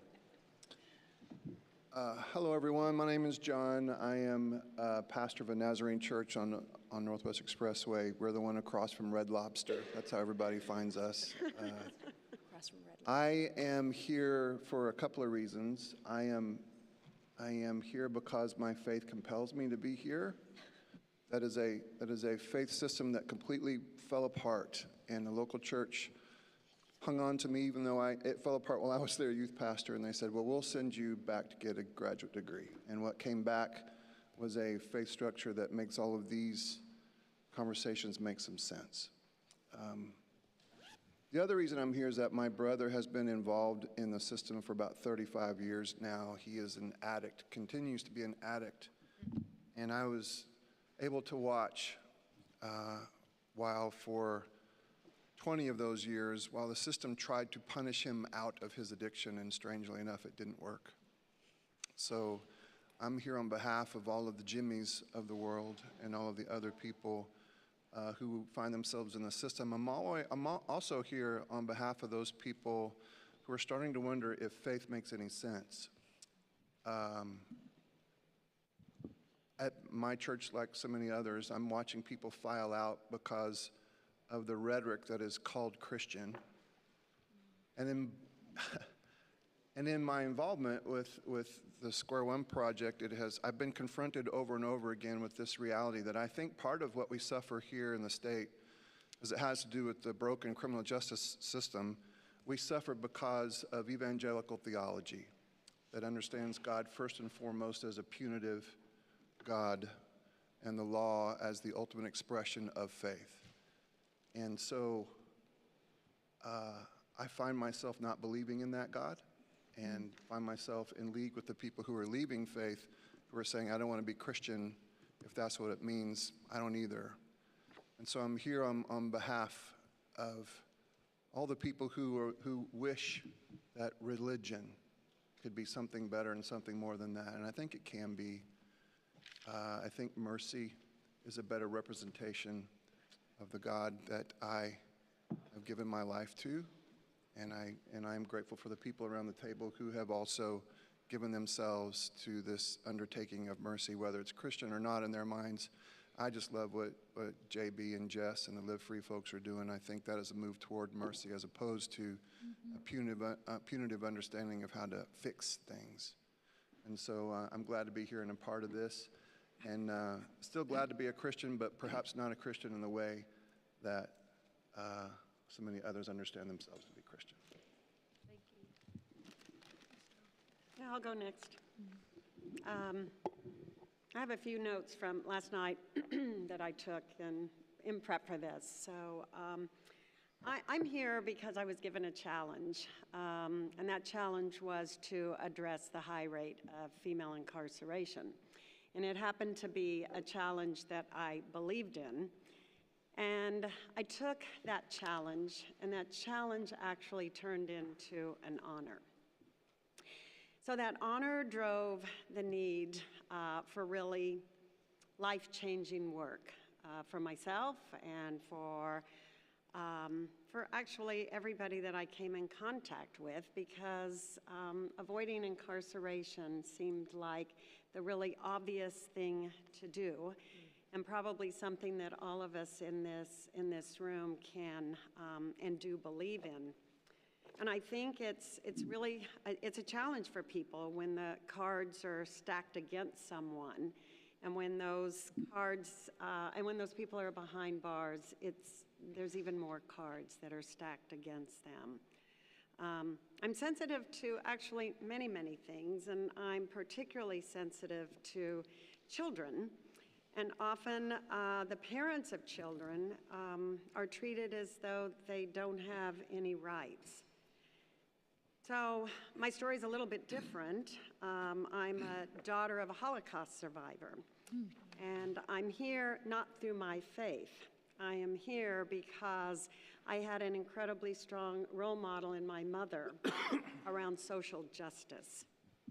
And I learned that there is extreme trauma when one is separated from their loved ones, regardless of what that reason might be. My mother was separated from her parents and every living person that she knew, as well as my father. So if you're a child of incarcerated parents, or you have experienced a family member, I have not experienced that loss. But I know there's a loss, and I know that whatever that loss is for you, it's traumatic.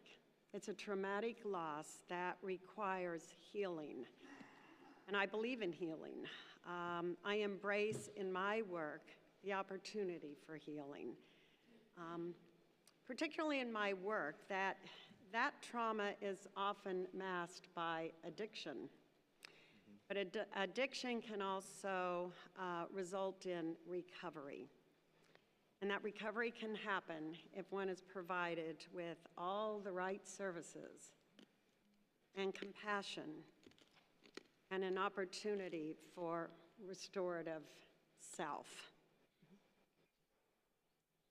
So I really do believe that people need to learn to forgive themselves for whatever that wrong happened in one's life, and learn to give themselves grace.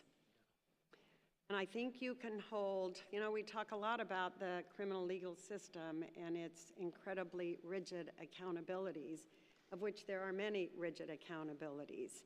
But I think you can also hold somebody accountable with compassion, and by using by far less punitive approaches and punitive language. So I bring what I hope is a lot of things to the table that I have served in. I wanted to really have the opportunity to bring the hard topics to the table. I feel that I'm skilled in elevating and organizing others. And I think sometimes we just need to use our connections to bring the right folks to the table. And quite frankly, I don't really care what seat I'm on. I can be in the front seat, I can be shotgun, and I can be in the back seat and feel like I have a voice and can do my work. I'm incredibly optimistic. I have to be optimistic. Because I work with many women, and if I don't share that optimism for change and the opportunity to restructure and re-architect people's lives, I don't think I would be an effective role model.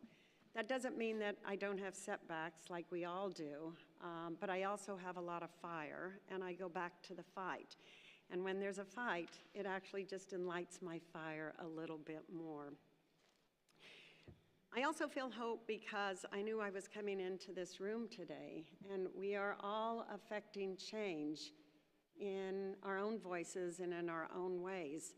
I remember about 13, 14 years ago when Representative Sue Tibbs, may she rest in peace, brought Chris Steele to the table. And look at where those numerous conversations have taken Chris. And many of you talked about Chris has brought you to the table. We have to keep bringing people to the table to share in this work, to share in our voice, and really seize the opportunity to impact others. And we all have that within us to do that work, or we wouldn't be at this table. This wasn't like, you know, how many committees do you sit on and then you've got to read stuff and you got to feel prepared, and Michaela, you're on it with that. So we have to, I think we have a responsibility because we have been brought to this table to continue to do the work that we do, to transform lives, to give people the opportunity that they deserve. And, you know, when I listened to Maria's story, and I realized just a minute ago that we actually sit on the same board. Isn't that lovely? We sit on the same board of directors. I think what's really, really important is that when we change the narrative, we all have that responsibility, and I love that there are really young people at this table because we are not going to get rid of social media.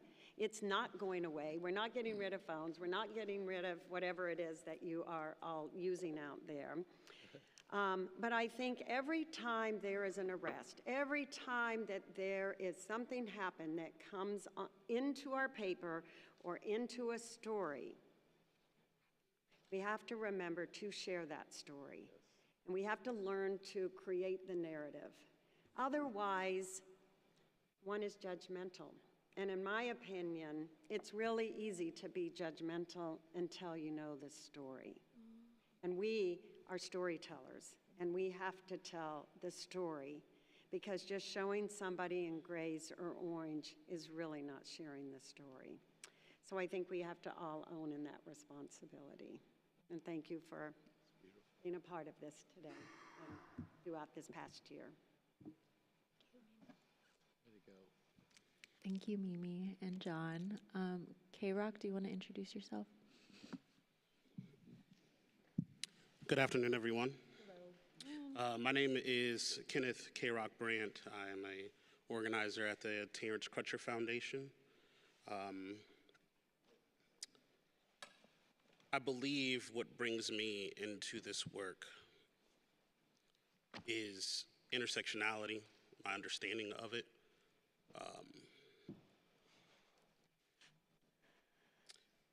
Collective liberation. And even though I do not have any direct lived experience with incarceration, I've had the experience of my father being incarcerated and that changing the trajectory of our relationship and the lack of presence in my life into a later age. I think about a story that Dr. Tiffany Crutcher tells us from time to time about two twin brothers, one who went to be a doctor and one who went to be incarcerated. Some of y'all might know this story. And it is said that they are both interviewed and they ask, well, how did you get here? How did you become a doctor? And how did you become incarcerated, respectively? And they both have the same answer. They say, well, look at my life. My mother was addicted, abused. My father, a criminal. Use all that type of language to say, well, that is the reason why I'm a doctor and I am incarcerated, respectively. But it was interventions that happened throughout their life that helped them get to the separate respective places. And even though the moral of the story is supposed to be that you can just pull yourself up by the bootstraps and you can will your way into having the life that you want, I oftentimes think that it is nature versus nurture that brings us there. I think that it is empathy and community. Because I could have been, and still can be, either of those brothers. I think about a time in my life at a very young age, walking home from school and walking up to a drug dealer and asking him, put me in the game, coach. Because I grew up in a single parent home. I started work at 13 years old. I started raising my little brother at 9 years old. So childhood wasn't really a thing that I got to experience. And in that hustle mentality, I asked, hey, how can I get involved? And you know what he did? He laughed in my face. And he didn't laugh in my face to demean me. He actually laughed in my face because he said, nah, this ain't it for you. This is not your story. I think about individuals like my middle school music teacher, Sam Adriano, and a former employer, Rob Tobias, who gave me opportunities to explore music and audiovisual entertainment. I think about those little bits of intervention that have come into my life, that have given me a shot at a different trajectory. To be competent enough to join the military, to be competent enough to, or just have the opportunity to serve in the community, and to even serve in the capacity that I do today. I think what also brings me into the work is Terrence. That was a catalyst that changed a lot of people's lives here in Oklahoma. So in that, I say that what brings me to the table is also privilege, because there are a lot of people that are watching right now from the live stream that are sitting at the table right beside us, that have lived experiences that are so far traumatic than my own. Those lived experiences that shaped their life. And I reflect on that knowing that I have the privilege to be employed to focus on the mission and focus on the job, where there are those who are out there fighting every single day to make a difference in their community, to make a difference in their legislation, to make a difference in this country. And I have the privilege to be paid to do that, to concentrate on the job, whereas those folks are surviving and fighting at the same time.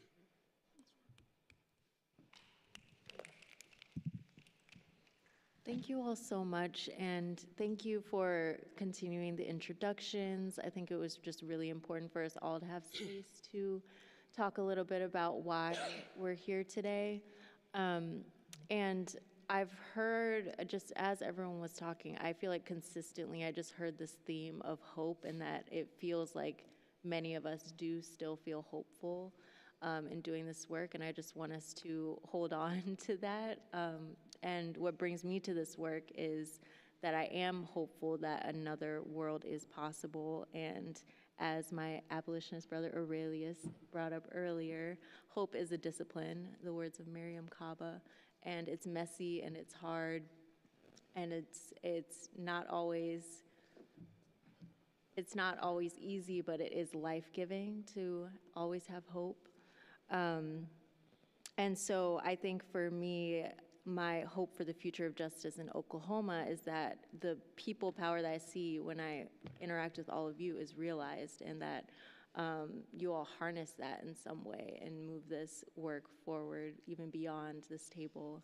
And we hope that this model and the values that we establish here at this table will continue helping you all to create containers where discourse such as this can happen, and that you're always bringing in more perspectives and more voices to these tables. And so I would love to turn it over to Vered and Clarence for the next discussion, but first I just have a couple of announcements. there are these cards scattered all around the room, the Imagine cards, and we really want folks who are sitting in the audience to engage with us as well, and this might be the easiest way to bring other voices in. And so if you all have a question that you want to ask during the discussions, feel free to give them to me or the facilitators if they have to do with that topic, or if it's a general question, you can bring it to me and I'll bring it into the space. And if it has to do with the discussion that we're talking about, please bring it to the facilitators. And we're going to be keeping an eye on the live stream as well if any questions come through from folks watching online. And I think Evita has another reminder. Hello.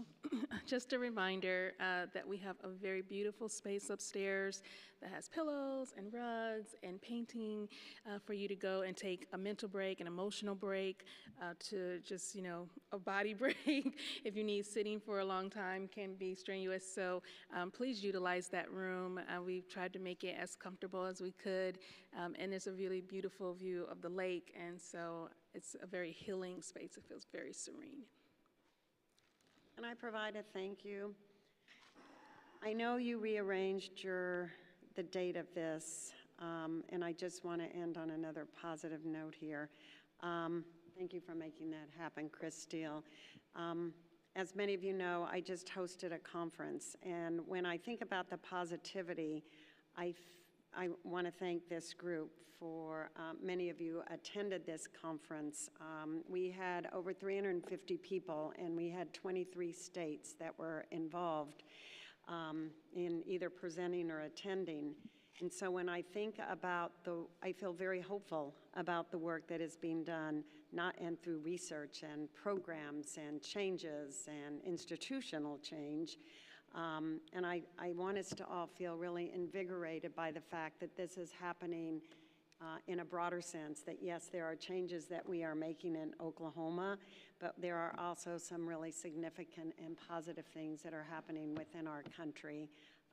When I started this work, nobody was talking about this work, and now our country is keyed on it, and we're not going anywhere. So I just wanted to thank you for the modifications in your date change. Thank you, Mimi. I'm going to turn it over to Clarence and Varied.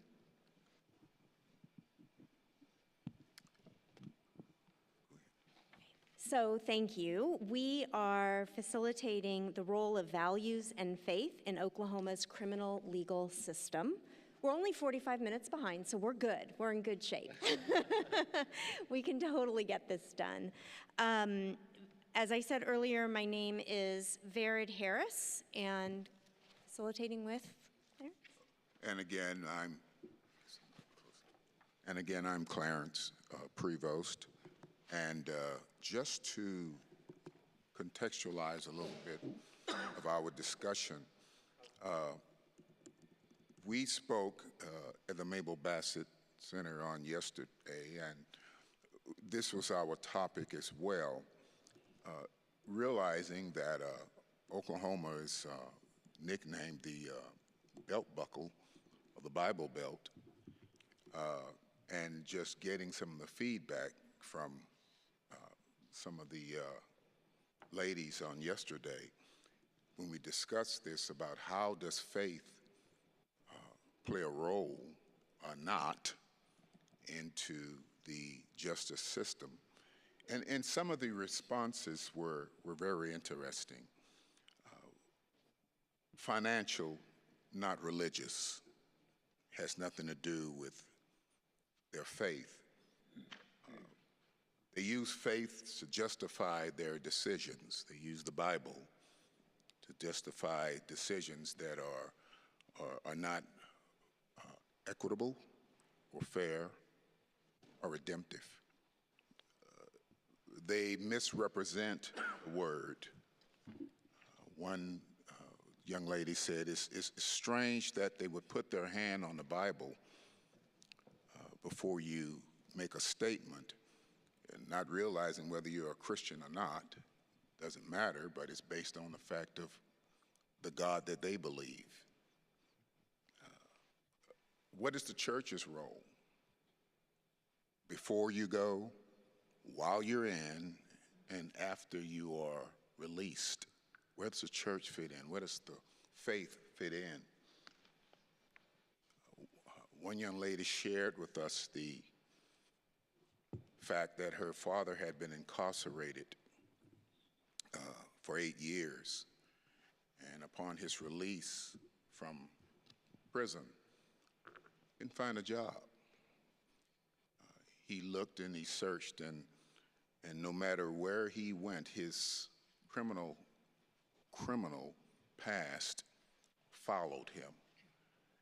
And someone asked him the question where, you gotta have faith, you gotta have faith, it'll come around. And his response was unique, and I'll have to repeat it. He said that, I do have God in my heart, but I live in Oklahoma.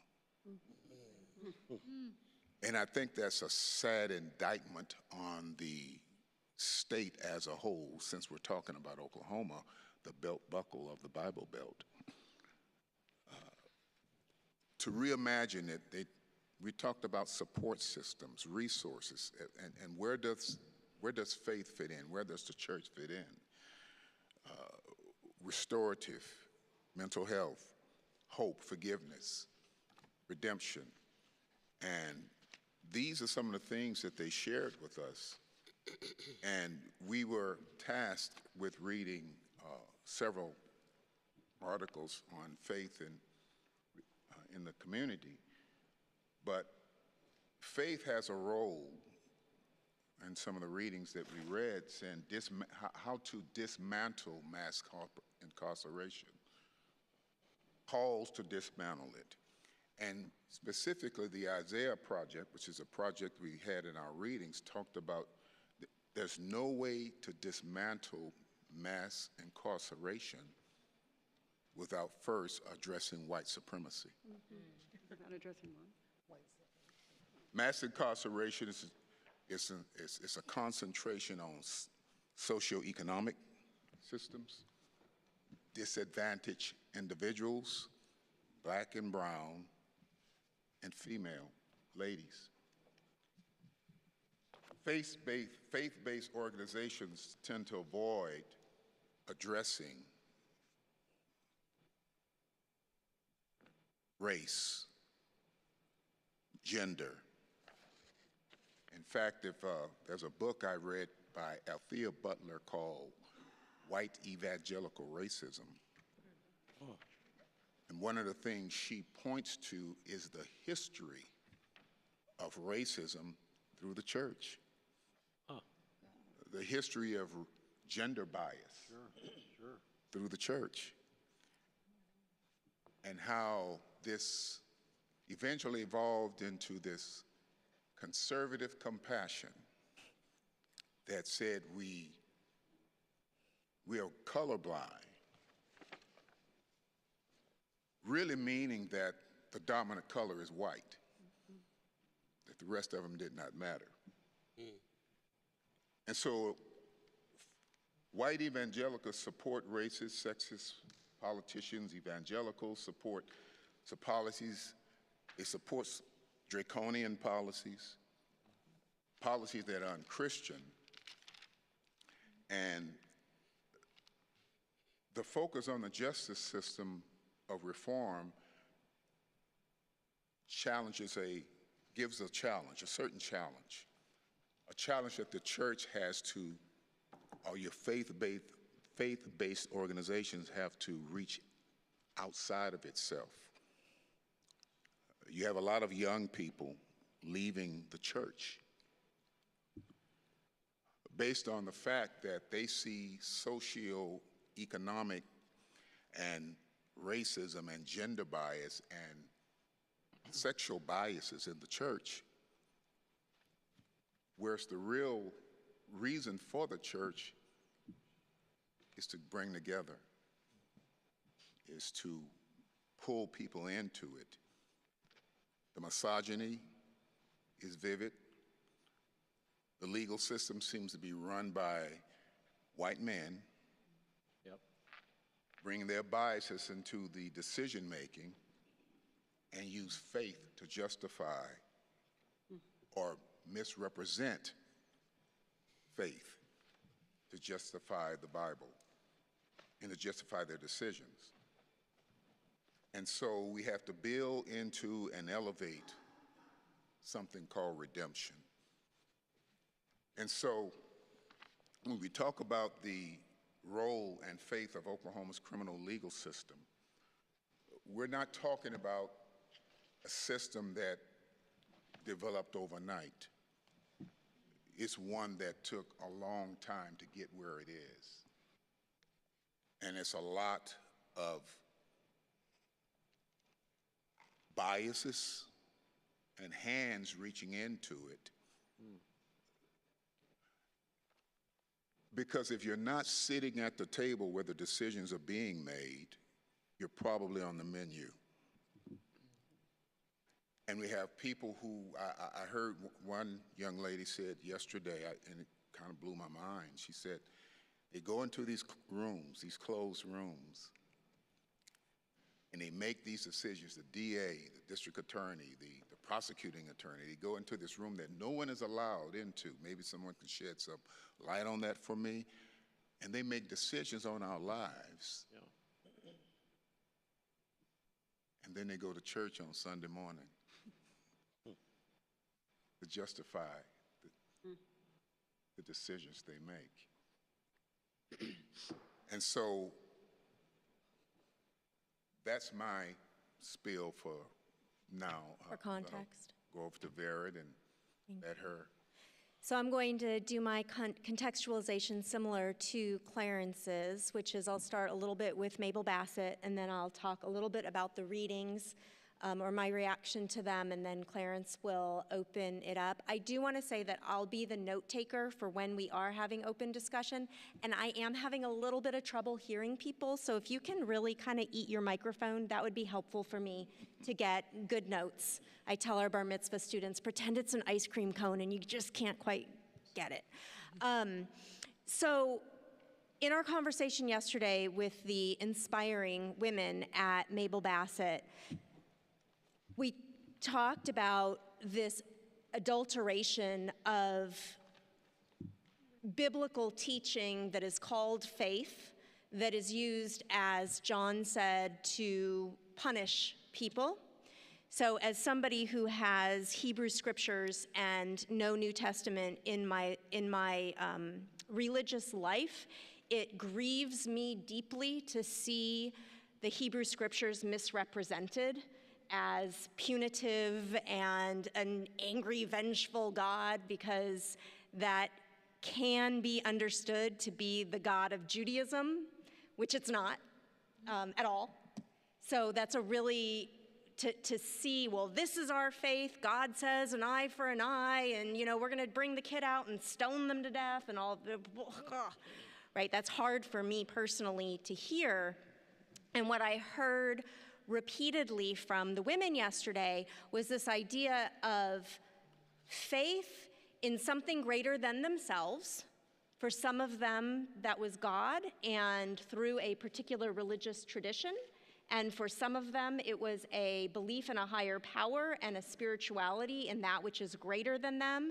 And I think that for at least one person who spoke with me, it's not, one woman was an atheist, no longer is, but is not even necessarily something that we would recognize as a religious or higher power-based faith, but what is that which is greater than me? And it could be my community, my people around me. So everybody had a kind of faith that is not represented in a legal system in a state, as Clarence pointed out, that considers itself to be faith-based. So there is a real disconnect there. So I asked the women if there were a legal system that was created based on your faith, not your religion, but your faith, what would that look like? We heard it would look like hope, it would look like forgiveness, it would look like we are not going to throw this woman away, we're going to build her up. It would look like having somebody behind the bench look at me like I'm somebody's child. It would look like restoration. It would look like asking the question, what broke in your life and what can we do to restore it? It would look like integrating forgiveness and purpose. Forgiveness and purpose. I want to finish the story that Clarence started telling about Amber and her father who was incarcerated for 8 years, and upon getting out, Amber said to him, "Dad, you just got to keep faith. I've got God in my heart, but I live in Oklahoma." Amber had been incarcerated for about 2 weeks when she got to call her family. And on that phone call, she learned that her father had gotten a scratch on his back, and it had gotten infected, and he died under a bridge in Tulsa. So when I looked at the readings, or I looked at the readings before that, but that relates to looking at the readings, really just one piece that I want to pull out and then send it back over to Clarence to open up for discussion is in the Amy Lavad reading. What struck me is that one way amongst many to look at mass incarceration is to see it as a complete societal failure to care for our children. To care for educating our children, to care for protecting our children, to care for respecting our children, for helping our children to understand. So many women said yesterday, at least 3, but there were only, 15? I came in here with faith in the system. Wow. So on 2 different levels, we have failed our children.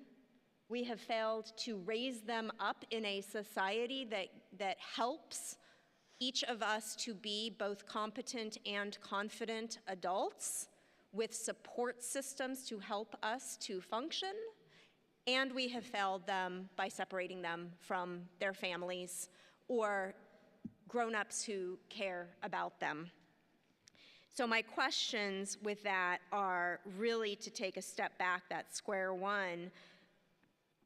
Who and what do we want our society to look like? And if we were to do in education, we call it backward design. If we were to do, that's my first job is in education. If we were to do backward design and say, this is what we want our society to look like, then the way that we are raising up our children in this system that we have that is contributing to mass incarceration is not the system that we would have.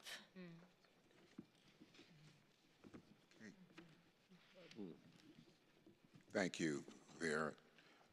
So the discussion questions follow this, and again, we will tip your card on the edge when you want to ask a question or respond, and if you're responding to someone else, I will put them into the queue, and I will lay the queue out based on the way I see cards laid out and those I have not heard from.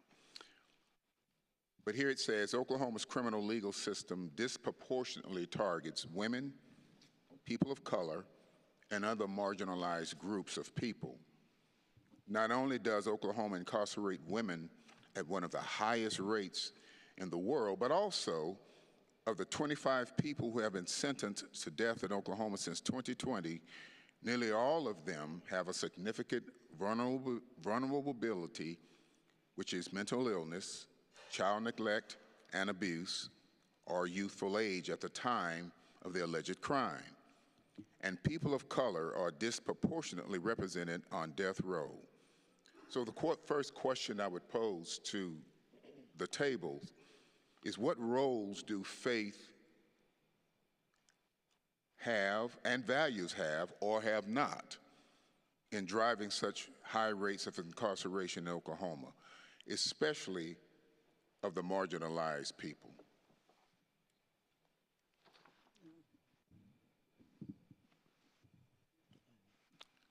Ms. Tanya? Okay, first of all, I have to ask you all's forgiveness because, I have to ask you all's forgiveness because my clonidine has not taken effect yet. So my brain is not quite right. But I would say that it goes back to our roots up with eugenics, okay, where we try to eradicate people who are mentally ill, people who were of different racial ethnicities. I mean, Native Americans were sterilized by the government as late as the 1970s. Now, the thing is, within that context, even eugenics worked within the rubric of Christian Protestantism, okay? Because it was viewed as being Christian to better society. You better society by getting rid of it. That sounds a little bit like what happened in Europe, didn't it? The thing is, too, is that we neglect some equally or deeper roots, and that is Black liberation theology before there was a name for it. Unfortunately, too many of our churches have adopted prosperity doctrine as a quasi-theology, which goes back to the colonial era, back to where we started to get rid of the immoral. So what can churches and faiths do in the 21st century, at least in my opinion, is that, again, it goes back to changing the narrative. I choose to believe that most people are not utterly hateful, that there is belief in the Gospels, not all of the pseudo, I'll put it this way, pseudo Old Testament. And if that is true, how do we then refamiliarize them with the values that they already have? As opposed to, Leslie Osborne and I were talking about some things, and she, said how this propaganda has convinced people that, the sky is polka dotted when it's not, where a lie is rephrased as alternative truth. So, I mean, to me, it comes back to changing the narrative about what people believe in and putting it in a type of language that they can understand. And rural Oklahoma is the big one,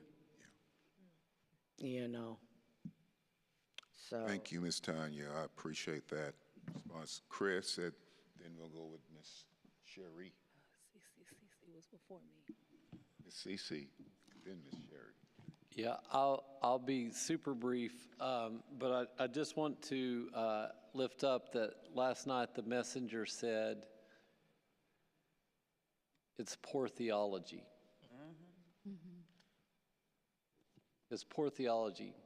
Clarence, you just mentioned that the faith community perpetuates, practices gender bias, historically has defended racism, and I would just offer up and remind the table that at last year's convening, it was Adam Luck, stuck with me, I think about it almost every day, who very boldly said that we must come to the realization that the outcomes in Oklahoma as it pertains to mass incarceration are not in spite of Christianity, but because of Christianity.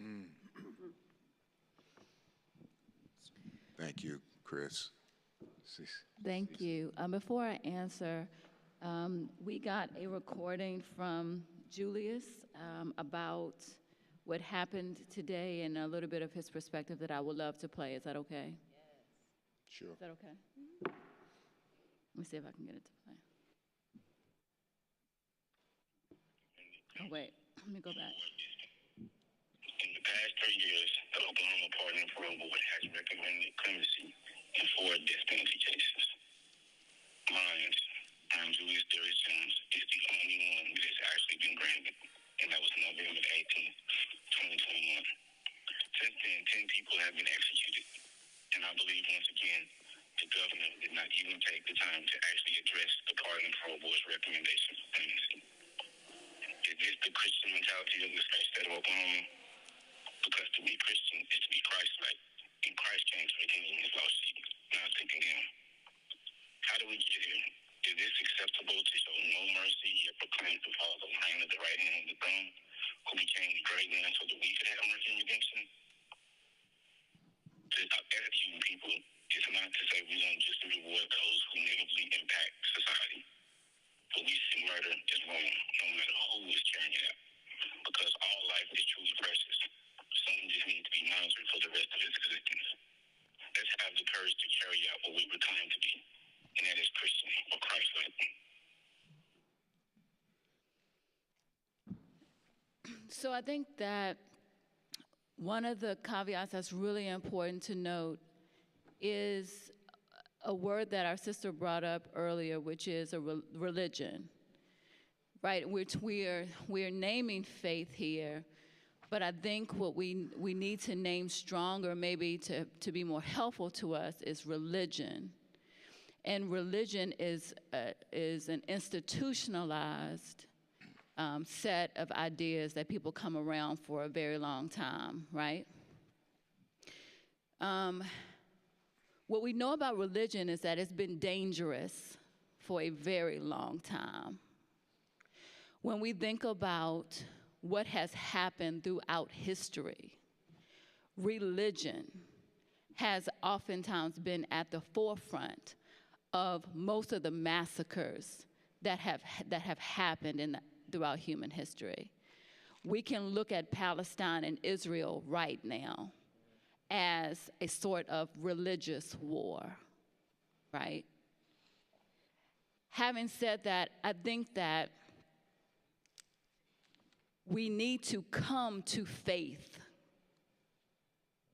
And faith is something that does have to be now, here and everywhere, deinstitutionalized in our own minds and hearts. That doesn't mean we don't gather and assemble. That doesn't mean we don't come to church. But what it does mean is that we don't check our brains at the door, and that we don't take as quote unquote gospel every word that's preached from any pulpit just because it's preached from a high place. It doesn't mean that we check our ability to reason. It does not mean that we check our ability to question. It means that we come to a table with an open heart, right? And I think that if we don't have a faith that's rooted in a knowledge of history, because Christianity has done a lot of damage. We have to remember that Christopher Columbus got here because the church told him he could come and take whatever he wanted. The doctrine of discovery. That was a doctrine of the church. The church did that. So I think that we have to understand our history, the history of institutionalized faith, do some deconstructing around who we want to be, because we can be somebody different. It just has to take a lot of courage to be something different than our parents.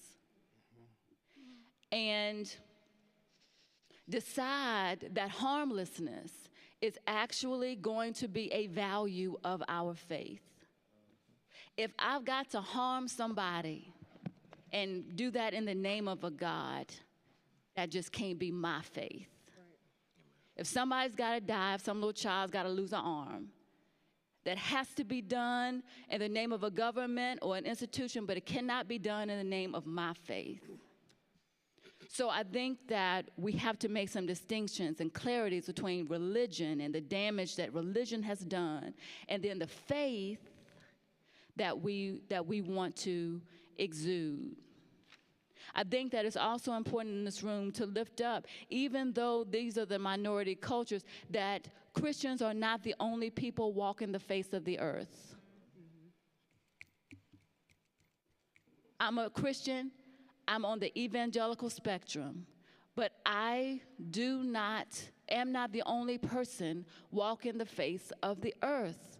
We've got our Jewish brothers and sisters, our Muslim brothers and sisters. We've got folks of other religions, and it doesn't matter what you think about it.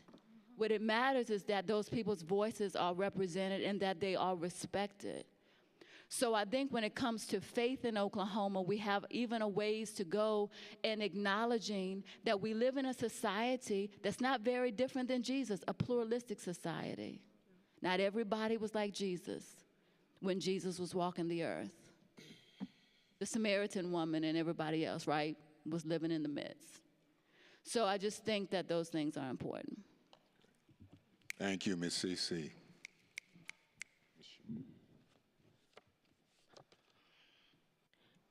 I feel like it would almost be appropriate to just say +1 to everything that was said. I'm always expanded and gleaned from just the humanity and the knowledge, especially from those like Tanya and Cece. So thank you for that. What roles do faith and values have or not in driving such high rates of incarceration in Oklahoma? And since I'm in and out of the facilities almost daily, and I listen, one thing that is a common denominator are our brothers and sisters and persons say, well, they said that I'm supposed to be judged by a jury of my peers. And when I looked at the faces of those who were chosen on the jury, I really don't think that they were my peers. And many of them, like the person that the prosecutors want are white Christian males mostly. And those that really amplify the messaging and the mission of white Christian nationalism. And they say that to me all the time, and they don't feel like they have a chance of recompense or commutation or pardon and parole, because that's still what they see on the pardon and parole board. And who is making the decisions. And even within the carceral facilities, if you are not part of the Christian faith, your faith practice is belittled, ignored, discriminated against, and oftentimes they said they feel like it is very intentional for them to have their faith removed or shamed. A lot of the Islamic communities, as well as those that, and I work with, my organization is Humanity Global Faith Initiative, and so it is a group of faith leaders that go in and serve as volunteer chaplains, because right now, a lot of the chaplains within the facilities, their responsibility is much more administrative as opposed to offering ministry or spiritual support. But even a lot of the chaplains who admit, I am Christian, most of them are white males, and they will say, I've never even had to, or was I asked, or was it a command or requirement that I extend outside of doing Christian work. And they don't participate in the other faith services. So all of the propaganda, all of the rhetoric that is espoused into those that are victims of the carceral system is having religion, especially Christianity, from a very siloed vein down their throats. And so I feel like that is part of why we see the rate so high, because if you don't identify, if you dare to speak out about, the systems will try to isolate you, prosecute and persecute you, and then further marginalize you by holding you captive in a system that again tries to convert you to Christianity, and they feel almost like they have to, just to even to have a chance to come out beyond the walls. Thank you, Ms. Sherry. We're going to go with Kenneth and then Tiffany, and then I'm sorry, Tina. And then we'll move on to the, was she up first? I wasn't before you. Okay. And then we'll move on to the next question. When I think about the question of what role faith has in incarceration in Oklahoma, as a person who went to Catholic school when I was younger, became a born-again Christian in high school, was Christian non-denominational by the time I deployed to Iraq, and I no longer practice religion, but I still have faith and spirituality. I often question the presence of faith on both sides. And I'll expound on that. The reason why I say faith on both sides is because I know that there are believers of faith that are the ones who are being punished and incarcerated. And they believe, oftentimes, believe in God. And then on the flip side, I see faith being practiced by the judges and the DAs and even the keyboard warriors in the comments on social media. And they believe in God. So it's quite confusing to me that how could both sides be talking about the same God?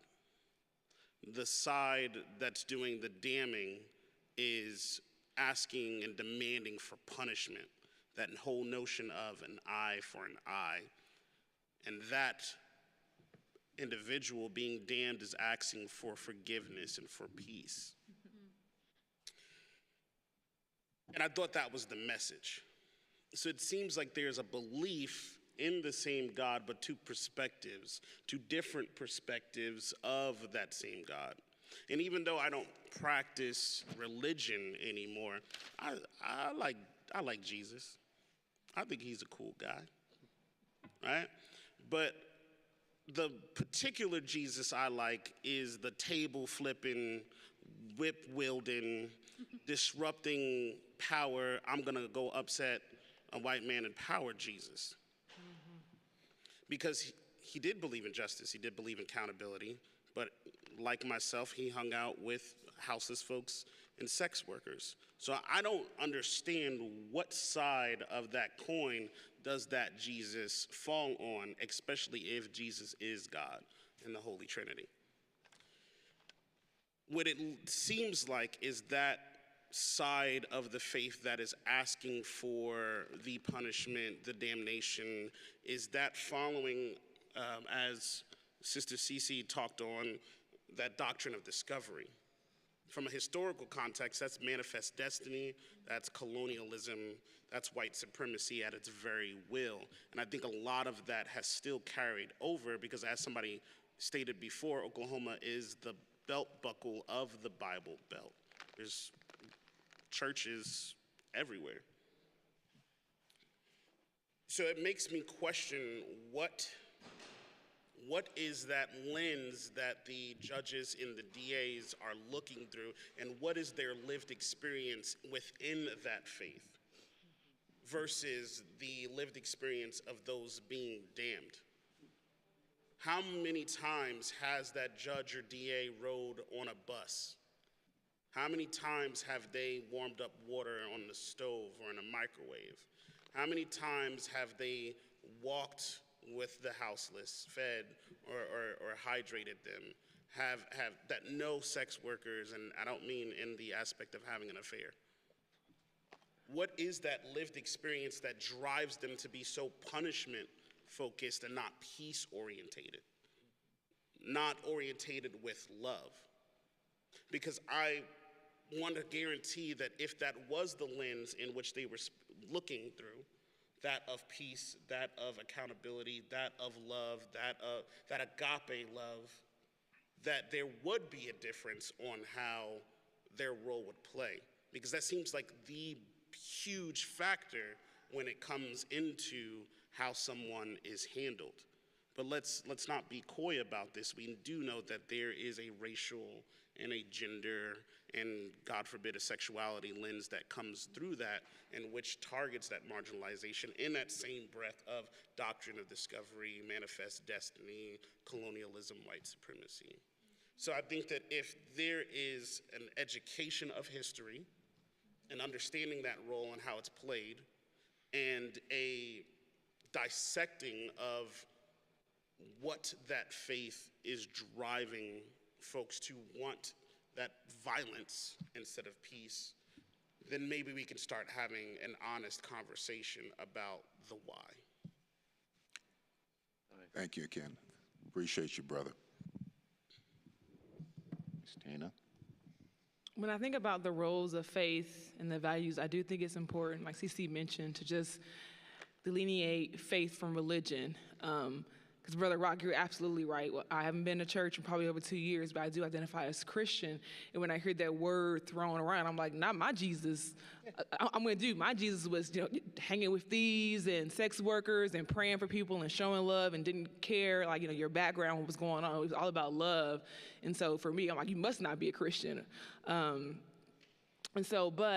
I do think faith can be a distraction. And I only turned my card over because I wasn't sure if you were going to go into what you said last night, but it was so powerful when you talked about the moral arguments versus ethics. Because I think sometimes with faith, we get into this distraction of morals. You're killing babies, so I don't believe in abortion. And when you get folks tied into their own personal morals versus thinking about systemic justice issues, you have these battles and you can't see change. We're never going to agree on morals, right? Everyone has their own morals and own personal values as it relates to certain things, but I think sometimes faith and religion gets us tied up into those small arguments.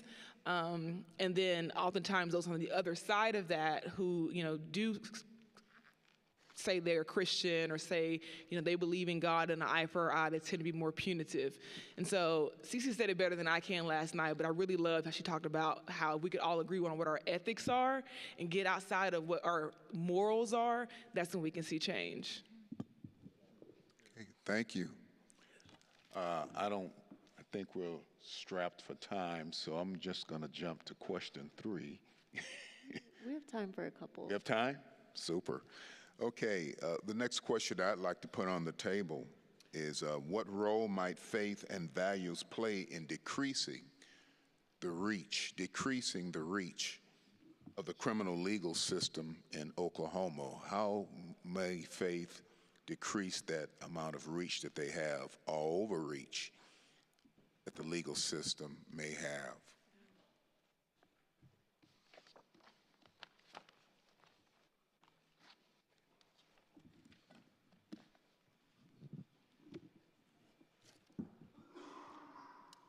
John? Well, I don't think we will until, Speaking to the mic. I don't think we will until religion, and by that I mean evangelical Christianity in particular, can finally recognize that it has an addiction problem. It seems throughout history, power and religion have been attracted to one another, kind of like bugs and lights. And it's ultimately destructive.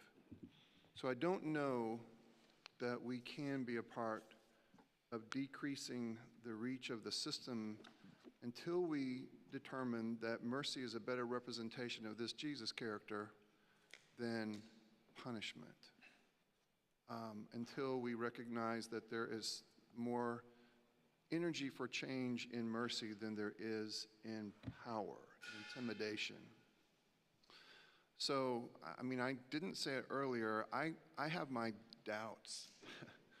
I'm hopeful and I'm encouraged by the people around the table, but representing the tribe or tribes that I represent, I don't know how easy it's going to be to pry Christian people's hands off of the levers of power. That part. So I would submit that we need to see, again, programs like Live Free, Succeed as they emphasize relationship and I would say mercy as opposed to emphasizing control and power. And until or unless we can rediscover the salvific potential of mercy, I'm not sure that we will be a part of the solution. Mr. Melvin.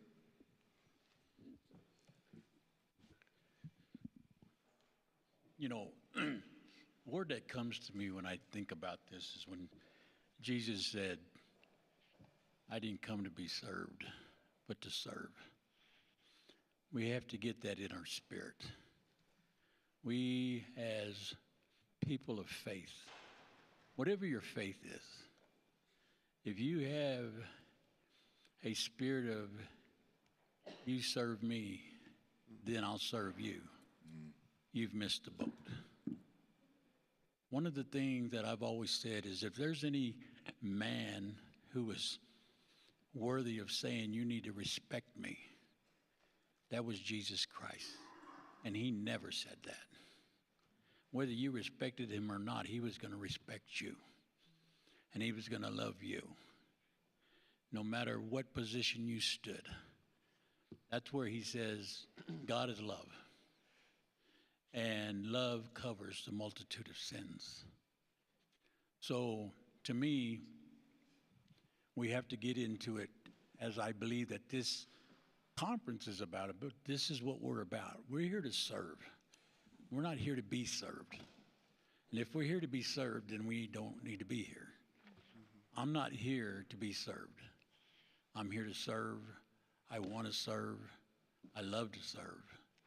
And so I believe that in what role faith and values play in decreasing the reach of the criminal legal system is let's just all get in the spirit of servanthood. And when we do that, then, and not when we feel like it. See, because faith isn't about what you feel or what you think. I believe faith is, it says we walk by faith and not by sight.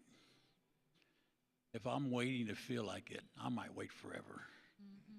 But I just go ahead and do it, and then my feelings will line up with what my actions have done. So I believe that we need to quit compartmentalize everything we're doing and just go forward in the spirit of servanthood, and everything else will line up. Thank you, Ms. Melvin. Maria? I just want to say, like, I feel like everybody's point of view about how sometimes religion can affect, can cause a lot of controversy. From my own personal experience, my faith saved my life. I had no hope. I had no faith in anything, and some annoying cellmates encouraged me to read my Bible, and if I didn't believe in God, which at one time I was very mad at him, to just read Proverbs and get some wisdom for your life. And, you know, those are the moments when my heart was softened. You know, those were the moments when I was humbled to ask forgiveness, because no, I've never been, still not a perfect person. And a faith-based organization, a lot of faith-based mentors reached out and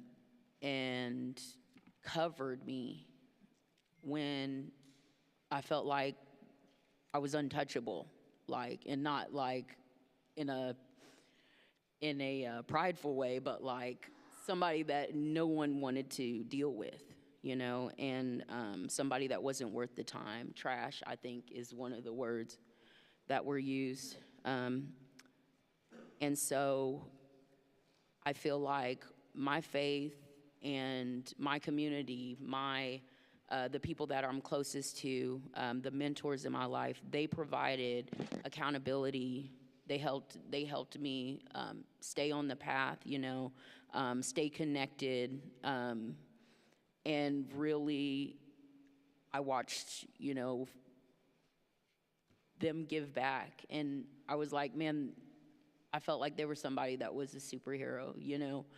And it made me want to be a part of something bigger, you know. It made me believe in something bigger than myself. It gave my life purpose again when I thought after losing a child, my purpose is gone.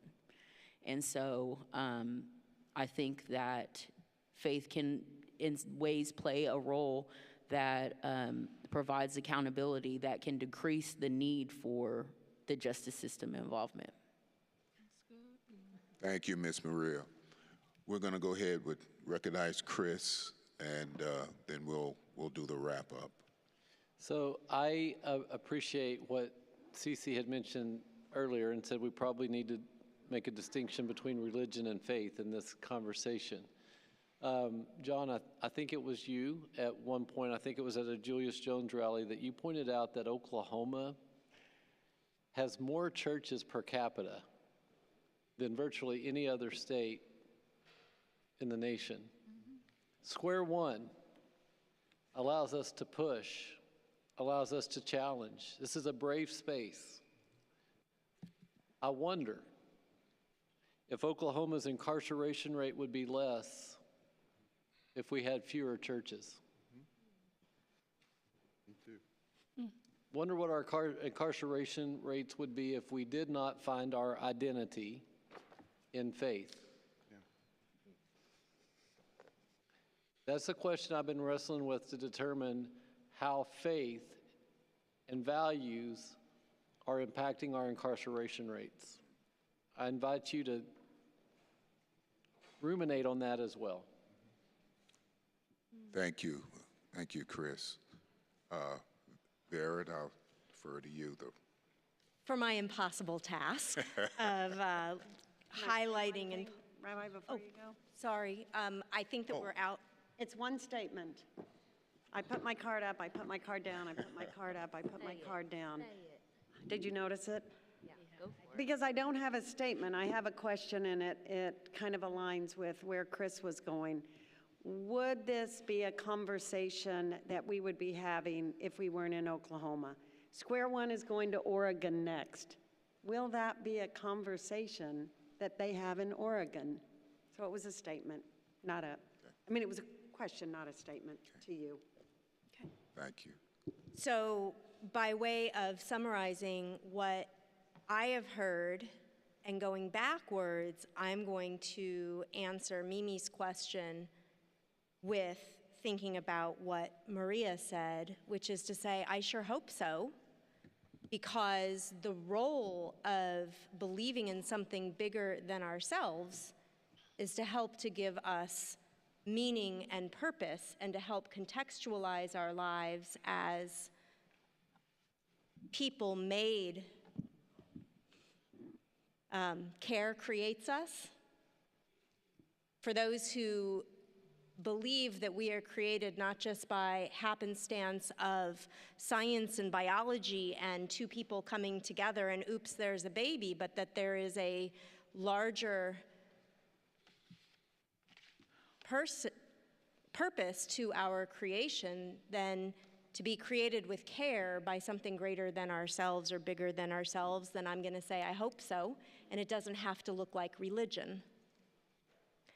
So we heard a lot about the religious tradition that tends to have a dominant voice in Oklahoma does not represent the faith of the Oklahomans in this room who spoke, and doesn't represent the faith of the women in Mabel Bassett yesterday, of those who spoke. The religious voice that our system claims as the justification for punitive sentencing. One of the women yesterday said, I don't think that the judge goes into his chamber and prays to God about what's the right thing to do. At least not the God, she said, that I pray to. So that to me was the theme that came up the most, well, in the note-taking that I just lost, turned the wrong page, and that we are a room of people who have had diverse experiences with what both religion and faith and journey in believing in something else means. So that to think that there is one path or one answer to how either faith or religion play out in what is supposed to be a secular legal system creates quite the problem for representing the people. I have to take privilege to say something because it's come up at least 3 times today. And Cece, you mentioned specifically in this conversation what's happening in Israel and Gaza. And as somebody who is 2 degrees of separation from that, meaning I'm not there right now, but I have immediate family members who are, well, first cousins, aunts, uncles, I guess not immediate, not nuclear. I hope this is not the place or the time for us to discuss this, and yet it was brought up 3 times today, and I feel quite compelled, and as the only rabbi in the room, to say, for those of us who have Israeli Jewish family, and for at least one of my friends who is an observant Palestinian Muslim, for myself and for this friend, we don't consider this a religious war. And it's really important to say, because